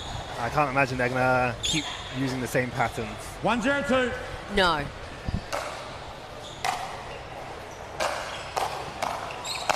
There you go. Yeah, they're already looking. Perfect. Yep, perfect. I like it. There's that double hand backhand I was telling you about Ambi Polycare. It's very. She gets up so high and gets it down so low.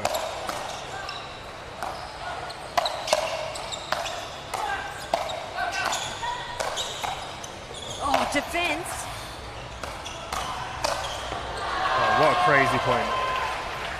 Still, I'd like to see that Stand ball up. away from Glosman's, especially You see her that. reach with the backhand coming across still, though. Oh, it's 0-1-2. just- Yeah. She's so long. Yes. Even on the backhand side.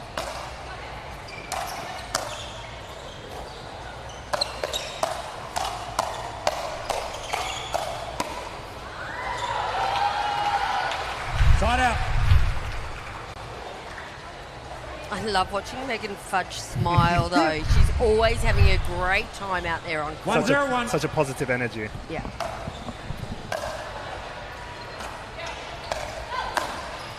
Holy moly, Point. keep that ball away from that woman. She doesn't seem to miss anything at the moment. I was excited to see her play live, and now I've seen her a couple of times. It's just mind-blowing. Yeah. She is definitely using 2-0-1. her height to her advantage.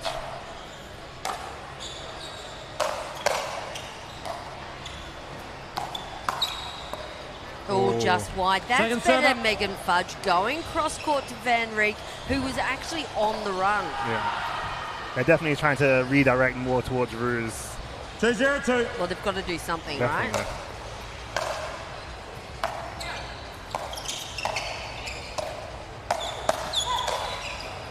Oh, it's in. Point. When it's going your way. I think we're looking at 3-0-2. the team that's going to walk away with the gold tomorrow. Rose Van Rieck and Gosman. They're definitely looking very strong at the moment.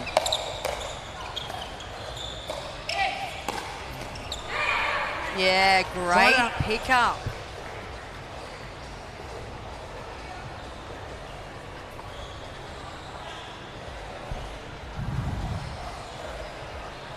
Zero, 3-1.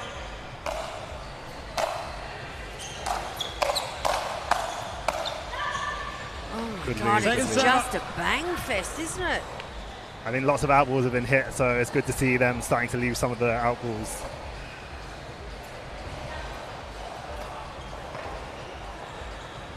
Zero, 3-2.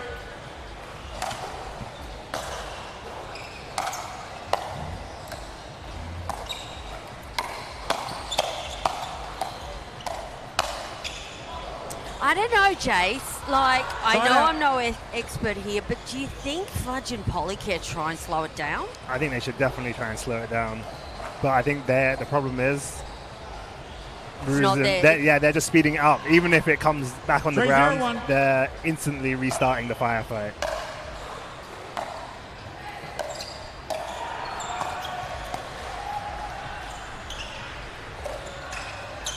And she's going to do that. Yeah. Don't give her the ball. Oh, Nice one, Second too. server. I like that. I think Glosman definitely doesn't want to end up in a Dinkum battle. She's lobbing, speeding out. 3-0-2.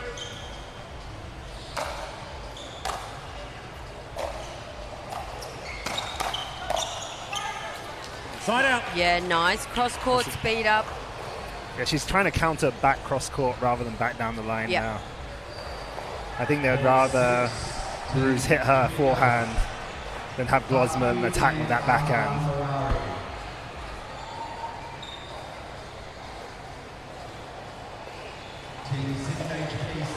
0-3-1.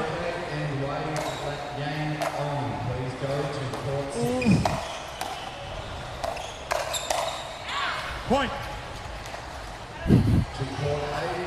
Discussing if it was in or out. All right, first points on the board for Polycare and Fudge. 1-3-1.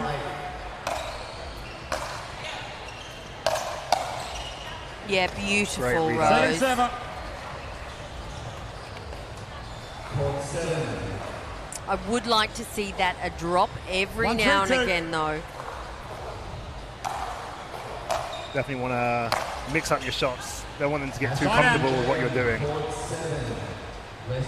I'm sure they're discussing between every point Yeah. which shot they should be doing. 3-1-1.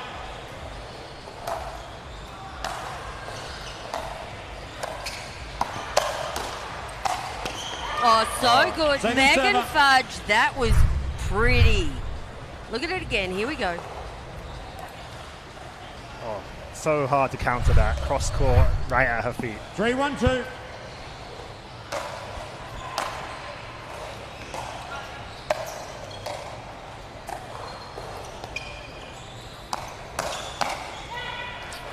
They just can't get it on the ground. She's just able to attack everything out of the air at the moment. 4-1-2.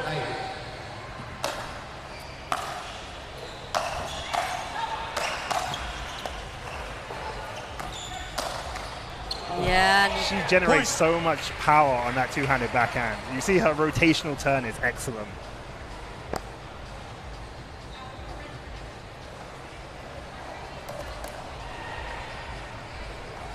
Unbelievable. It's yeah, it's just that she's a different beast out there.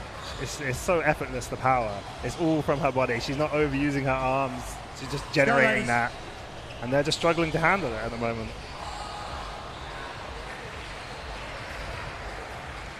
5-1-2.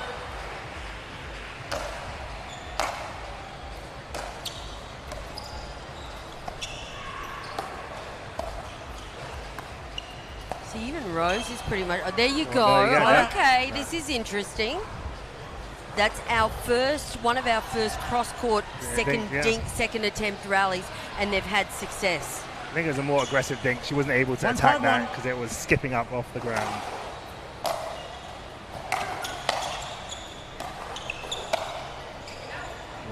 Point. Yeah, good read of the ball, Amber Polycare.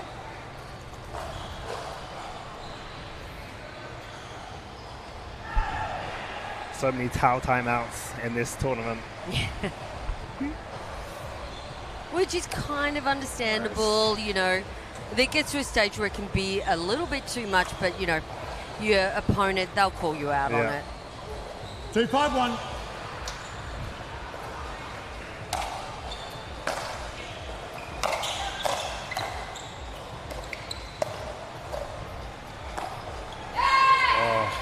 Yeah, nice look. She wasn't expecting that. All right, that brings Fudge and Polycare within 2 now. Yeah, nice flick. Beautiful, beautiful. She held it so well. 3-5-1.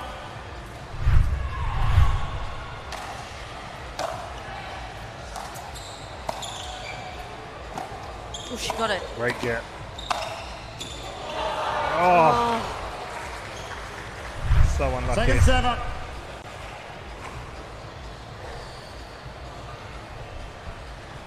Look at the face on Vivian. Ooh.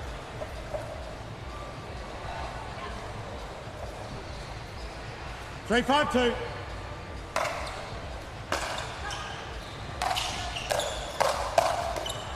Oh. Side out. Just Rose Van Reek too quick. Yeah, she wasn't expecting it to come back so fast with Yep. her body. I think Polycare thought she would have more time. Rose has such amazing lateral movement at that kitchen zone, at the non-volley zone, whether it be, you know, very 5-3-1. experienced singles player as well. Super fit.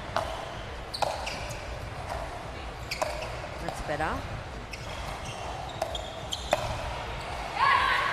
Second server. Nice spot. Definitely, it was a bit of a slower speed up that time. She caught them off guard. 5-3-2.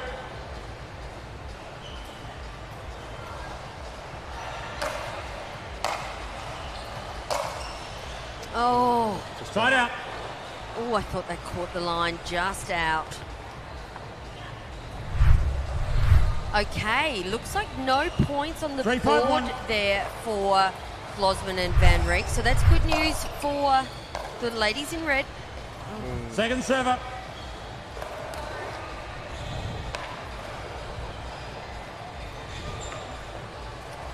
Three, 5-2.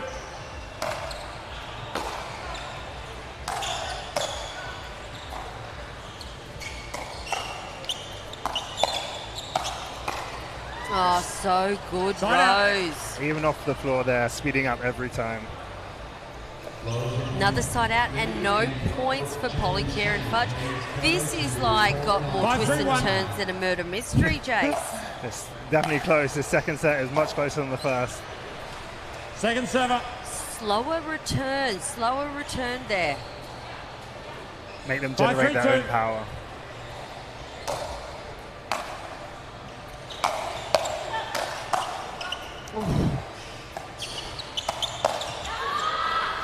Point.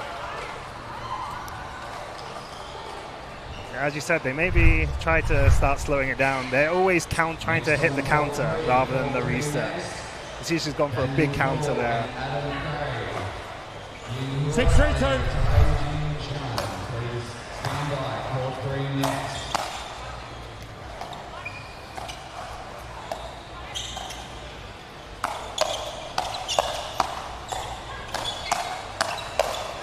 Oh, I think Amber was a last-minute sign-up as well. So Timeout, receiver. Timeout, receiver's called. Score So 7-3-2. Vivian serving. I don't know if they've played much together. Yeah, I'm not sure if they've played much together, but 7-3. Yeah, as you said, it's seemingly a lot closer this game to. Amber hasn't spent much time playing in Asia. We saw her in India early this year or late last year.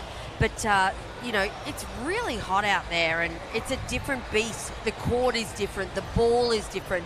The three other ladies on court, they're well used to playing in these sort of conditions. I think definitely there's a lot of ping pong, badminton players in Asia playing pickleball in a very different style. It's very interesting to see all the US players come over now and the clash of styles. Yeah, no, absolutely. And it's so good to see the progression of pickleball in Asia. Lots of competitions. Oh, look at that. $17,500 US up at the APP Penang Open for the amateurs, and then $17,500 for the pros. That's incredible. So it's a great incentive to come along to tournaments. It's great to see APP trying to grow the Asia Tour as well. Oh, it's so good. And speaking of tours, we've got the 15 next seconds. one early October in China. Chongqing, I believe. Chongqing, mid-October. We are in I think they're going to Thailand. Bangkok, Yeah. and then we'll be in Taiwan in November. Then we're in Ho Chi Minh, I one think, in timeout early remaining. December, and then followed Service. by India. Delhi and Two India. timeouts Yeah. remaining. So lots going on for the APP Asia ready. Tour. You Time get back a in. chance, sign up. It's 7-3-2. really, really well-run tournament.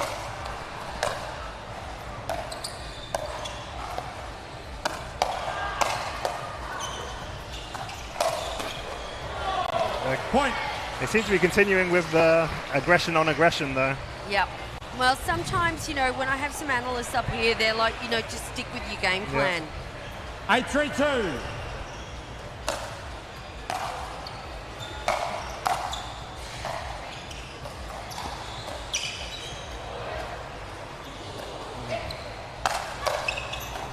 Great partner communication from Fudge. Point. Oh, looks like we're going to have a short session here, Jace. Yeah, seems a bit of frustration building up. Really, I just want to see a change up by 9-3-2. Fudge and Polycare. They've got nothing to lose right now. There you go. Side out. All right, that was in. Excellent ATP. As you said, they kept it on the ground. Able to create the 3-9-1. opportunity. themselves. Rose's face then, that was so cute. So yeah, pretty good. Ooh, long. Nope. I think it just skipped off the line.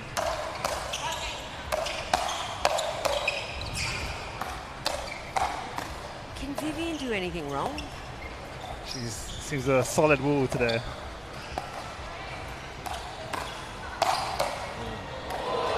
Seriously? Oh, what a point. Did that go out? Yeah, It did just go out. out. Careful, careful.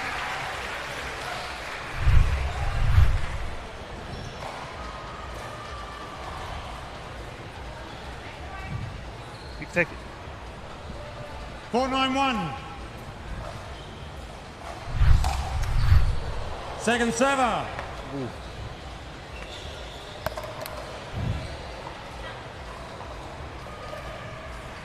Four 9-2.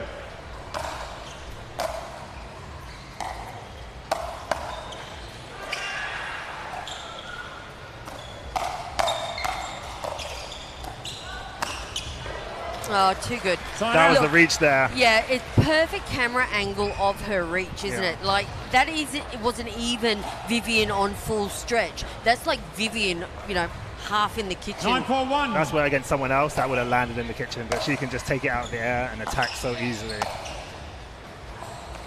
Point. Here we have match point, game point, match point. Looks like we see Glosman and Van Rijk sailing straight through to the finals.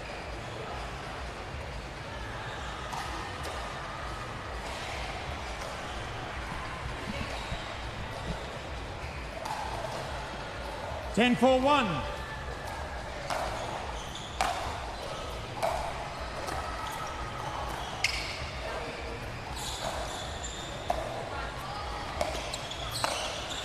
Oh, what a There beautiful it point. is. That's Game just match. beautiful pickleball.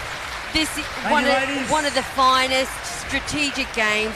There was no way anyone is ever going to get through that wall unless Domi Turkovic and Shelby Bates have anything to say about it, because they will be the players that we'll be seeing on court tomorrow for the women's final.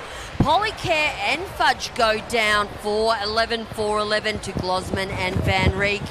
All right, there you go. Thank you for your time, Jace Latour in the box. Well done, Vivian. There she is.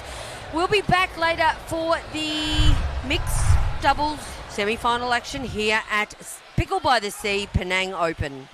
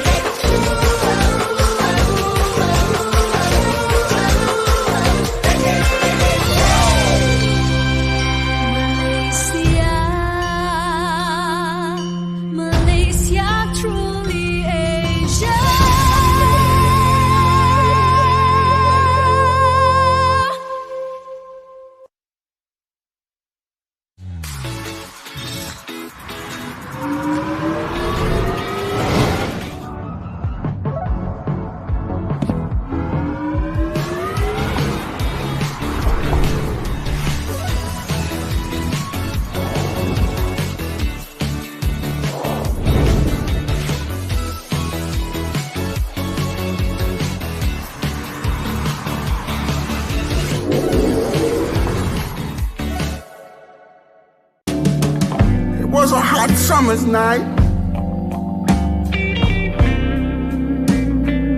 Lord, we couldn't close our eyes.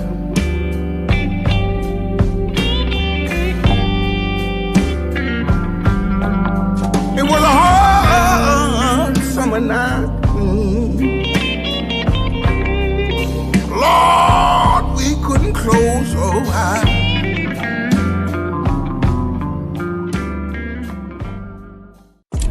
Small city lights, but I shine so high. Money stacked tall, see it touch the sky. Enemies whisper, but they know I fly. Every deal I make, another soul comply. Boy sharp, mind cold, plans precise.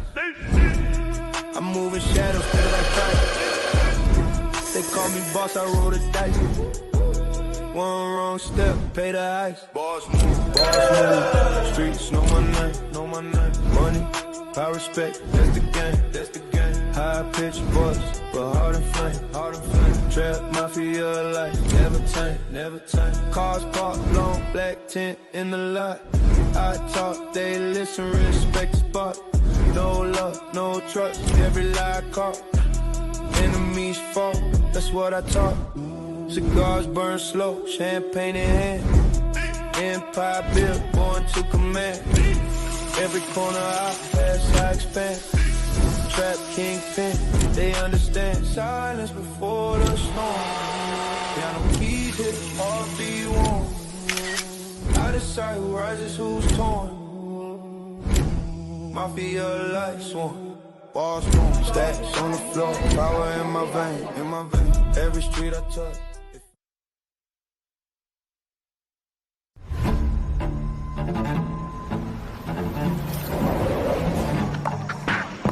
Most of the people playing pickleball come from individual sport backgrounds. I came from only team sport. I played football, lacrosse, and basketball. I never played an individual sport. Really cool competing, trying to push myself to the limit and trying to see how good I can get at something and how far I can rise. Everything is on you.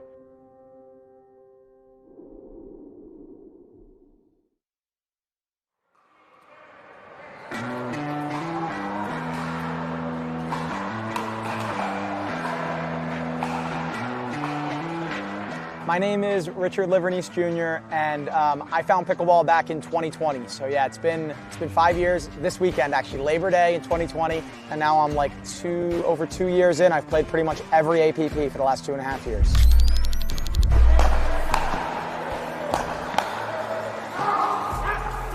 At the highest level, it is a physically taxing sport, especially if you're playing all 3 events. And for some people, they're playing qualies today on Wednesday, singles tomorrow, mixed Friday, men's Saturday, and then hopefully you're playing on Sunday. It can be brutal out here. Pickleball's kind of the only sport where I did get mollywopped, I got destroyed, and I still had fun doing it.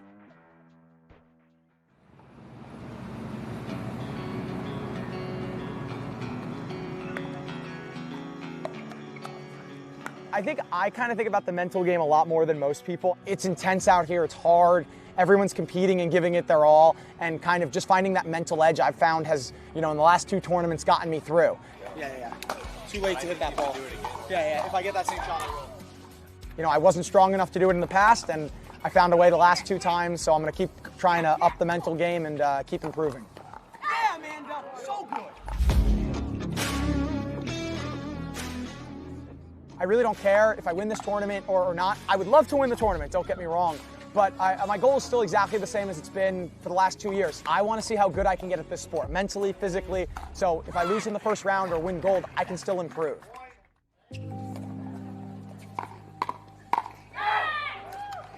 Game match, 11-4. I'm never disappointing myself failing at my goal because I'm just getting up and going and doing it again. It's the same every week and I fail plenty of times. I get frustrated, I get to the end of the game and my brain goes, I'd give anything to win this match. This is all I want. And then I lose or I win and I realize, oh, it didn't mean as much as I thought it would. It's in the experience. Tanner and I, for those of you who have seen it, you'll see it. We're loud. We yell. We don't back down, so it's a lot of energy, right? And it's just fun. That's how we like to play. I need it. I need it like I need to breathe. I need it like I need to breathe. Go. I need it. If we don't bring the energy, we're too tight. Right. We're just tight, and we play bad pickleball. Right.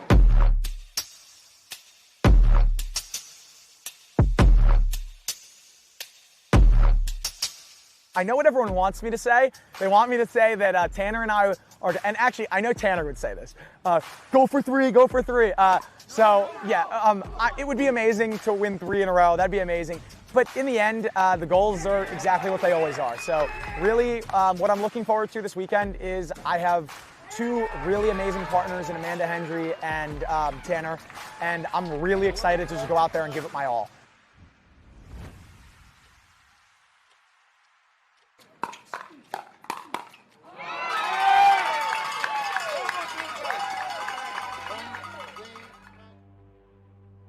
It was an amazing tournament. The venue was great. Singles was inside. It was a lot of fun. Mixed was amazing. I had an amazing partner, and T played amazing. We were on a pretty good run. We've won the last 2. We made it to the semis today. We're in the 3rd game. They played too good in the big moments. They deserved it. It's just a blast to be here. Privileged and honored to walk away with another medal. Definitely a bunch of things I saw that I want to work on. So I'm going to keep working to be a little better tomorrow and the next day. And yeah, going to go back home, see my fiance. And yeah, play some more pickleball. So thanks everyone for watching. Love pickleball, love the APP, love all you guys. So thank you.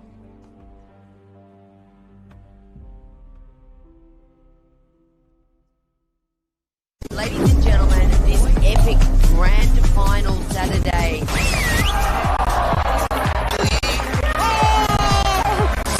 That's just unreal. Stretch. It's crazy. Pickleball to be 7. Section is higher. No way. 25 people just put their hands in their head. Oh, wow. That is not easy to do. It is not. What an amazing, and that is a triple crown for Sophia at the APP Kuala Lumpur Open. This is the kind of match that just makes me feel blessed to be part of this game.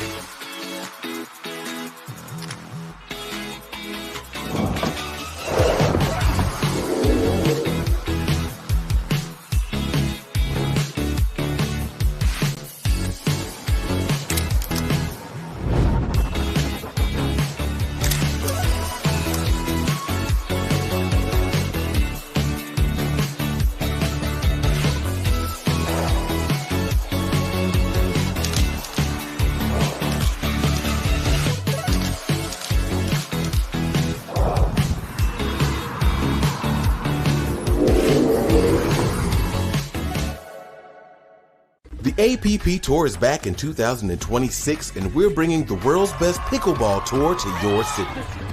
Let's go. Join us on a court near you this year. To learn more, visit theapp.global.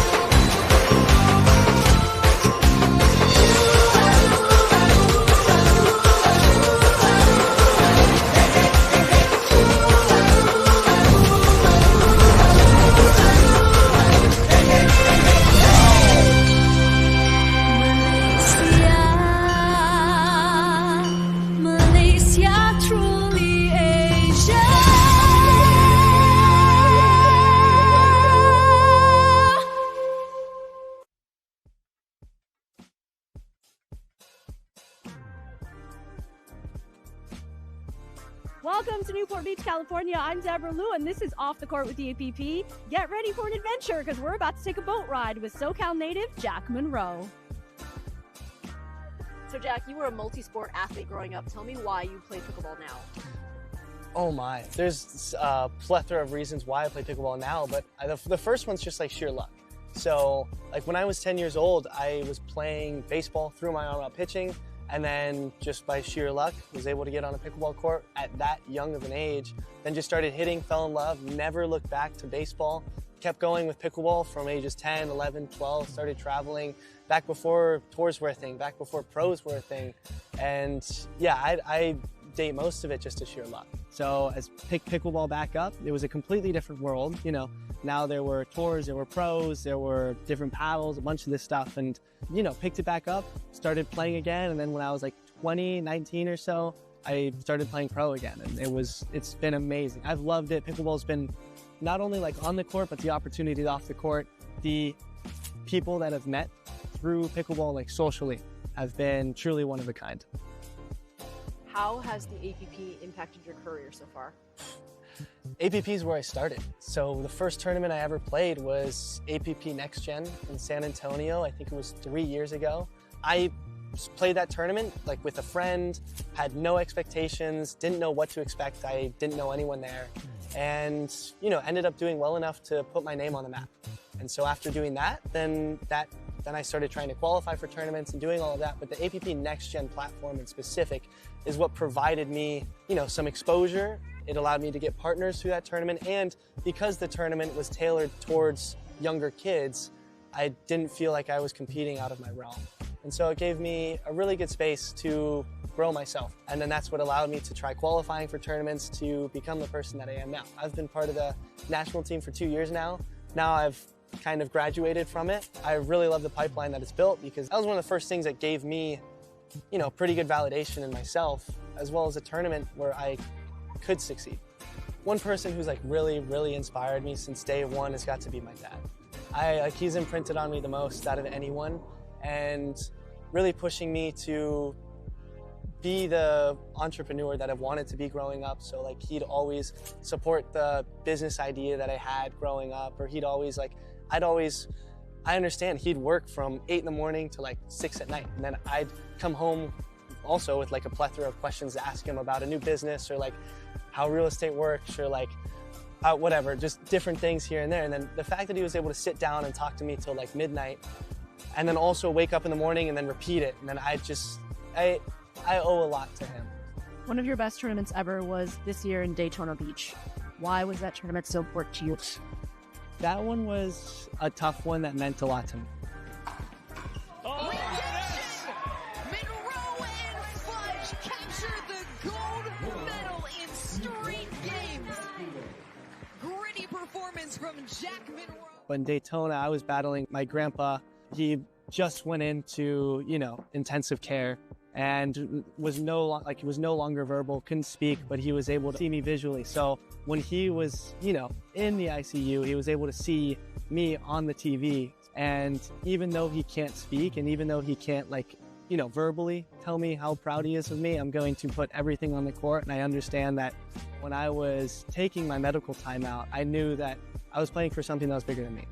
And that's one thing that tournament in itself was very special, because I knew that he was watching, and I had to give everything, because I'm just grateful to be on that court. And so that was why that tournament meant so much. And then obviously, you know, through the blog, less than 24 hours later after I won, he ended up passing away. And I don't view it in a sad manner. I view it in like, he's looking down extremely proud. We are dropping an anchor on this episode of Off the Court with the APP featuring Jack Monroe. Thanks so much for watching. For the APP, I'm Deborah Liu. We'll catch you next time from the Midwest.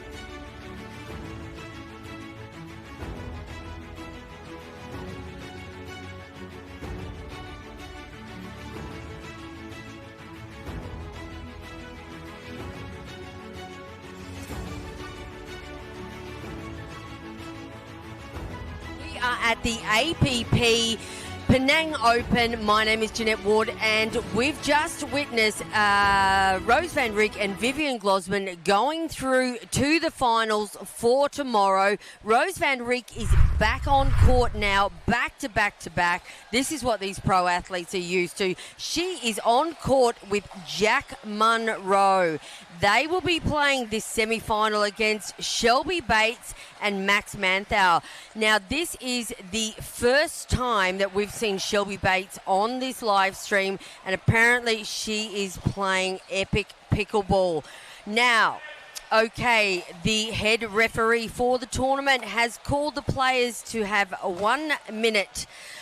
We have in the booth as our analyst for this match is, you're going to have to help me with your surname pronunciation because I'm terrible. Roman. Estrella. Estrella. Oh, Estrella. Estrella. Yeah. All right. Let me.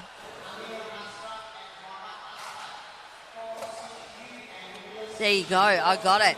Roman Estrella from the USA, a pickleball coach that has been living in Malaysia now for some time, Roman. Approaching almost a year, and it's been great to be here with everyone and to be a part of the community and stuff, so I'm excited to watch some great pickleball the rest of the weekend. This should be a great match. Absolutely. Roman and I, we have known each other for quite some time now around the pickleball scene. I think, Roman, some of the pickleball that you and I have both witnessed so far, the depth in this tournament, do you want to talk about it? Yeah, the depth, I mean, compared to the last one that we had in KL, I think this is just as deep, if not deeper. Some new faces, some new players that have come. Amber's come over from the States to play this one. We've had some other new partnerships. Selena Trulia. Yeah, it's been great from Australia. And just to see the contingency from all around the world that's come to play this tournament, it's been really great to see just different faces and different matchups, different partnerships. Yeah, and certainly in some of the local players that have come higher through the draws as well. Ayman, yes, Ayman, yeah. Sorry, I get sort of caught up in all the matches. Yeah, fabulous, a young player. Let's talk about Maya Patel and Rohan Jija. Rohan Jija, like, that was crazy. Yeah. Like, that was the first time pairing. You got 2 1-minute timeouts. Yeah, and they really gave Harsh and QD a run for their money, didn't they? Was it Harsh and QD or was it Jack and... So that I know there's been called out. Jack and Aiden, there you go. See, I get so caught up in where I've been. So yeah, so lovely to see those that Indian pairing do so well. But who was Jack and Aiden pushed? That was Harsh. Yeah, but QD was also pushed. QD and so many. That was today's match against Santosh and Max Manthau. Yeah, right. Yeah. A lot of great matches. It's hard to so keep many track great of matches. because It's so hard. And we've been also got the head referee in our ear as well, and it's very difficult to. Best I shut up then. All right, pro mixed doubles. So, what's your favourite discipline? I think men's has always been my preference. I've been fortunate. I've had some great mixed partners recently, partnering with Yushe from Taiwan and with Pei. So that was a lot of fun the last 2 tournaments. I played with Yushe in the Japan tournament. We got bronze. And played with Pei this tournament and lost a close one to Dominica and Yang from Vietnam. But men's, I think, has been my forte. I enjoy men's doubles. I think the game's obviously different. Mixed is definitely exciting. It's so dynamic. I think Jack playing with a player like Rose, somebody that can really dictate, and she has a great flick out of the air. She's such a strong player. I think that this matchup should be quite interesting. Yeah, absolutely. So those joining us right now, Jack Munro is a lefty, so that enables Rose van Rijk to play her favourite side on the left there. And, you know, Rose van Rijk in that women's dubs semi, did you watch that, Roman? Yes. Yeah, that, you know, Glosman and Van Rijk, they were just absolutely a wall of fire, so we can expect that. Now, Shelby Bates, I think one of the great right side mixed doubles partners and gender doubles partners. She's got a lot of tricks in her bag, right? She does. She's got that great lob. Serve is ready. She's got fire. She's got a phenomenal serve as well. 0-0-2. Here we go. Max Manthau, Shelby Bates.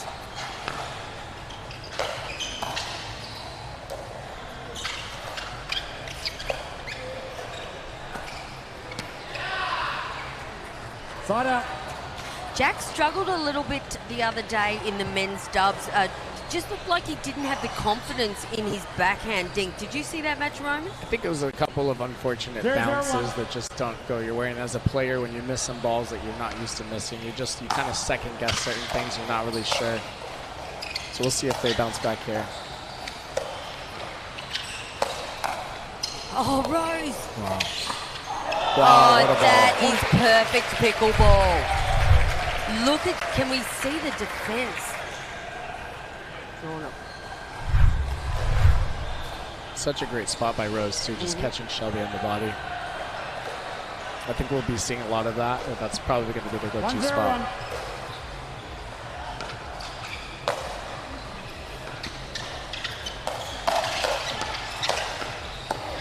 Oh, nothing wrong with Jack Monroe's hands right now.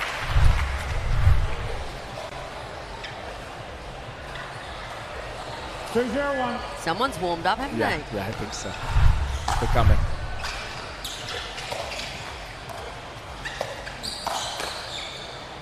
Yeah. Point. Slightly too high there from Max. Shelby is kind of a sitting duck there. Not much you can do on that ball. 3-0-1.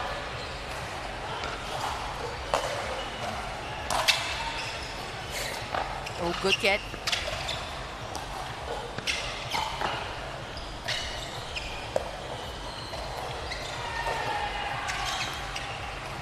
Point. Ooh, just gone wide.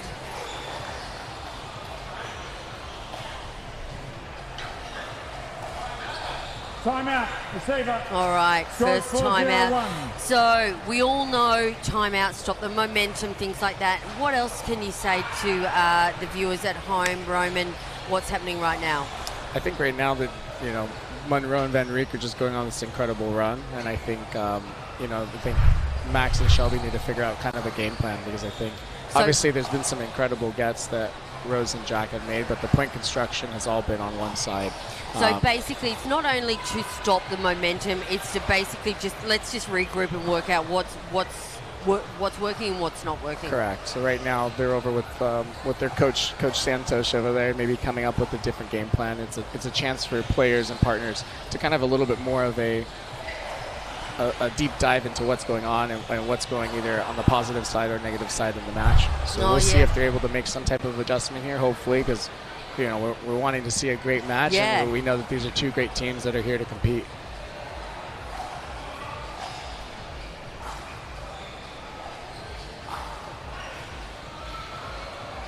Seemingly, you know, I know Rose very well, and she's just really picked up the level since she's been hanging in Asia, isn't it? Like getting the opportunity to train with, you know, professionals that are coming and going through Asia. It's certainly the hub of pickleball at the moment. It's incredible the amount of opportunity that's in Asia right now, and I think we're just kind of at the tip of the iceberg, I think. Yeah, I believe. We're going to see more with all of the stops here in Asia on the APP.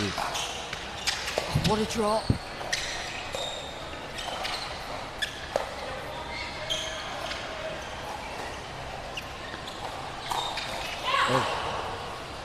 Good spot by Shelby. One of the tricks she's got in her tricks bag there. 4-0-2.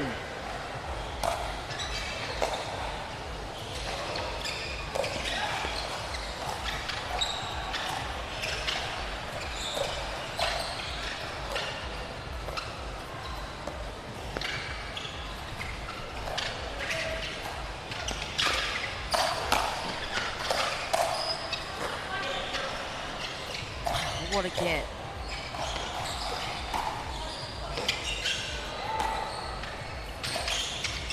Wow.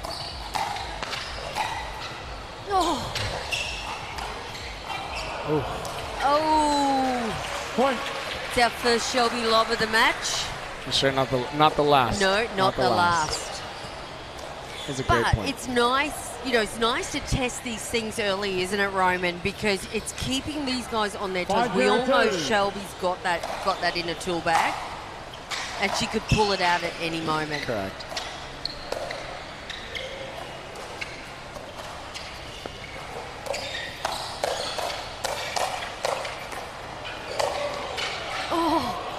in. Hold.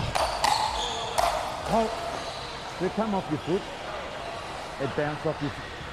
It didn't bounce off his foot. I thought it bounced off his foot. Yeah, I thought it was normal. Okay. I thought it bounced off his foot. All right, referee thought it came off the foot there, so we'll just call the replay.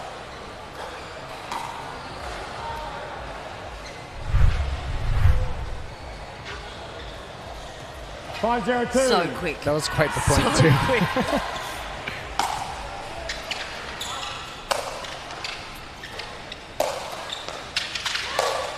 Oh, wow. Oh, there he is, flying through the air. Side out. Yeah, nice. He has an incredible overhead. It's hard to get that ball back, so the fact that 0-5-1. Jack did that with his non-dominant or whichever hand that was.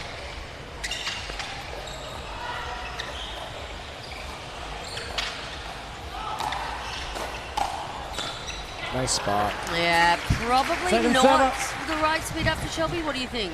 I think she tried to test a little bit of an off pace. It was a little bit high, kind of right in Rose's sweet spot. She was able to get that nice and down. And then that set up Jack for the easy ball down the middle.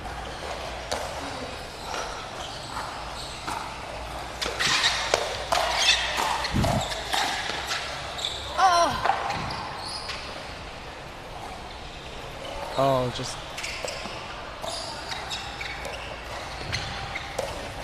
Oh, nice. Happy with that? It's pretty good, isn't it, That's Roman? pretty good. Rose for a second, it looked like she was going to call that ball off out on the side. Rose. Max, you're serving there. All right. 1-5-2. Points have gone on so long, I think players have forgotten where they're meant to be standing. Oh. Yeah, nice spot for Rose there. Working out that Max is still on the run, his position, his feet not stable. Yeah. 5-1-1.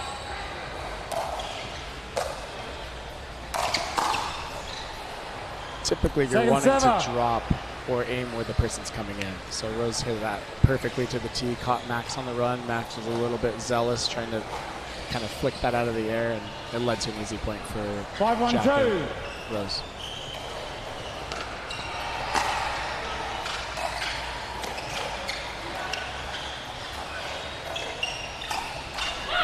Oh, she nice made shot. it.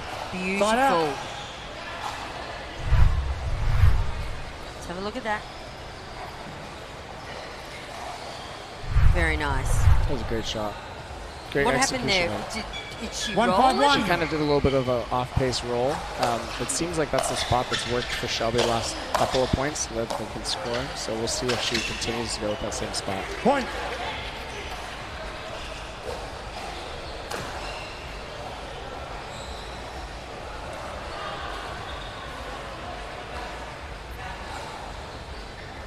Two, 5-1.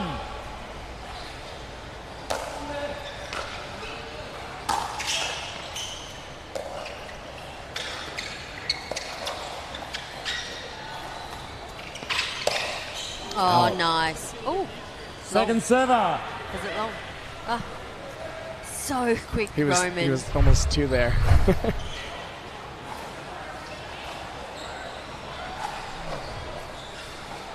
Why? 2-5-2. Why, he says. Big smile. As a player, sometimes you know why you Side missed the out. shot. You know what I mean? Like you're there and you're almost two on top of the ball, where if you swing a little bit too much and overswing, 5-2-1. that ball's just saying. Oh, Jack. Point. Seen a few of those at the moment going down the sideline. That's great.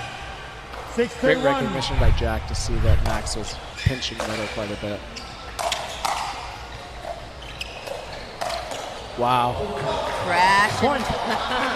Crashing her own ball. She said, Jack, get out of the way, this is mine. 7-2-1.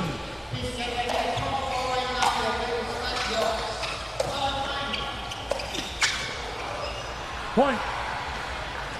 Hard to tell. Jack Monroe's got that owl paddle. It's very difficult to read how fast that ball's coming because usually you can hear it, right?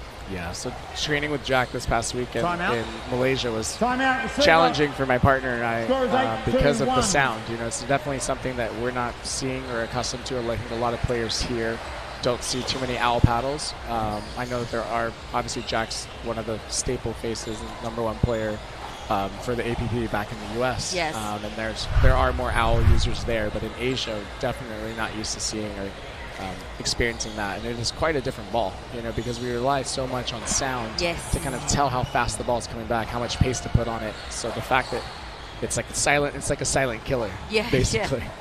That's a really good way to describe it. I know that ACP, Anna Clarice Patrimony, she's got one as well.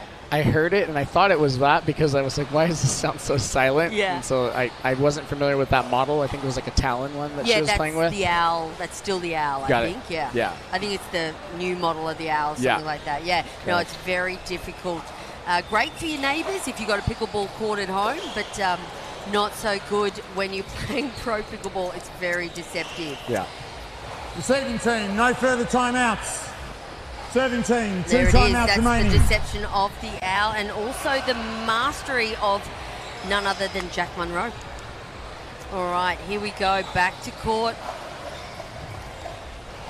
Players ready. Time back in. 8-2-1.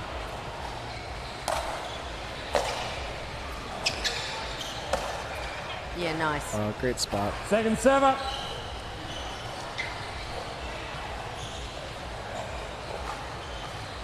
You go, you can see Fudge and Shank in the background, the other semi-final, that's a battle going on.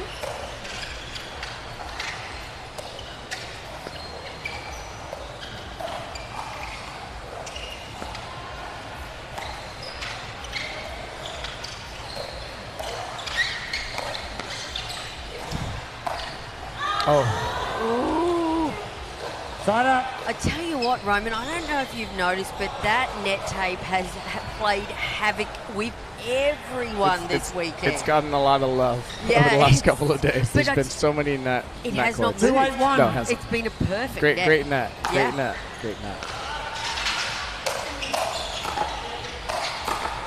What defense? That's what she's There known we go. for. Oh, there you go.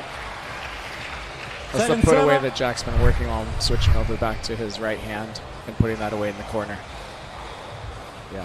2-8-2. That's right. Do you want to explain that to the folks at home? So Jack is actually a righty. My understanding, and if I'm a little bit off on the story, I apologize to the viewers, but he was a baseball player and got injured and found pickleball when he was not able to use his right hand. So if you notice, Jack serves with his right hand, which is actually his dominant hand. He prefers his 8-2-1. overheads with his right hand, but he plays everything else lefty. So he's not actually left-handed. He is not actually lefty. I did not know that. I knew that he served Second with his server. right and played mostly with his left. Right, okay. So you'll see him switching 8-2-2. hands, and I mean it's a piece of cake for him. It's a walk in the park. He makes it look so easy, but it's something that's very difficult to do, especially at this level. Yes, yes. Straight down the middle, a little bit of partner communication, possibly first time pairing for Bates and Manthal. Possibly. They might have played one other one, but both solid players. It's just kind of figuring out. You see a little bit of miscommunication there in the middle.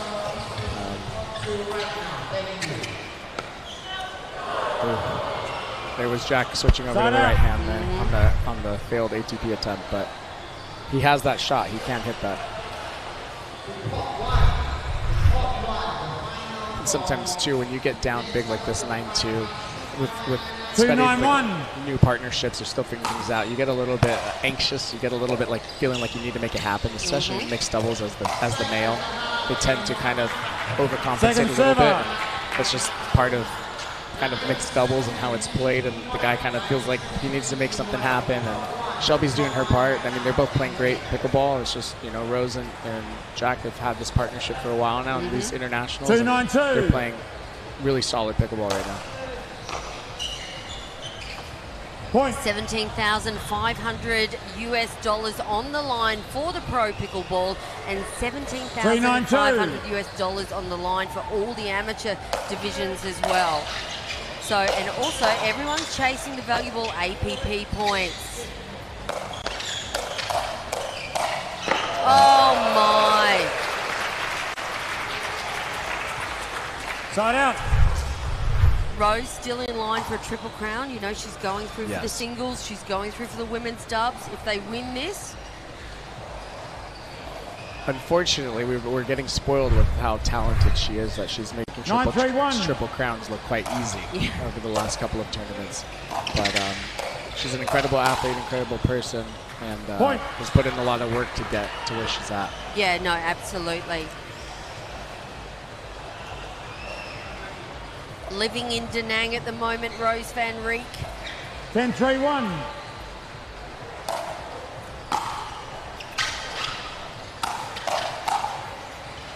Oh, it's in. And nice again. shot. Second server. All right, still another game point opportunity here for Van 10-3-2. Rijk and Munro.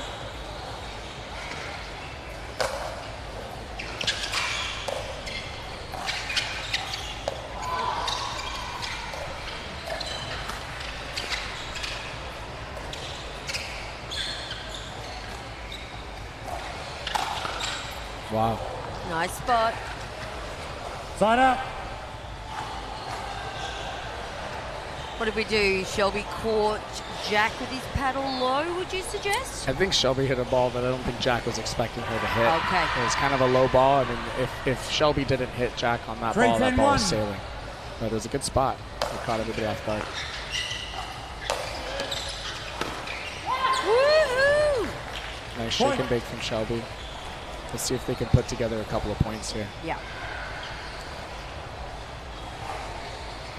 Pickleball is such a game of runs. You know, it just takes like 1 point like that, especially for Shelby, somebody like Shelby. If she gets going, she gets fired up. This is a different ball game. 4-10-1.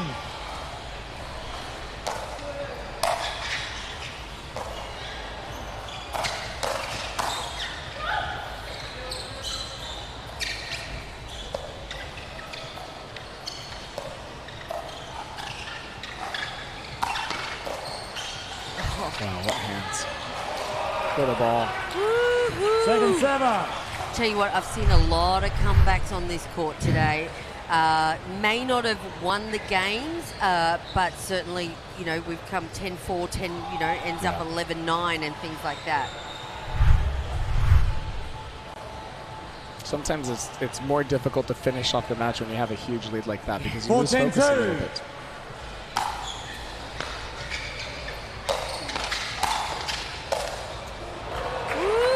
Oh, Max. Side up.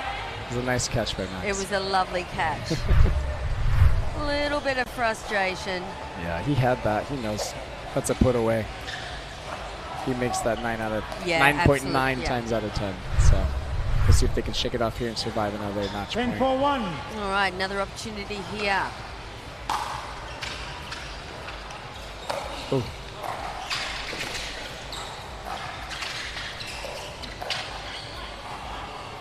Second server. Off pace. Off base. Max does a really good job of picking his spots. You know, if you've noticed the way that he hits the ball, he has a lot of spin, underspin, backspin, side spin. It's like the spin master out there. So he's really good at picking really smart shots and smart spots. That's going to put his team in the opportunity to score. Wow. Master. Side out. All right. Now, tell me something. Why is it so hard to get off 10 sometimes? Rose van Rijk and Jack Munro, they've had 2 attempts now. Yeah. What's going through the mind? I think going through the mind, you're just trying to put one last point together, but sometimes, you know, obviously you're facing opposition that knows, like, hey, we need to get the ball back. We need to stop them here. If not, you know, we're going to a second set. And I'm sure they're not going to be satisfied with the scoreline because we've had such incredible points. Rose and Jack have had the advantage so far, but we'll see if Shelby and Max can put a couple more points together and put more pressure on them. Point. There you go. Yeah.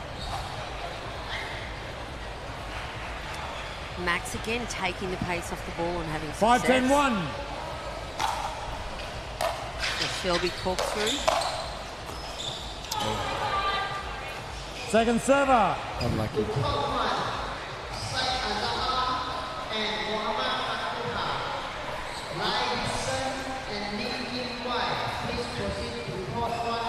Five, 10-2.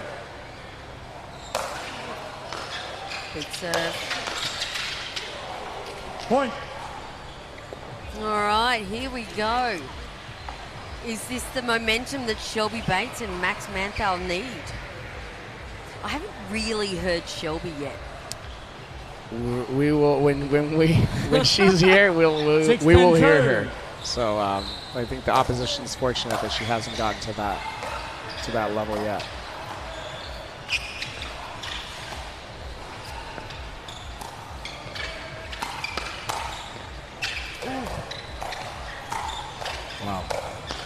Wow. There Point. she is. Here she comes. All right, 7-10. Have we got a game one here? Just when you thought it was all over. Didn't you call it before, like it's a game of momentum, Yeah. you said? And I'd like to see a timeout potentially from Rose and Jack. Maybe after this point if they 7, can't 10, figure this 2. out. But let's see if they can get they need this hold. This is important.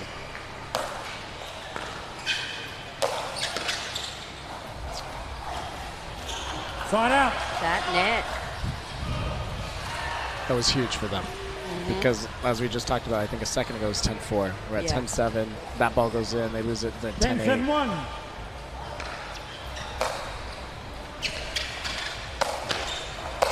Wow. Well, just one more. That's all they need. Second server. Drops have been a tad bit high these last couple of possessions. I think it's just a 10-2. little bit tense, trying to get that last point. Let's see if they can figure it out here and close it out. Oh. Point. Good ball. Game. 2 There minutes it is. played. Game one goes to Munro and Van Rieck. 11-7. Not a bad effort in the end, Max Manthal and Shelby Bates. Will they give them the momentum to come back in game two? We will be back shortly with this semi-final action.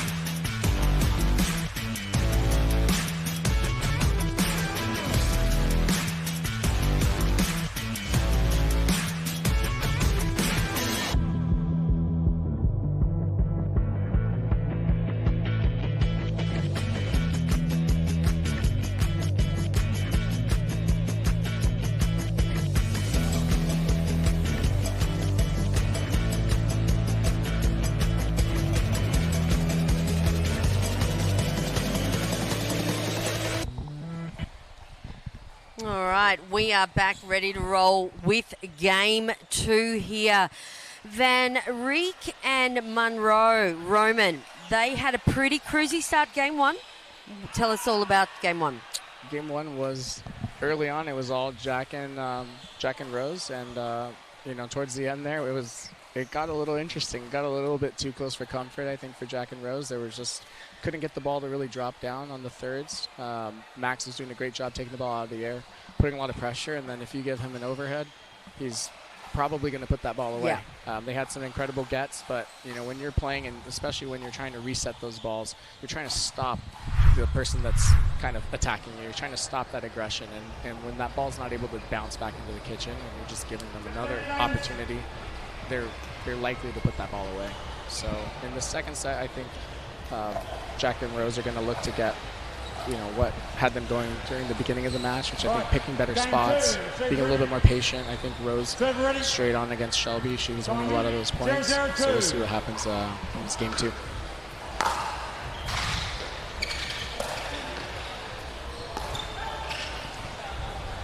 Woo.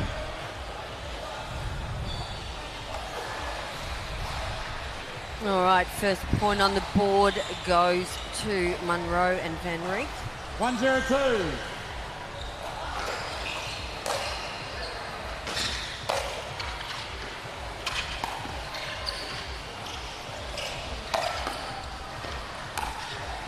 Great defense.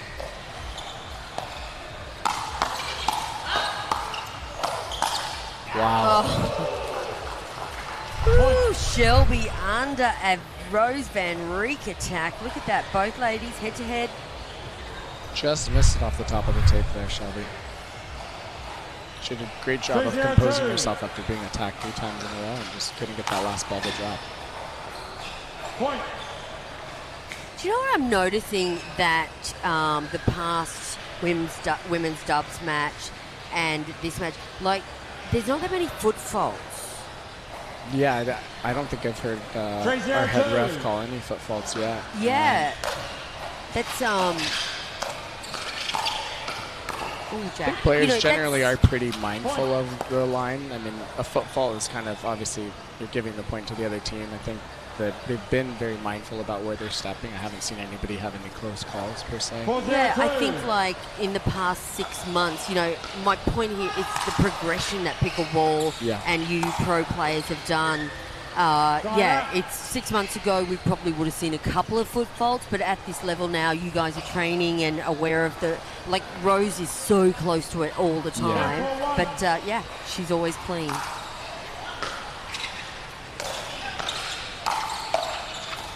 Good dig.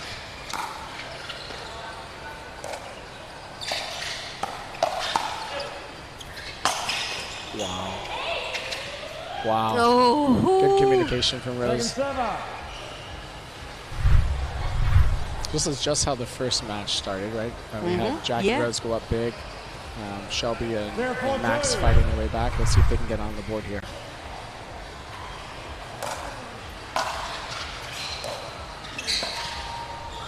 Point. Nice. See, Max has had success taking that pace off with Rose. Yeah.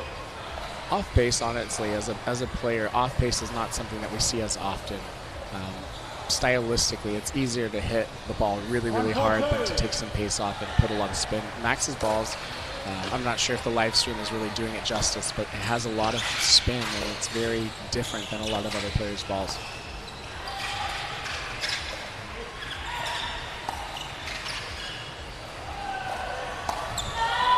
Yeah, I've had some drilling sessions with Max and Santosh, and definitely the dinking sort of, like, yeah, they hit the ball crazy, don't they, both of them? Yeah, I had a match with them yesterday. Obviously, wish it would have gone a little different, but it was fun. It was my first time playing against Max, and we had a great time. It was a great match, you know, getting to play against stylistically a different player than what you're used to typically seeing. But he's so crafty with it, and you know, that's what's enabled him to be so successful, I think.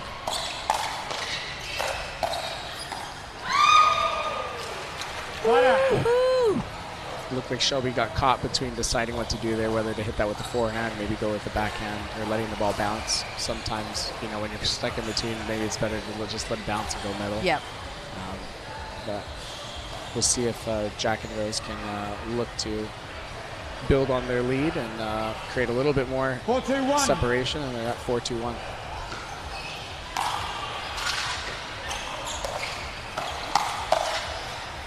Good lead by Shelby. Yeah, great lead. You know, she's been under attack on that side, and you know, when you're under constant attack, it's so easy just to keep in that mindset to be able to switch off like Shelby's just done and let it fly. That's fantastic.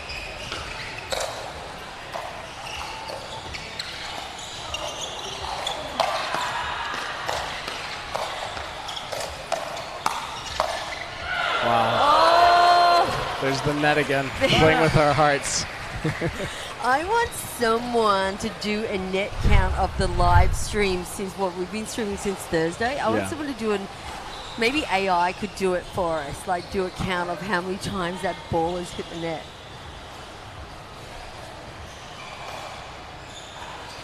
And look, the net is still perfect. Yeah. 2-4-1.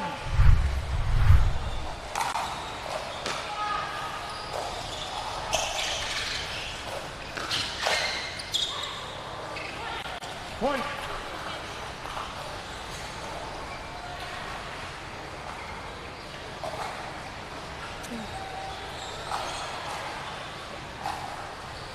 Three, 4, 1.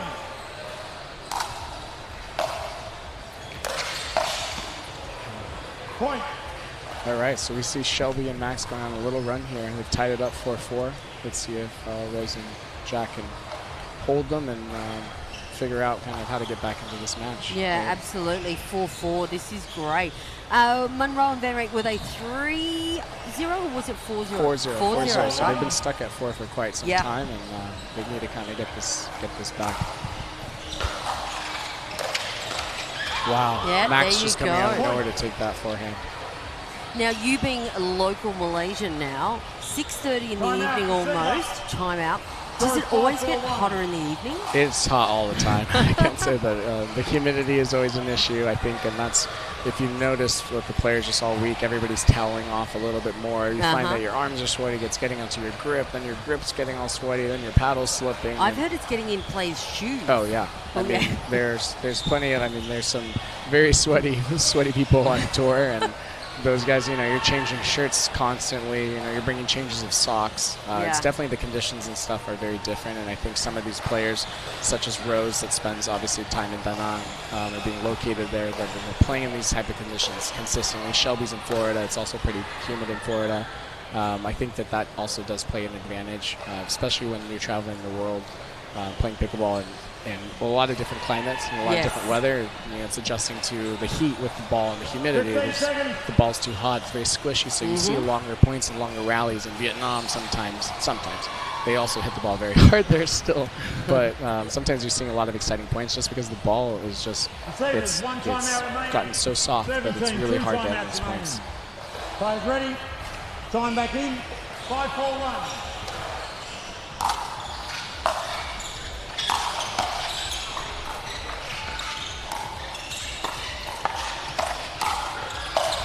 Wow, great angle by Rose. Shelby had amazing defense. Shelby digs a lot of balls. She has great defense. That was outside of Max's reach there.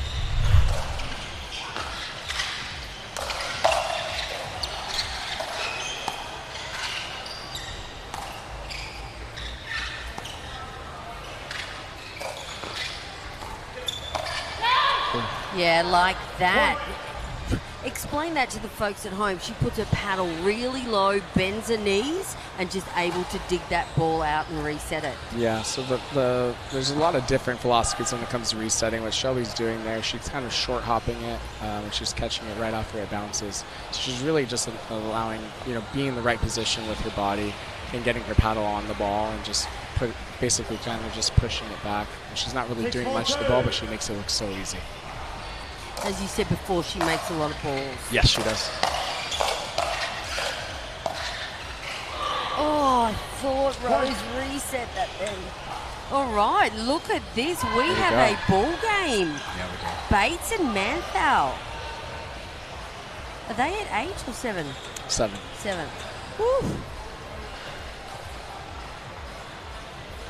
7-4-2.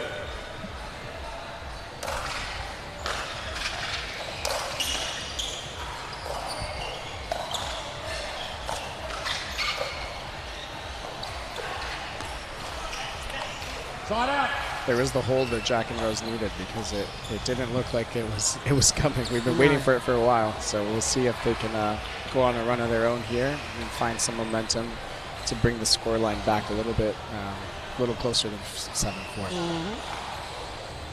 But I haven't been in Asia for quite a few months since my knee, and I've come back and everyone's lost weight, Roman. Jack looks great. Yeah. Mayor, another player that's been putting in a lot of work. Mayor looks fantastic. Yeah, he's been getting into better shape. We're training a lot here. Henry? And it's easy to sweat. Yeah. And Jack Foster, they're looking fantastic as well. Yeah, exactly.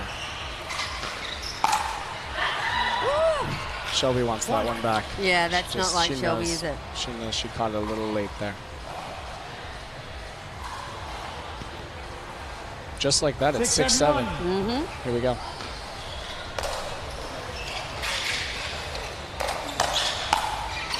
Wow.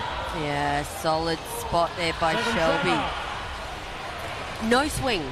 No swing. That was just a two. I don't even know. That was a kind of a two-hand push from like her ear. That was a great shot by Shelby.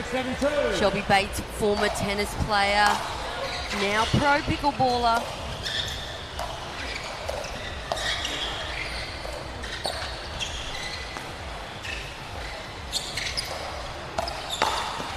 Oh, wow.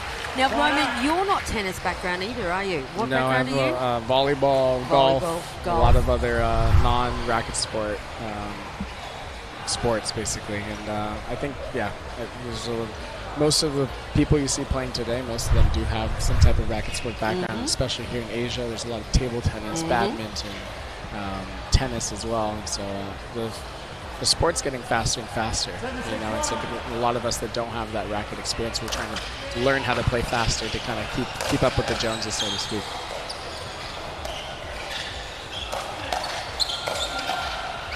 Oh, so close, Rose.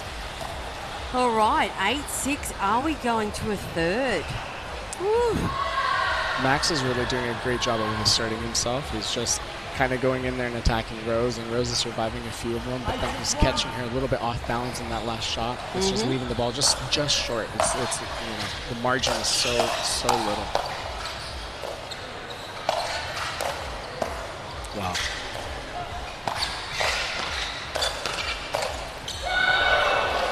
Yeah, Max Manthal's actually putting on a bit of a show at the moment, isn't he? Feeling super confident in his position on court.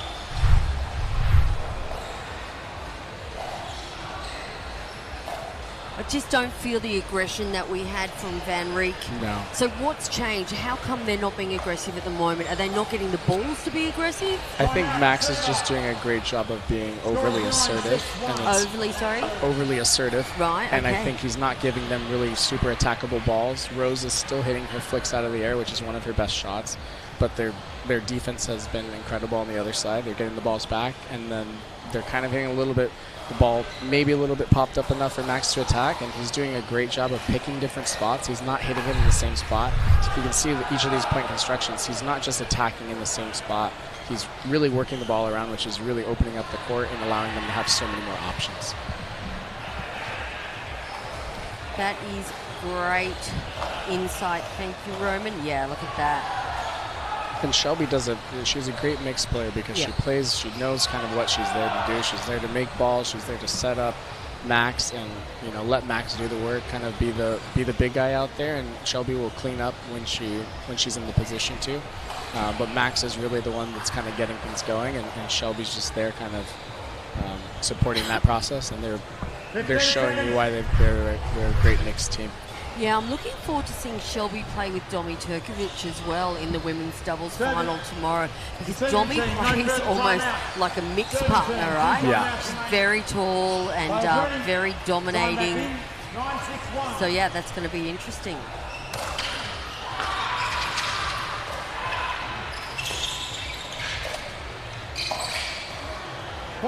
Yeah, so that is just nothing that you'd usually see Rose Van Rijk. All right, we have game 2, match point. Look, 4-zip, I wouldn't have thought that Bates and Manthal would be closing out game 2 right now. Yeah, they really turned it on, and let's see if they can close out here. All right, let's see if Rose and Jack can fight back a little bit. We have one more chance, survive yeah. one more ball. And 10-6-2.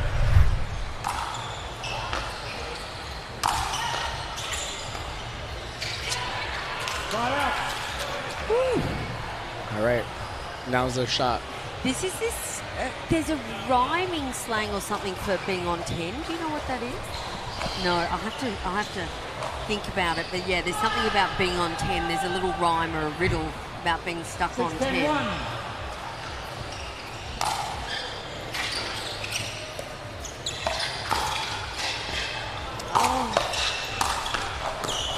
Wow.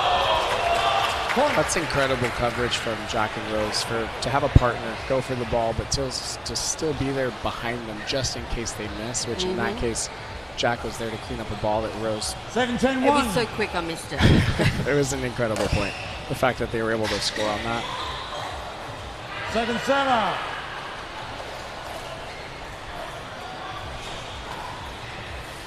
7-10-2.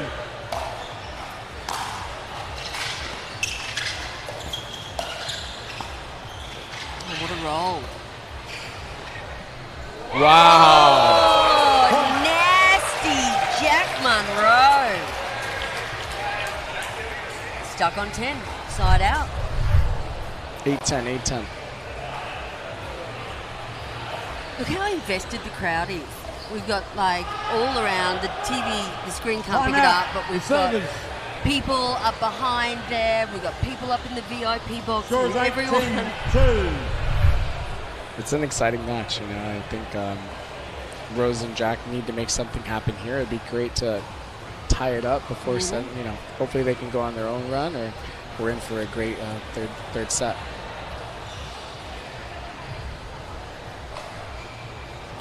Who was in the other semi?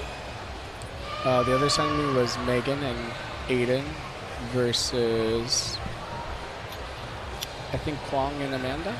Yeah, I wonder what's happened with that semi. I might just get an update from the producer. I'd be interested to know that who this team will be playing tomorrow.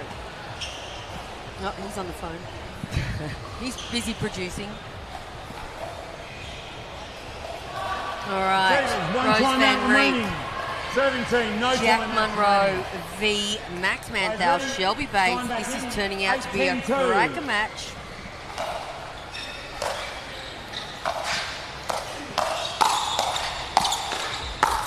Wow, big point there.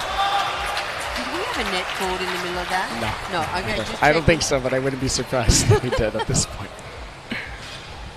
9-10-2. This is huge. On 2.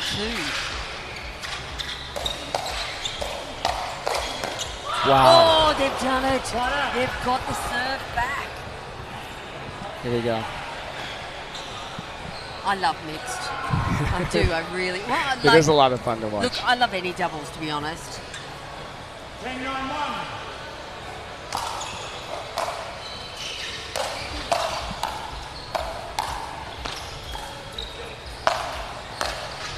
Wow, what a ball from Max. 7-7. But catching Shelby just falling back just a tad, and that's leaving the ball just a little bit short. Think clever, or was it Rose taking Max out a little bit? Yeah, pulling him out wide.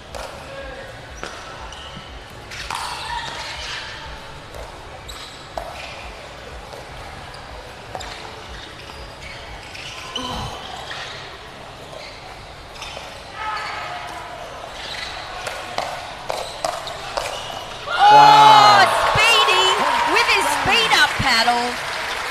Max the Mozzie Manthal. All over the place, isn't he? He's everywhere. What an incredible finish. That was a great second set. I'm sure we're in for a great third set. We'll see. I'm not sure which way this one's going to go. They're both playing incredible pickleball. This is a bit tighter than what I thought, but well done both teams. We're going to take a quick break and we'll be back with, I can't tell you how many games I've called that have gone to 3 today. All right, we'll be back shortly.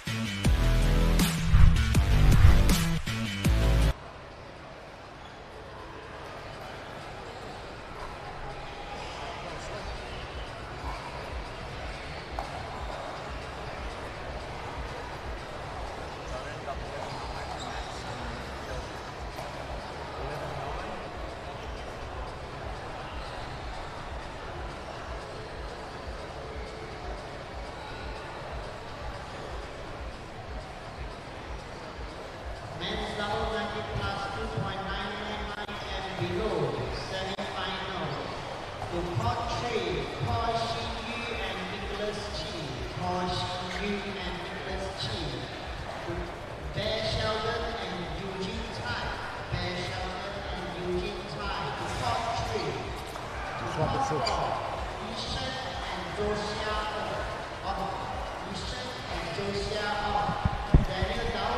All right, welcome back. Jeanette Ward here is your host for the Penang Open. I am here with my analyst for this match, Roman Estrella. Roman, woohoo, that was fun. This has been a great match. There's been some incredible points. We'll see. It seems like the second half of that match, Max really took over. Yep. So I'd look for Rose and Jack to try to neutralize him a little bit more, be playing Shelby a little bit more on those balls. Max obviously is going to be coming over to take a lot of balls with the forehand, so I'd like to see Jack maybe keep him a little bit more honest, get a little bit more to the backhand side, try to get behind him. What that's going to do is that's going to force Max to kind of stay on the side a little bit more, because if he gets burned once or twice, as a player you don't want to get burned 3 times, 4 times, so he would have to make that adjustment. But we'll see what their strategy is going into this third set, but I know we're in for some exciting pickleball for sure. Yeah, we are. The problem with Max is his footwork, right? He's just so quick on his feet. So, yeah, trying to isolate him, I totally agree. Keeping him honest every now and again, it's the way to go. Yeah, he's a very dynamic player, and it's very tough to play against somebody that's so active. Similar in a different style, playing against like Kwang Gong, Yes. which we just heard had won the other semifinal. But playing against somebody that's so dynamic like that, it's very tough. You know, it's very... You can feel them imposing their will on you. You can feel the pressure that they're providing. And so I think for Rose and Jack, they really have to kind of dig in here. This is, you know, maybe not a situation that they thought they would be in. But, you know, hats off to Shelby and Max for fighting through that set, closing it out when it looked like maybe they weren't going to be able to close. Yeah, very consistent, right? Yes. Yeah. And that's what Shelby Bates is known for. Correct. Her consistency. Correct. She just got to make him play, get the ball back, and then let Max Manthal do his thing. Yeah. And as a player, when you have a partner that you trust making the balls, and this just allows you to be free. Max is flying everywhere because he knows that Shelby has his back, and he's playing with extreme confidence. It's just, you know, obviously apparent here in the scoreline.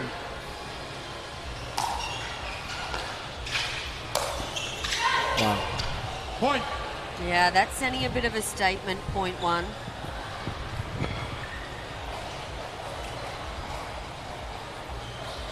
One 0-2.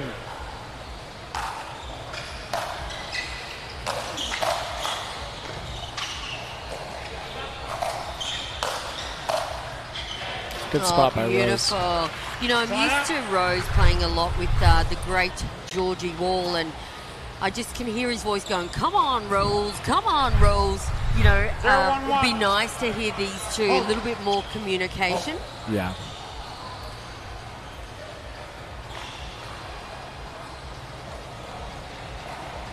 All right, Max is just having a little bit of equipment. You good? Yep, he's good now. Yeah, so it'd be nice to hear these two a little bit more energy, but I don't think Jack's that kind of player, is he? Not typically. He's pretty calm and composed. I actually learned in training with him this week that if there's not music and stuff, it's all business. If there's a little bit of music and, you know, he's in his headphones and stuff, he's in his own world, but he's here to play. He takes, obviously, you know, him being the #1 player on tour here. He shows up for work every day prepared, and you know, we'll see if they're able to get some, you know, maybe squeeze out a smile from him once in a while. But Rose herself is a lovely person, but is a fierce competitor. Yes. You know, and I think all 4 of these athletes, they all want it, and so we'll see what happens here in this last set. Point.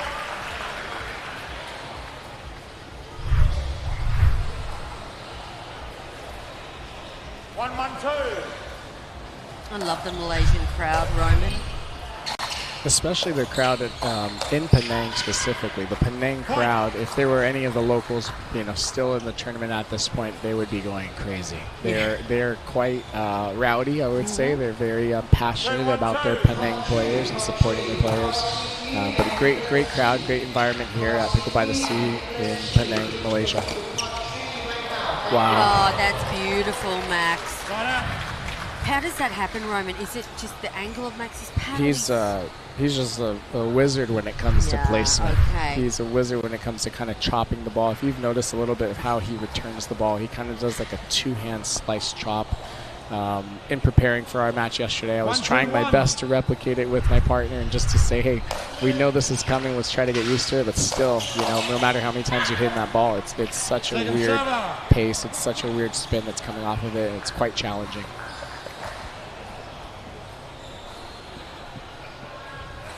One, two, two.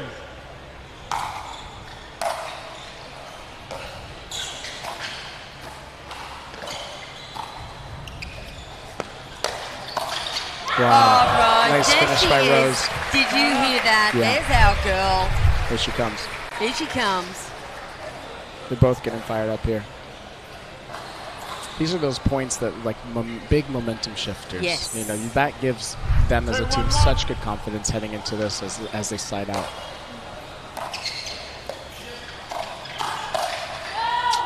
Little long there. Second server. Interesting for the amateurs about that. If you can recall then, when Shelby said no, it was almost as Rose struck the ball. Yeah. Like she's able to read that ball so early, even before it's over the net. Leaving out balls is definitely a skill. It's a skill that some of us, myself included, are still learning. Terrible. But for some players, I mean, the saying is, shoulder high, let it fly. And so when she saw that ball come off of the paddle, obviously we all practice so much. When somebody's hitting the ball, it's at that certain trajectory. There are instances where maybe it's going to squeeze in on that back line, but for the most part, you can tell in the trajectory if that ball's going in or if it's sailing to the moon. Second server. Some of us, unfortunately, just still hit the ball. I'm one of them. One, two, it's like, tell me earlier. All right. Now, well, Shelby Bates, she's got the partner communication down pat.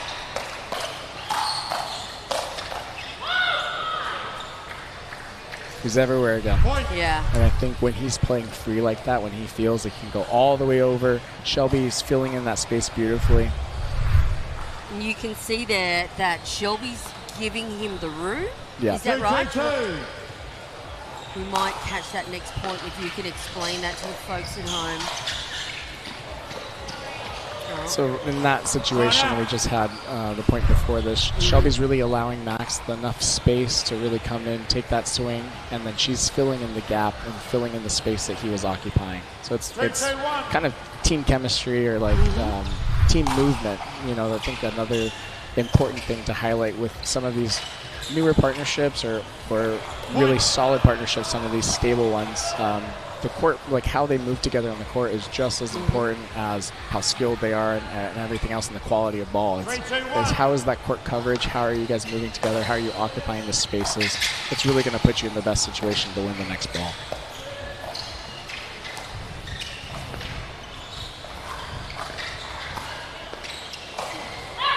If you notice there on that point, all four players are moving, regardless if they're hitting the ball or not, because you're actively moving. Even if the ball's not coming to you, you got to be ready to fill in the space in case that next ball comes to you. So you're constantly moving.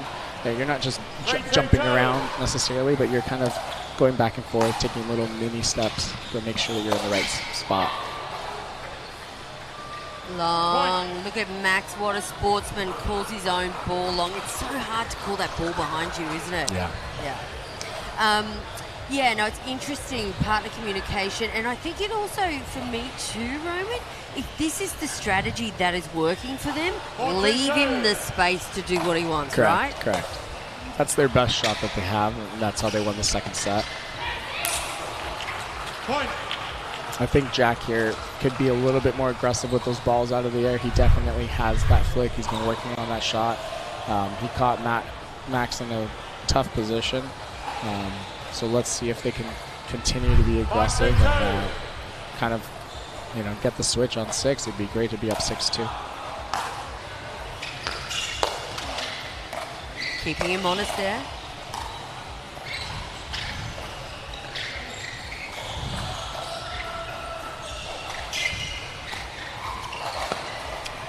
Oh, look at that. So, Munro's return. Down behind Max, keeping Max nice and honest, sending a message to Max, is he, that you can't be in the middle all day. They need to send that message, because if not, Max obviously is very comfortable being in that position. Shelby's hit that really sharp, aggressive dink a few times now, and Jack's, I think, the last maybe 2 or 3 ATPs, he switched over to the right. And like I shared earlier, when he missed the first one, Jack can hit that shot all day. Yeah. So I'd look for Shelby to maybe change up the placement on that dink. Shelby is, you know, at this level, you need to be able to dink in different spots, dink with different pace, different depth. Shelby does a great job of doing that generally, so I'd look for her to make that adjustment here, because you don't want to lose that point the same way. Yeah, and on the switch. Especially if Jack had a bit of trouble yesterday on that backhand dink, like, you know, exposing sort of some issues can really play on your mind, though. You were saying before, like, if you miss a couple of shots, you can get tense. So, yeah, let's see. I don't think that they're... Okay, 6-2, anything can happen. We've seen it all weekend. Correct. So, yeah, stay tuned to everyone for the second half of this semi-final. And the interesting thing about that ball that Shelby hit, it was not a bad shot. It's a bad shot against Jack Monroe that's able to switch. If it was harsh, and nothing to against harsh, he's a great player, but it's just saying another left-handed player. Yeah. That's a very extremely difficult shot. It's away from the body. They'd have to really contort. But to be able to switch hands on that ball and to hit that with such finesse, and you know, he didn't hit the ball super hard. Yeah. He just kind of, he guided it in. He kind of curled it around the post a little bit. It was pretty, right? It was a pretty shot. Yeah. So I'd look for Shelby and Max to really, they need to get something going here, because you know, third set, game 3, you know, this is where Championship Sunday comes to play.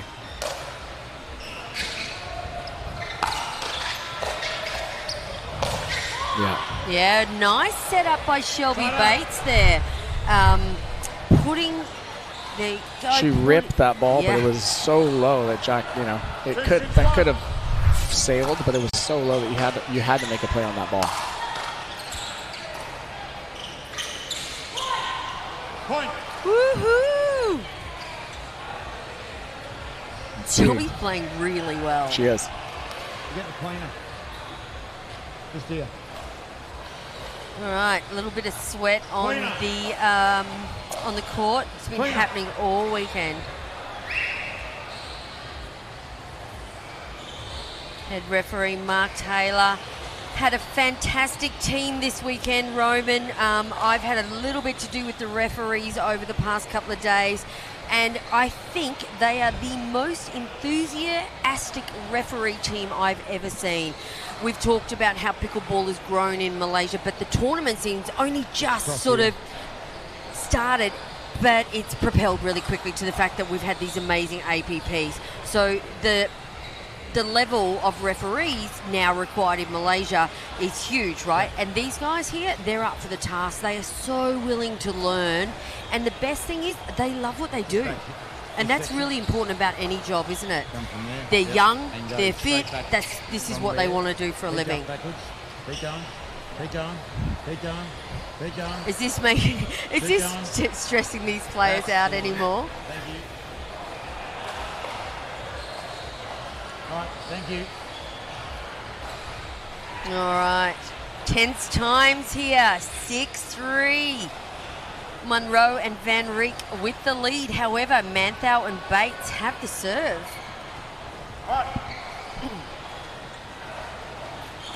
Time back in. 3-6-1.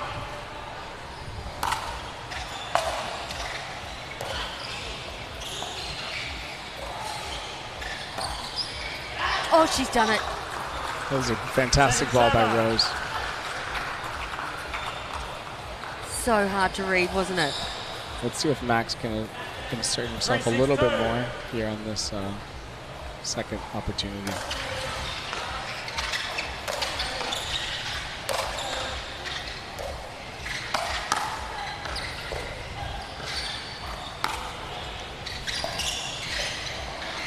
Wow, what a point.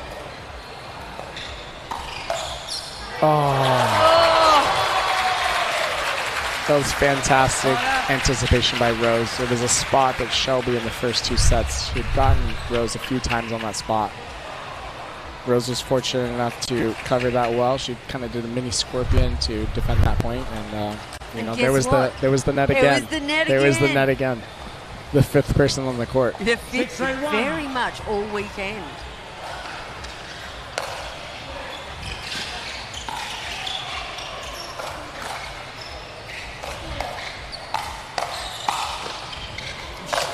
Wow. What an overhand. Tell me something. Second server. So, Max has played on this court. Jack's played. Rose has played. Shelby's the only one. 6-3-2. Does it really make any difference? Are you coming in with a disadvantage? Are you coming in with a disadvantage? Are you coming in with an advantage?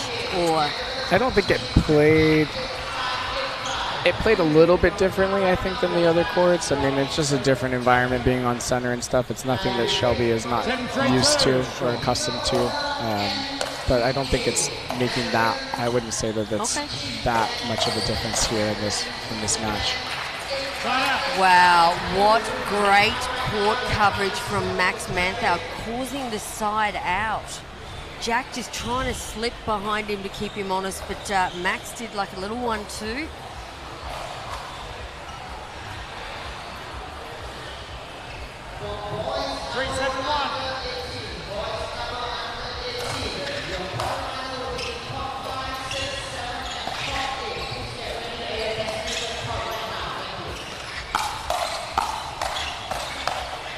Wow.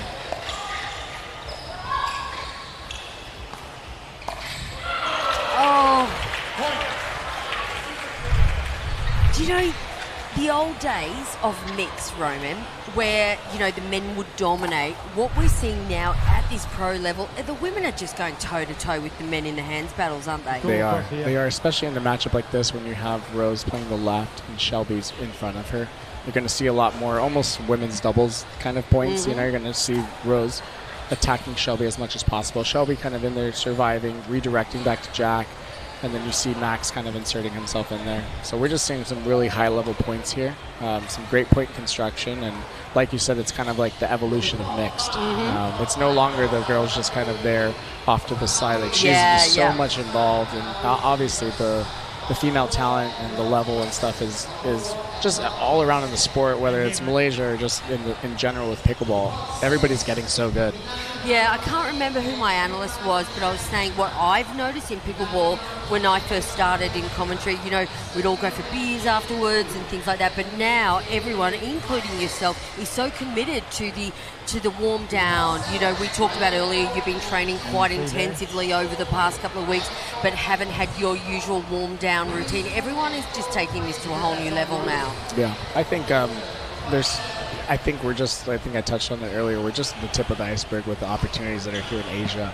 You know, it's great to see some of these players from the States come over. You know, obviously as myself choosing to be out here. I see a lot of opportunity with the sport and with where the sport is headed in Asia. So I'm happy to be a part of the growth here in Malaysia and in other parts of Asia. And it's really been a great opportunity, and I think that, you know, even more opportunities will come in the future. Yeah, no, absolutely. The APP Penang Open, we have next stop, we are in China, then we're in Bangkok, and then we're in Taipei, then we're in Ho Chi Minh, and then we are in Delhi, India. So it's going to be a very busy 5 months. Yeah. Second half of the year will be quite busy. And hopefully we can see you at a fair few of those as well, Roman. I hope to be there. Be my commentator analyst again. 7-1.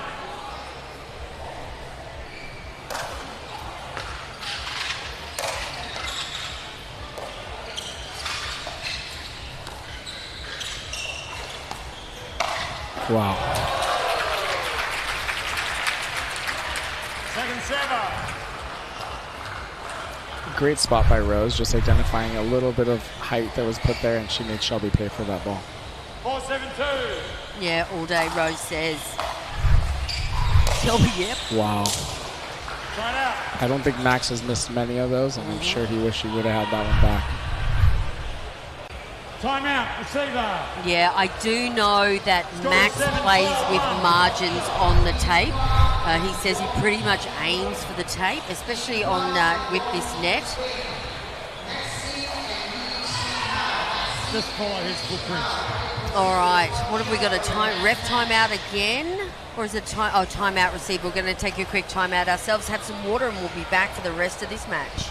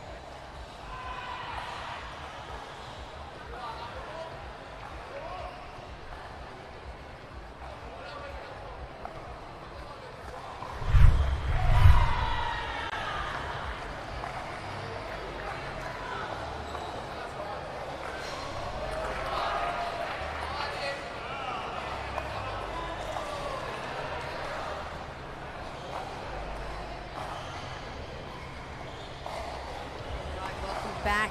7-4 in the third. Roman Estrella. This is big. Are you happy you're in the booth commentating this one? This is probably the most exciting match we've... Well... Oh, I don't know. I don't know about that. I think they've all been exciting.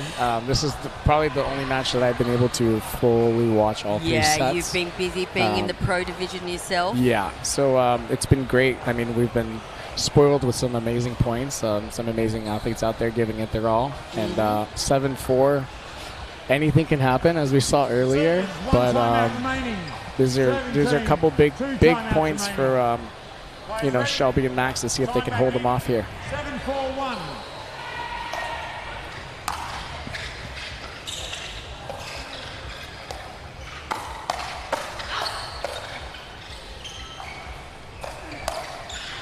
Great reset, Rose. Wow. Oh. Second server. Oh, so close. The trajectory of that ball, I don't know, may have... I think somebody mishit it. It was a little bit too funky. Yeah, it was pretty funky.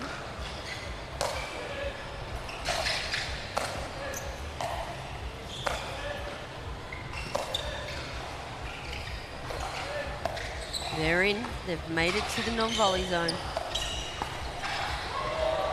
Ooh, just out. That's signature Wow. Shelby too, isn't it? The roll dink. We can hear her. She's not happy. 8-4-2. 8-4-2.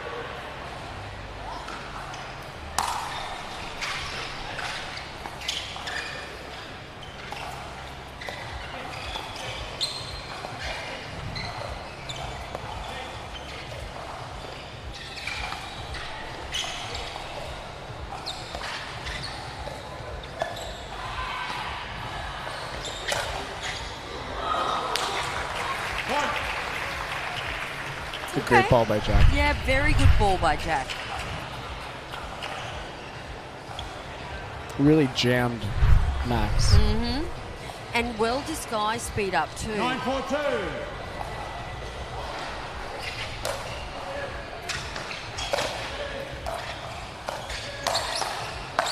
Wow. Oh, so good. Rose Van Reek is like a bull charging in there. Look at that. Boom. Yeah. We're at 10. Let's see if we can see some magic from Shelby and Max here. Here we go. Match point. Who's going to gold? And there they have it. Van Reek and Munro, 11-4 in the third, taking out Shelby Bates and Max Manthal, but they're not finished for the weekend. They'll be going off to play bronze.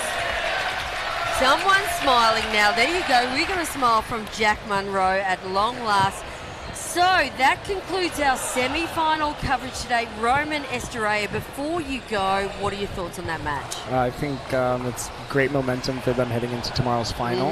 We'll have some great matches tomorrow with Rose going for a Triple Crown. Yeah, and QD. Going for a Triple Crown. So we're in for some great pickleball, so stay tuned for more action here from the APP Penang. Yeah, I think it might be 11 o'clock tomorrow, 11 a.m. Malaysian time.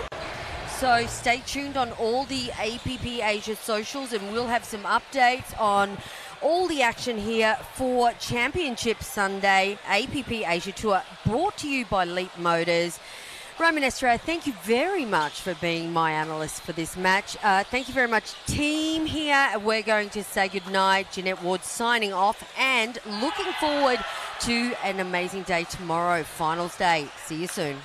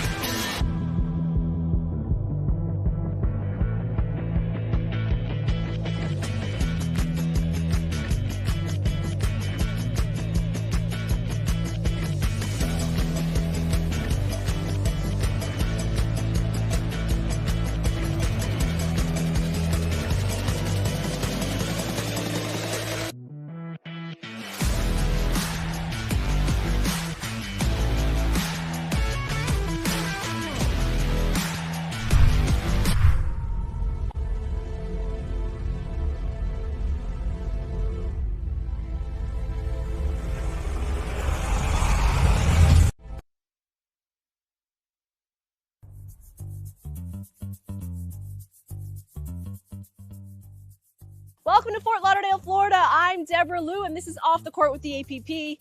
Tanner Tomasi isn't just a professional pickleball player. He's that guy you see on social media giving the best pickleball tips and tricks. Here's how to hit a perfect backhand dink in under 60 seconds. How has he built his enterprise? Get ready to take some notes. He's about to tell us.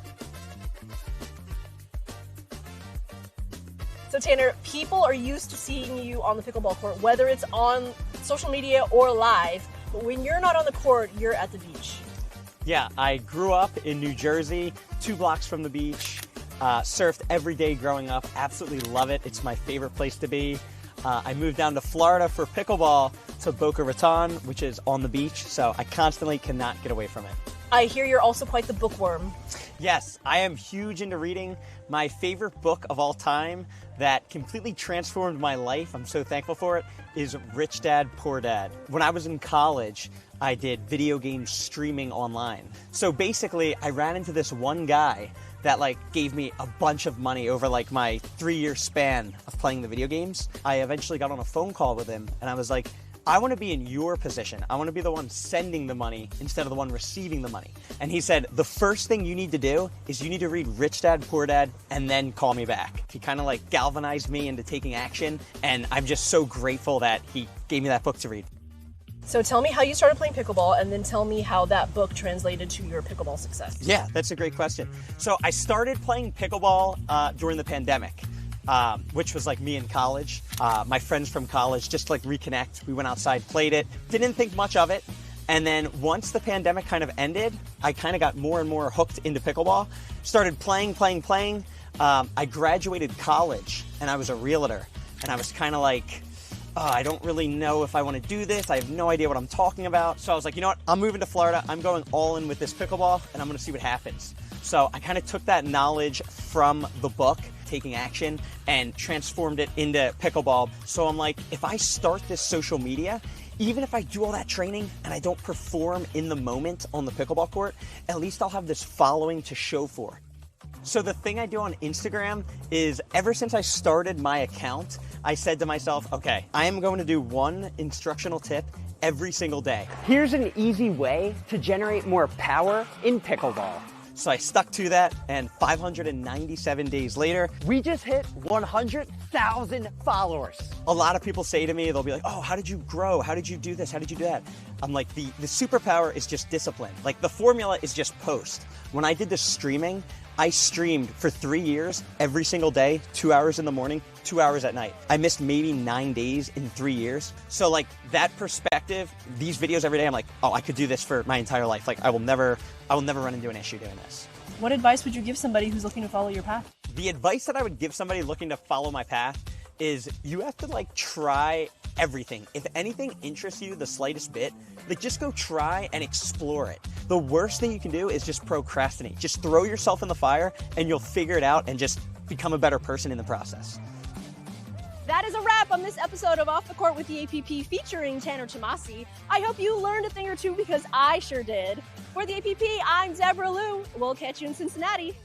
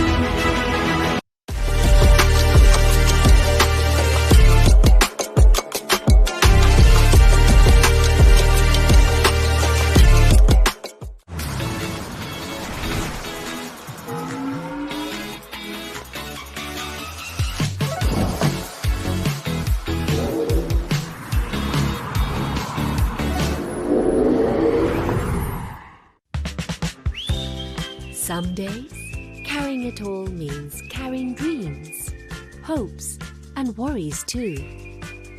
And even the smallest helps can make the biggest difference. Because moving forward should always feel effortless. Leapmotor C10, part of your journey.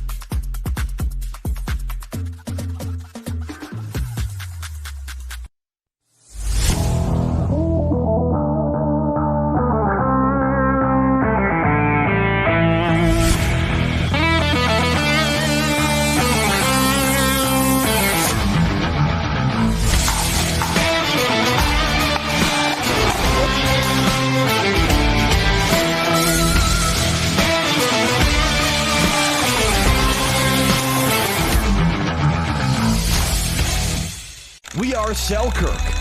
We are pickleball. Pickleball? Yeah, pickleball. All ages, family, friends, dinks, drives, Ernies, ATVs, and whatever this is. 10 years in and just getting started. Here and not going anywhere. We are you, and you are who we work for. Family owned, USA made, pickleball proud. Selkirk Sport. We are pickleball.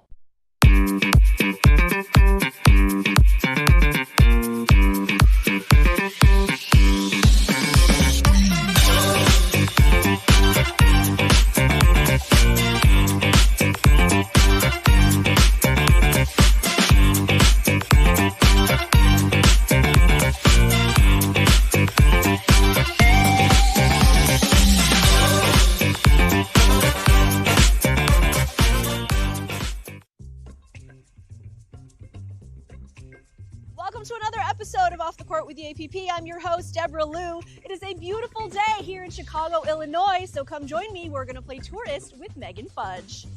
So Chicago is not only the home of the APP, but Illinois specifically was your very first home in the United States, right? Where are you from and how did you end up here? Yeah, I'm actually originally from Germany. A lot of people get that confused because of my accent. But no, I was born and raised in Germany. I went to England to boarding school. My mom is from London, so I also had that British accent when I was growing up. And then I got recruited from England to the United States to play college tennis at the University of Illinois. And Chicago was the first ever city that I went to in America. Like, I have like lists that I want to, things to see, I want to see in different cities. And the bean's been on my list for like way too long and I haven't checked that off at all. Well, I'm so happy we can help you with that today. Yeah, when you asked me like, what would you want to do? What would you want to do in Chicago? I was like, the bean is all the way up there. So you mentioned it's at the top of your list. I know you love to tour, and I'm so excited that you take advantage of this pickleball traveling life. What have been your top things? Honestly, it's been this incredible journey from like Dubai with the Burj Khalifa to the Great Wall of China to the Arabian Sea to Telford, England to Cayman Islands. It was like, how do I do top 3 or top 5 or top 10? If you told me 3 years ago that this is what I was going to be doing, I would be like laughing. I would be like, okay, sure, keep dreaming.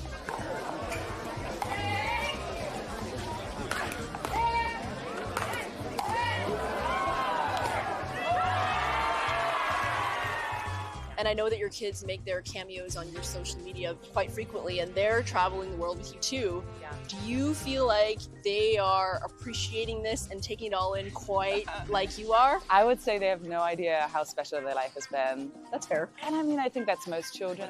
When we were getting back from China last year and we were flying into Michigan for the next tournament, they're like, Mom, like, do they speak English here? And I get it. You know, it was a lot of journey. We went from India to China to Michigan to Chicago. Like, it was a lot at once, and I hope they remember most of it. Fans actually can follow along on your journey because you are quite the social media influencer. Story with Intersport.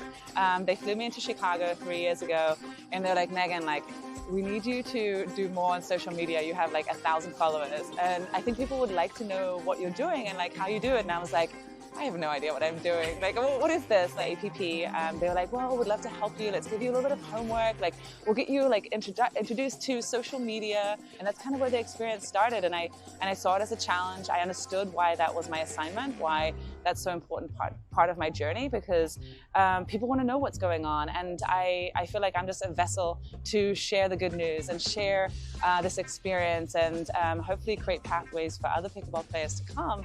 So when you're not on the pickleball court or in the RV, what are you doing? I am discovering new places. I don't know, I'm fascinated by travel and by cities and by cultures. And so I'm intrigued by that. Why is that a symbol for Chicago? Why has it become like that? You know, that's interesting to me, because a lot of people obviously had put thought into this, and that intrigues me. So I want to know more about it. Wonderful. We look forward to following the rest of your travel journeys. Yes. Well, now with the big announcement for the APP, the travels will continue even more so, I think. Well, we look forward to seeing all of that on social media. Perfect. Thank you so much. That does it for this episode of Off the Court with the APP featuring Megan Fudge. For the APP, I'm Deborah Liu, and now that I've worked up an appetite, I have a date with some deep dish pizza.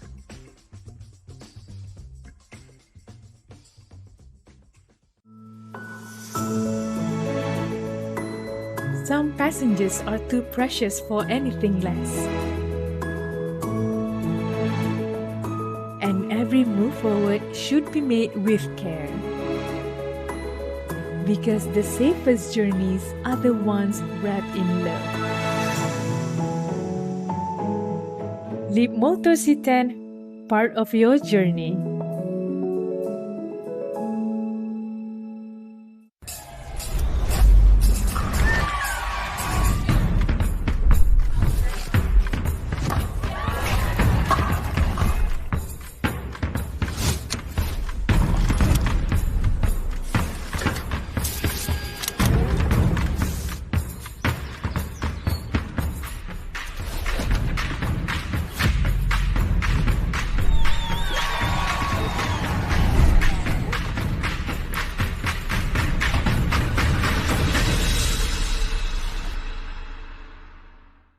Good morning, ladies and gentlemen. This epic grand final Saturday. It is Kuala Lumpur Open, brought to you by Leapmotor.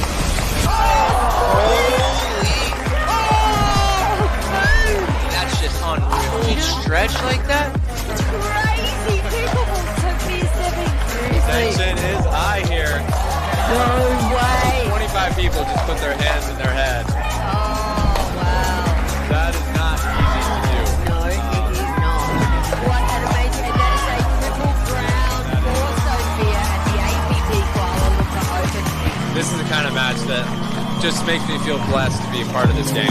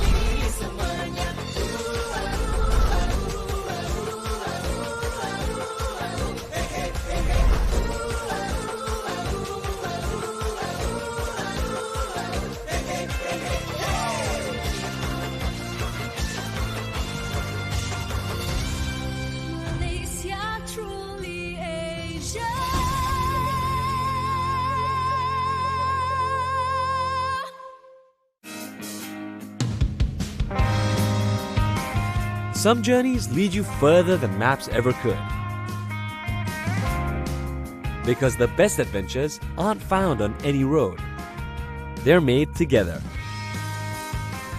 Because even the furthest adventures carry the comforts of home with them.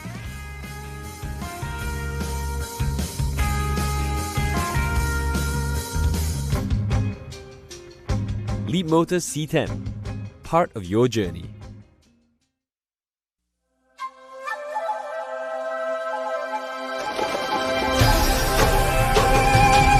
Malaysia is truly Asia. It's a land with rich heritage for you to explore. Sandy beaches, friendly faces, surreal experiences everywhere.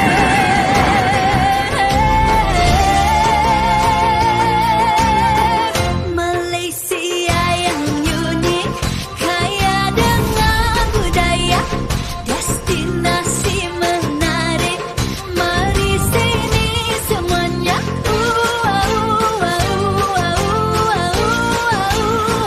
Hey, hey, hey, hey. Welcome to Malaysia, where the sights are surreal. Beyond imagination, every moment you feel. Taste the food, try the highlands, such a thrill. The heartbeat of Asia, where dreams are fulfilled.